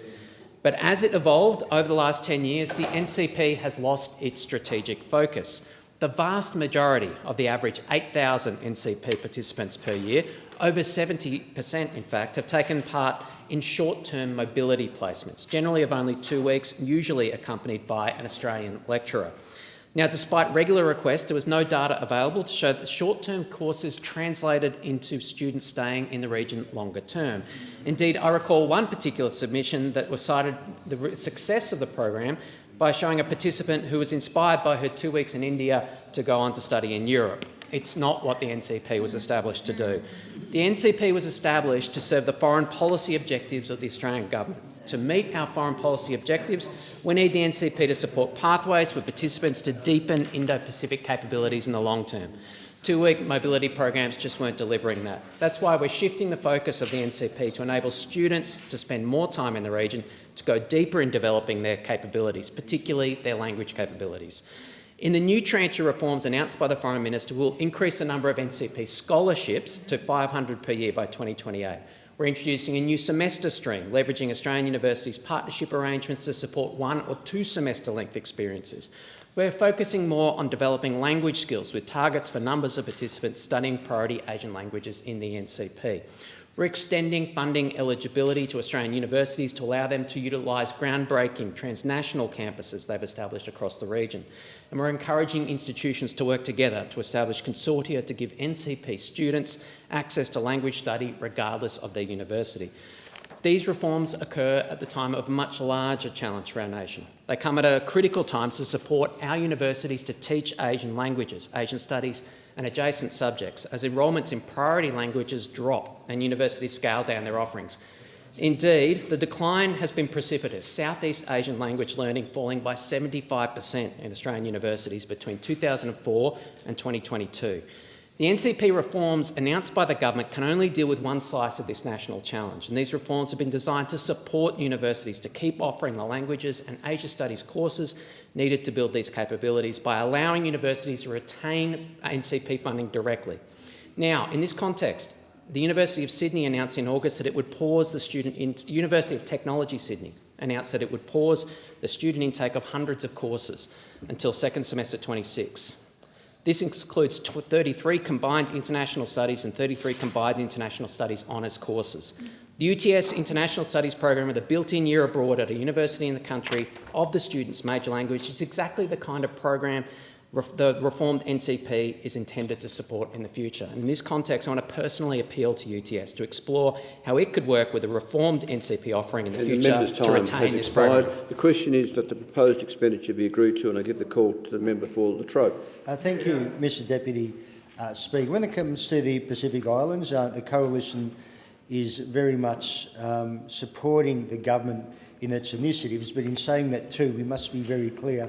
Our role is to also keep the government accountable when it comes to the spending of taxpayers' money. And that brings me to one of the greatest and enormous investments, $600 million in rugby league in the Pacific, creating an NRL franchise in PNG, dedicating $250 million to the growing of the league in countries like Fiji, Tonga and Samoa. The problem is with that, though, when it comes to Fiji, Tonga and Samoa, their heartland's actually rugby union, and now we're hearing those countries are actually seeking funding to expand in the rugby union sector. I'd be very interested to hear from the Minister, is now Australia committing extra funding into rugby union? Then we have Nauru, which the actual prime game is Australian rules football. Pacific rugby officials and communities have voiced alarm that Australian funding threatens their national sporting culture, cannibalising the tightly knit rugby union pool. And that's something which over here we're concerned about in Australia, because we very much want to support Fiji, Tonga and Samoa. So, like I said, $250 million is a lot of money to be injecting, and that's the thing we need to make sure it's taxpayers' money and it's being carefully spent. Then it comes to the Australian Vanuatu-Nakamal Agreement. The Albanese Labor government's failure to sign the Nakamal Agreement with Vanuatu, which now hangs in the balance, reveals the government's preference for making announcements over developing a comprehensive strategy to finalise the agreements. Now, know this again, it's a $500 million agreement to help when it comes to the environmental issues and climate change and the economy and security, something on this side we support. But in saying that, the government has sort of say very brand and brash about making special ceremonies for the agreement, but it actually hasn't gone ahead. We're disappointed to see the Nakamal Agreement stalled and concerned about the reporting that has been foreign interference to derail this agreement. The formal pacts are important, but making sure they are credible and backed by real action is vital. Another month's negotiation is symbolic. Initialing ceremonies, as I said, at Mount Yasur, and the failure to secure the Nakamal Agreement reflects troublesome lapse in diplomatic foresight. The Albanese government has built this moment of renewal in Australian Vanuatu relations instead of expose a gap between the rhetoric and the results. So we really need questions to be answered. This, can the Minister explain why the Labor government failed to finalise the signed the Nakamal Agreement with Vanuatu? How does the government reconcile its stated commitment to regional cooperation with the Pacific with its failure to formalise the agreement? Can the Minister outline the consultation process undertaken with Vanuatu prior to their decision not to sign the agreement? Does the Minister acknowledge that Australia's failure to sign the Nakamal Agreement may create a vacuum for other powers to deepen influence in Vanuatu? What steps is the government taking to reassure the Pacific neighbours that Australia remains a reliable and respectful partner? Was the government aware of Vanuatu's intention to sign a pleasing MOU with China prior to the Prime Minister's visit? Does the Minister acknowledge Vanuatu's decision to formalise policy agreements with China while leaving the Nakamal Agreement unsigned signals a shift in regional sentiment? Vanuatu Media reported that a total of equipment donations worth $700,000, a fraction of the amount Australia gives to Vanuatu for security. This is from China. In saying that, we just need answers on this side. That's our role as the coalition. We support the government's endeavours very much in the Pacific region. It's such as the Pacific Banking Agreement, again being supportive of that. And but in saying that too, with that banking agreement, we need to make sure the local banking in the island is not impacted, especially when it comes to dealings with locals and making sure the government does work with those local banking agencies. So the Pacific is a very important region, though the Minister for the Pacific Islands is doing his utmost. But on this side, we do need answers to make sure we are accountable for taxpayers' money. Thank you. And I thank the member for Latrobe. The question is that the proposed expenditure be agreed to, and I give the call to the member for Laylaw. Thank you, Deputy Speaker. Well, I rise to speak about the Pacific diaspora in our nation and in my electorate of Lalor, and the people-to-people relationships that they create for us in our friendship and place in the Pacific. In Wyndham, we are proud to be home to the second largest Pacifica population in Victoria, with more than 10,000 Pacific Islanders across the local government area. In Lalor and in Jellybrand, the Pacific is not foreign policy, it's family. I've seen firsthand the vibrancy of this community, its music and church on Sundays, its youth groups, sports clubs and cultural festivals on the weekends. It's the voices and energy of young people proud of who they are and determined to shape their future. For example, at Grange Prep to 12 College, that pride is on full display. Their Sports Science Academy is thriving, driven in no small part by the engagement of Pacific Islander families. It's building more than athletes, it's building confidence, discipline and aspiration. Local sisters Unique and Beyonce Pallavi, former students from Granger Sports Science Academy and proud Tongan Australians, recently represented Tonga through the Pacific Oz Sports Netball Series. They are not just athletes, they are cultural ambassadors and an inspiration to young people across Lalor and beyond.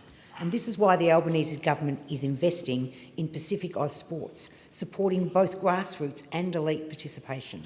I know firsthand that some of the results that happen in the Pacific Oz sports program bring people in joy in the streets in my community. We know that sport changes lives. In Fiji, women's rugby has surged from 18 to over 80 teams. In PNG, a country with over 800 languages, the dream of a national NRL team is uniting a nation. And in my community in Wyndham, clubs like the Werribee Bears and Wyndham Rhinos do more than host games, they build belonging for my Pacifica communities. The Albanese government understands that real Pacific engagement begins with people. That's why we've expanded the Pacific Australia Labour Mobility, the PALM scheme as it's known, with now over 30,000 Pacific workers contributing to industries across regional Australia. These workers are helping fill critical labour shortages, especially in agriculture, aged care and hospitality. Just last month, I visited Fresh Select in Werribee South, one of Australia's largest lettuce and brassica growers, with the Minister for Agriculture, Julie Collins.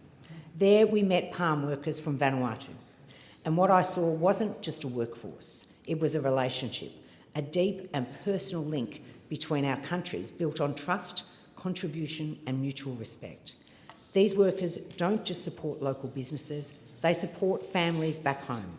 On average, long-term palm workers send home up to $15,000 a year in remittances, money that helps raise children, fund education and strengthen Pacific communities. And seasonal workers remit around $1,000 a month. That's why Labor also took action to protect the Pacific banking access when commercial banks threatened to cut off key services. Because what may seem like a technical policy issue in Canberra has very real impacts in places like Wyndham, Apia and Suva, where families rely on safe and affordable ways to send money home. But we're not stopping there. Over the next 4 years, 1,500 Pacific workers will complete formal Australian qualifications, including in sectors like aged care, construction and hospitality. That's how we deliver not just jobs, but skills, dignity and long-term opportunity. In the Pacific, strong relationships are built on respect, trust and time, not just words, but action. That's how this government is engaging with the region. And that's how we're working with the Pacifica communities here at home, in Lalor and across the country. We're not just building policy, we're building partnerships. And in communities like mine, we're already seeing the results. I'm proud to represent this community and proud to be part of a government that is delivering real outcomes for Pacific communities here and for our neighbours across the Blue Pacific. And I just want to give a shout out to to a group of Pacifica women in my community who have established themselves as a co-op, if you like. They have input and have had input into policy ideas for our work in DFAT for years now. A quick text, because they've all been together and said, you know, there's a lot of lack of emergency service training in Pacifica. It is these things that bring these countries together. The member's time has Thank you, expired. And I thank the member for Lawler. The question is that the proposed expenditure be agreed to, and I give the call to the member for McPherson. Thank you, Deputy Speaker. There was a time when Australia's voice on the world stage was steady and clear. We stood for peace built on strength, principle, mateship with our allies, and decency towards those who shared our values. Today, that voice has grown uncertain, and our nation feels smaller for it. Across the world, the lights of democracy are flickering. A terrorist movement slaughters innocents in the Middle East. An autocrat wages a brutal war in Europe.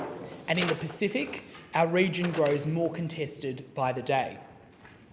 And when clarity is needed most, Australia's foreign policy has lost its compass. It began with a decision that defied reason and betrayed principle. In recognising a Palestinian state outside a proper peace process, the Albanese government broke a long-standing bipartisan position grounded in common sense. Recognition must follow peace, not precede it. And who celebrated this decision? Hamas, a listed terrorist organisation responsible for the horrors of 7 October, including the murder, rape and kidnapping of men, women and children. The fact that Australia's foreign policy is being applauded by terrorists is a damning indictment of the government's judgment. Did the Prime Minister consider how such a move would embolden extremists and undermine peace? While our allies work to end the war and secure the release of hostages, the Prime Minister drew moral equivalence between a democracy defending itself and a terror movement sworn to its destruction. Did the Foreign Minister consult our allies before breaking with decades of bipartisan wisdom? We all want the suffering in Gaza to end, but peace cannot be built on the foundation of terror. Meanwhile, our most important alliance with the United States drifts like a ship without a captain. For nearly a year, the Prime Minister could not secure a substantive meeting with the President. What did we get instead? A selfie. No plan, no policy, no progress. So I ask, what message does it send when our closest ally cannot find a moment for the Australian Prime Minister? While the cameras flashed, Australian industries were left to fend for themselves against tariffs and pharmaceuticals, copper and film. And when it came to Iran, the government's delay was dangerous.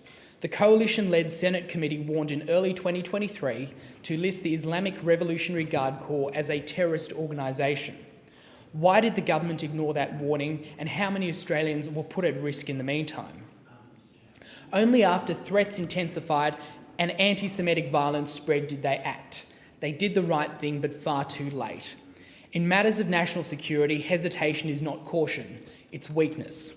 And then there's Russia. While Putin wages his brutal war on Ukraine, Australians unknowingly filled their cars with fuel refined from Russian crude, $3.7 billion worth, generating over $2 billion in tax revenue for the Kremlin's war machine. How could this government allow such a loophole? This disgraceful oversight saw Australian consumers unwittingly help bankroll aggression against a sovereign democracy. Every litre, a blow against the free world, and this government's delay, a stain on our moral clarity. Our relationship with China must be one of strength, firm, respectful and clear-eyed. Yet when a former Albanese-aligned Labor Premier attended a Chinese Communist Party military parade standing alongside Vladimir Putin and Kim Jong-un, this government said nothing. Why the silence? Did the government or PM warn Andrews not to attend? China is a vital partner but also a strategic competitor. With Chinese military activity increasing near our shores, why has the government said nothing? Why hasn't there been a statement of reassurance to the Australian people or to our Pacific partners? When your allies see hesitation, they question your conviction. And when your adversaries see hesitation, they test it. The story of this government's foreign policy is not one of strategy or strength. It's a story of drift, of confusion, delay, and misplaced priorities. At every turn, they have chosen symbolism over substance and weakness over principle. And so I ask, when will Labor place Australia's interests at the heart of our foreign policy?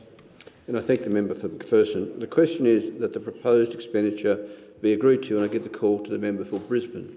Thank you, Deputy Speaker. I rise to speak in support of the Appropriations Bill with a focus on our Pacific Partnership. It's an important part of this bill, and we are building our relationships with our closest neighbours, or should I say rebuilding our relationships.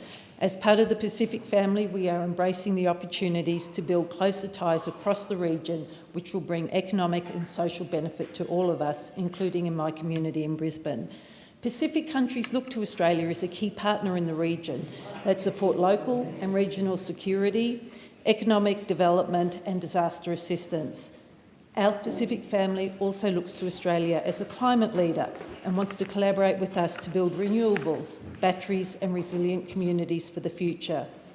They also look to Australia as a sporting mate and an ally that is home to the greatest NRL team, the Brisbane Broncos. I commend the Albanese government's approach that once again returns Australia as a key partner in the region, a partner that listens and respects our neighbours. We know that the opposition's failure to acknowledge climate change, a top priority for the Pacific, hamstrung Australia's ability to develop genuine and long-lasting relationships.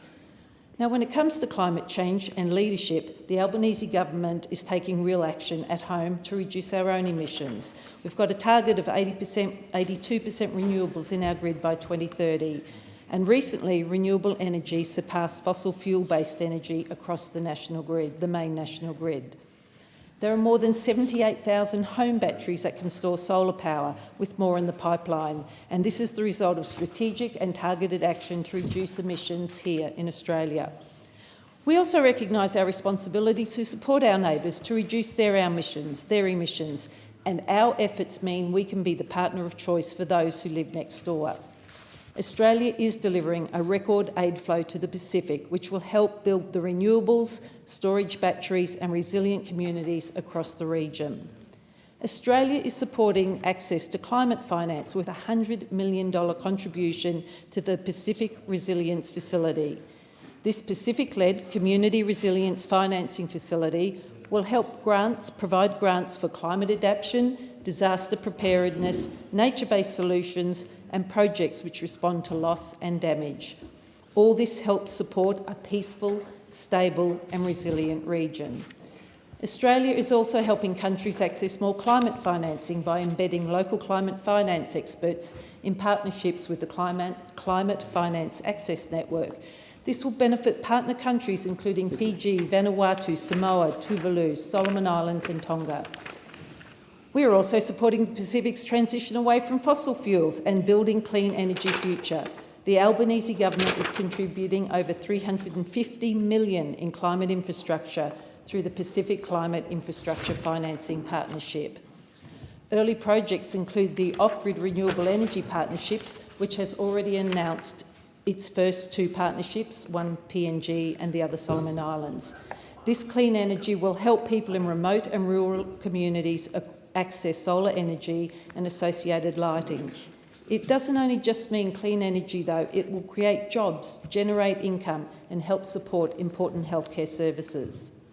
Australia and Papua New Guinea have also announced almost $227 million in the Energy Financing Partnership, which will rehabilitate the Ramu 1 hydropower plant to boost renewable energy for Papua New Guinea. Now, my community of Brisbane and wider Queensland has a deep and cultural historical connection with our nearest neighbour, Papua New Guinea. In the 2021 census, more than 17,000 Queenslanders said they were born in the country. The Albanese government has achieved landmark progress to secure a shared future with PNG on not only renewables but also through sport and security. Over the past 50 years, both our countries have continued to share our deep love of sport, especially the great game of NRL. And like many of you, I'm incredibly proud of the Brisbane Broncos, the men and women's team who won those titles this year. but I'm sure there were many in Papua New Guinea watching and listening as we did here in Brisbane over the weekend. NRL is the most popular sport in PNG, and diehard fans have waited a long time for PNG to field a new NRL team. And the government has worked with, the two governments have worked together with the Rugby League Commissioner to deepen our connections in supporting such a team. And our partnership will create new opportunities for girls and women in rugby across PNG and the Pacific. Australia supports a strong and unified Pacific family through which we work collaboratively to address. Has expired. The question is that the proposed expenditure be agreed to, and I give the call to the member for Ryan. Thanks, Deputy Speaker. I want to acknowledge that we're here today on the second anniversary of the October 7 attacks, an atrocity and a war crime that the Greens and I roundly condemn. We continue to call for peace and to end the cycle of violence that both predates and has intensified since October the 7th. I have some questions I'd like to ask today of the Minister representing the Foreign Minister and the Minister representing the Trade Minister. Surya McEwen, Abu Bakr Rafiq, Hamish Patterson, Juliette Lamont, Bianca Webb-Pullman, Cameron Tribe. Heroic Australians kidnapped and abused by Israel. Their crime? Delivering food and medical supplies to Gazans who are being deliberately starved and murdered by Israel. These Australians have been subjected to horrific abuse by the Israeli authorities. Reports are that Surya McEwen has been left with a dislocated arm, injured head, subjected to sleep deprivation, passport destroyed. That Juliette Lamont has had her medication confiscated, putting her at serious risk of a stroke, and sprayed with a water cannon and left for 7 hours in an unventilated area in soaking clothes with hands tied. That detainees have had clean water withheld. The government should be doing everything in its power to protect and support these Australian citizens. I ask the Minister to urgently provide an update on the well-being of these Australians. How can you, Minister, justify continuing to regard Israel as a friend and an ally when this is how they treat innocent Australian citizens? How can you continue to approve export permits of weapons parts sent directly to Israel, directly contributing to the genocide in Gaza? Australia is a party to the Genocide Convention. That means we've agreed that we will act to prevent genocide. A definitive ICJ ruling that a genocide is taking place in Gaza could take until 2027. But what we do have is a ruling that is plausible that genocide is occurring. It's been called a genocide by an absolute wealth of international organisations, including the Organisation of Genocide Scholars, Amnesty International, Israeli human rights group B'Tselem, and an independent UN Commission of Inquiry, just to name a few. There have been at least 68 shipments of F-35 Joint Strike Fighter aircraft parts flown from Australia directly to Israel between October 2023 and September 2025. The simple fact is that without Australia's contribution, the F-35s would not be able to drop bombs on innocent Palestinians in Gaza. Minister, when will you acknowledge our obligation under the Convention to take immediate action to prevent the genocide of Palestinians in Gaza? Will you wait till the genocide is complete, when it will be too late to do what we should have been doing under the Convention, and that is everything in our power to stop the mass slaughter? While we're on foreign affairs, I also want to talk about Australia's relationship with the US and some really concerning reports we heard last week. Does this government really want to give Donald Trump control over our renewables transition? Just last week, the AFR reported that after courting earlier this year by the Albanese government, the Trump administration is now strongly considering taking an equity stake in Australian critical minerals that are absolutely vital for Australia's and the whole world's transition away from fossil fuels.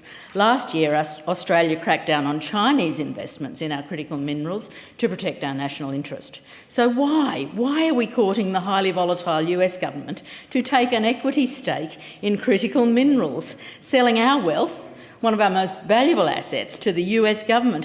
How is that in Australia's national interest? Trump recently called climate change the greatest con job ever perpetrated on the world.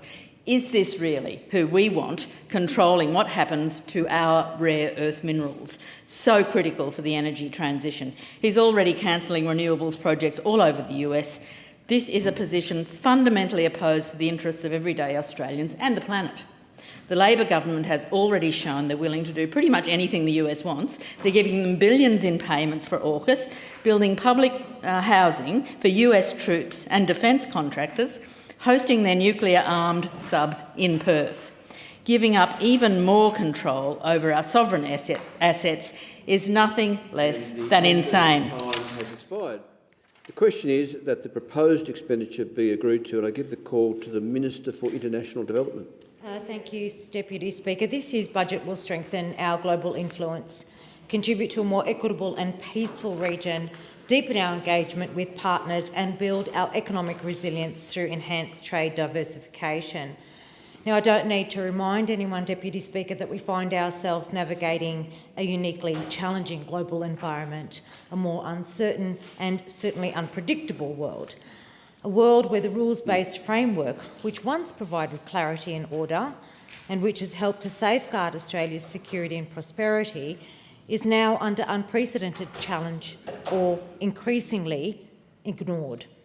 A world where conflict is rising with corresponding devastating consequences for civilians, with the risk of spillover across borders, continents and oceans. 2 years on from the Hamas terrorist attacks on the 7th of October, Australia remembers the 1,200 Israelis and foreigners brutally murdered by Hamas. We reiterate our unequivocal condemnation of Hamas's horrific actions on October 7th and all its other acts of terror, and we call for the immediate release of all hostages. Right now, the situation in Gaza remains catastrophic. Since this conflict began, Australia has committed over $130 million in humanitarian assistance to support civilians in Gaza and Lebanon, and we are part of the international push for aid to flow unimpeded.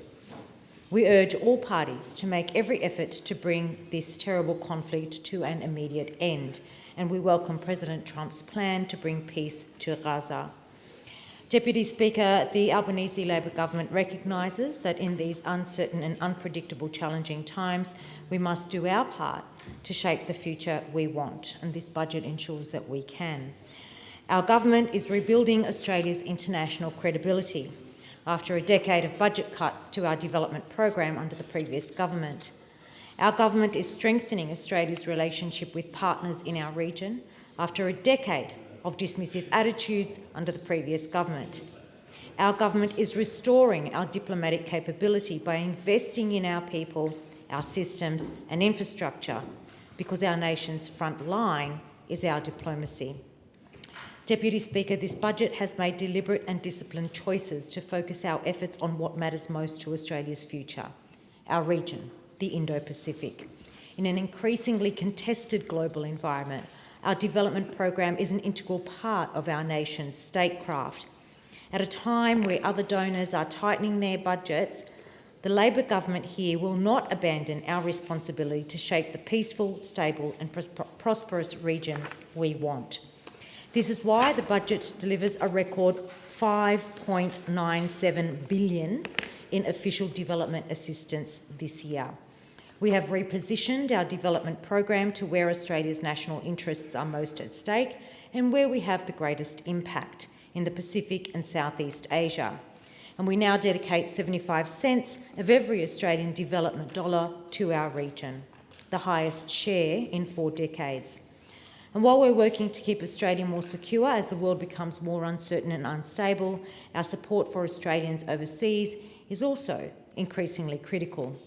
This enables us to continue to deliver high-quality consular services to Australians around the world and to help Australians safely leave crisis situations. Deputy Speaker, the 25-26 budget equips Australia to respond to the regional and global challenges ahead of us, but in a way that remains true to who we are, true to what we want and true to what we believe in, a democratic nation where every person's dignity and freedom is respected and protected by law, an independent country with the power to decide our own future, free from coercion and interference, and a partner of choice that can be relied upon to be there during a time of disruption and for the long haul. And I thank the Minister. The question is that the proposed expenditure be agreed to, and I give the call to the member for Boothby. Thank you, Deputy Speaker. This government is putting significant effort into being the preferred partner in our region. When we came to government in 2022, we inherited a situation where the Pacific region had been largely ignored, where the concerns of the region, the existential threat of climate change, was not only ignored but was mocked by the previous government. And yet our relationships with our neighbours in the Pacific and in Asia are vital for our security and pose significant opportunities. Nature abhors a vacuum, and when the previous government vacated the Pacific, it gave opportunities for other countries to fill that void. So after the 2025 election, this government had significant work to be done to rebuild our relationships with our neighbours and to demonstrate again that we could be a trusted and valued partner, to demonstrate that we care about the things they care about and we take our shared future seriously. Australia's international development policy guides how Australia works with partners to advance a peaceful, stable and prosperous future for our region, ensuring the program is responsive to today's complex and interconnected challenges. As profound global challenges reshape our world, development needs across the Indo-Pacific and beyond are intensifying. Australia stands with its partners. Development assistance is a key pillar of Australia's statecraft, alongside diplomacy, trade and defence, working to advance our interests in a fairer, safer and more secure world. In 2025-26, Australia will deliver over $5 billion in official development assistance, an increase of $135.8 million on 24-25. This reflects the government's commitment to a strategic, regionally focused and resilient development program to build prosperity in the region. In a time of global instability, Australia is repositioning its development program to where our national interests are most at stake. 3/4 of Australia's total ODA will directly benefit the Indo-Pacific, the highest share in 4 decades. This budget makes deliberate and disciplined choices to direct more support where it has the greatest impact: economic resilience, health systems, climate action and humanitarian assistance. Australia's development program has been rebuilt and refocused to be more responsive, targeted and effective, ensuring it delivers results for our region and advances Australia's long-term interests. Australia's development investments are focused on delivering targeted, high-impact investments to support our region's economic and health resilience, climate action and humanitarian need. A new economic resilience package to be delivered over 5 years will support workforce skills, financial systems, job creation, small finance and economic reform in the Pacific and Southeast Asia. The government will also guarantee Australian bank presence in the Pacific and Timor-Leste for the next 10 years. These measures complement and reinforce Australia's major investments in critical infrastructure and digital transformation, driving trade and economic stability. A new 3-year health resilience package will strengthen health systems and pandemic preparedness in the Pacific and Southeast Asia. This investment will help nations to prevent, detect and respond to disease outbreaks while maintaining essential services for HIV, tuberculosis, maternal and child health, family planning and sexual and reproductive health. By addressing urgent needs now, this package strengthens regional preparedness, ensuring our partners are better equipped to manage future health challenges. A new $100 million Australia-Indonesia health partnership will be delivered over 8 years, focused on human and animal health security, emergency response capacity and health system resilience. Importantly, there is also a $355 million climate action package over 4 years to help the Pacific and Southeast Asian communities withstand climate-related shocks, because we know that sea level rises and stronger and more frequent storms are not a laughing matter. Deputy Speaker, Australia is part of the Pacific and Southeast Asian regions. They are our neighbours and we are theirs. We want to be a preferred partner of choice. We want to play our part. The treaty signed by the Prime Minister with our nearest neighbour, Papua New Guinea, demonstrates how important this region is to us, and our overseas development strategies and fundings build on this focus. Thank you. And I thank the member for Boothby. In accordance with the resolution agreed to by the House earlier, I now put the question that the proposed expenditure for the Foreign Affairs and Trade portfolio be agreed to. All those in favour say aye. Aye. Against say no. I think the ayes have it. The proposed expenditure is agreed to. Debate is adjourned. Further consideration of the bill will be made in order of the day for the next sitting, and I give the call to the member for Brisbane. I move that the Federation Chamber do now adjourn. I thank the member for Brisbane. Is the motion seconded? Second motion. And I thank the member for Parkes. The question is that the motion be agreed to. All those of that opinion say aye. Of the contrary, say no. I think the ayes have it. The Federation Chamber stands adjourned until 9:30 a.m. tomorrow, Wednesday, the 8th of October. Thank you.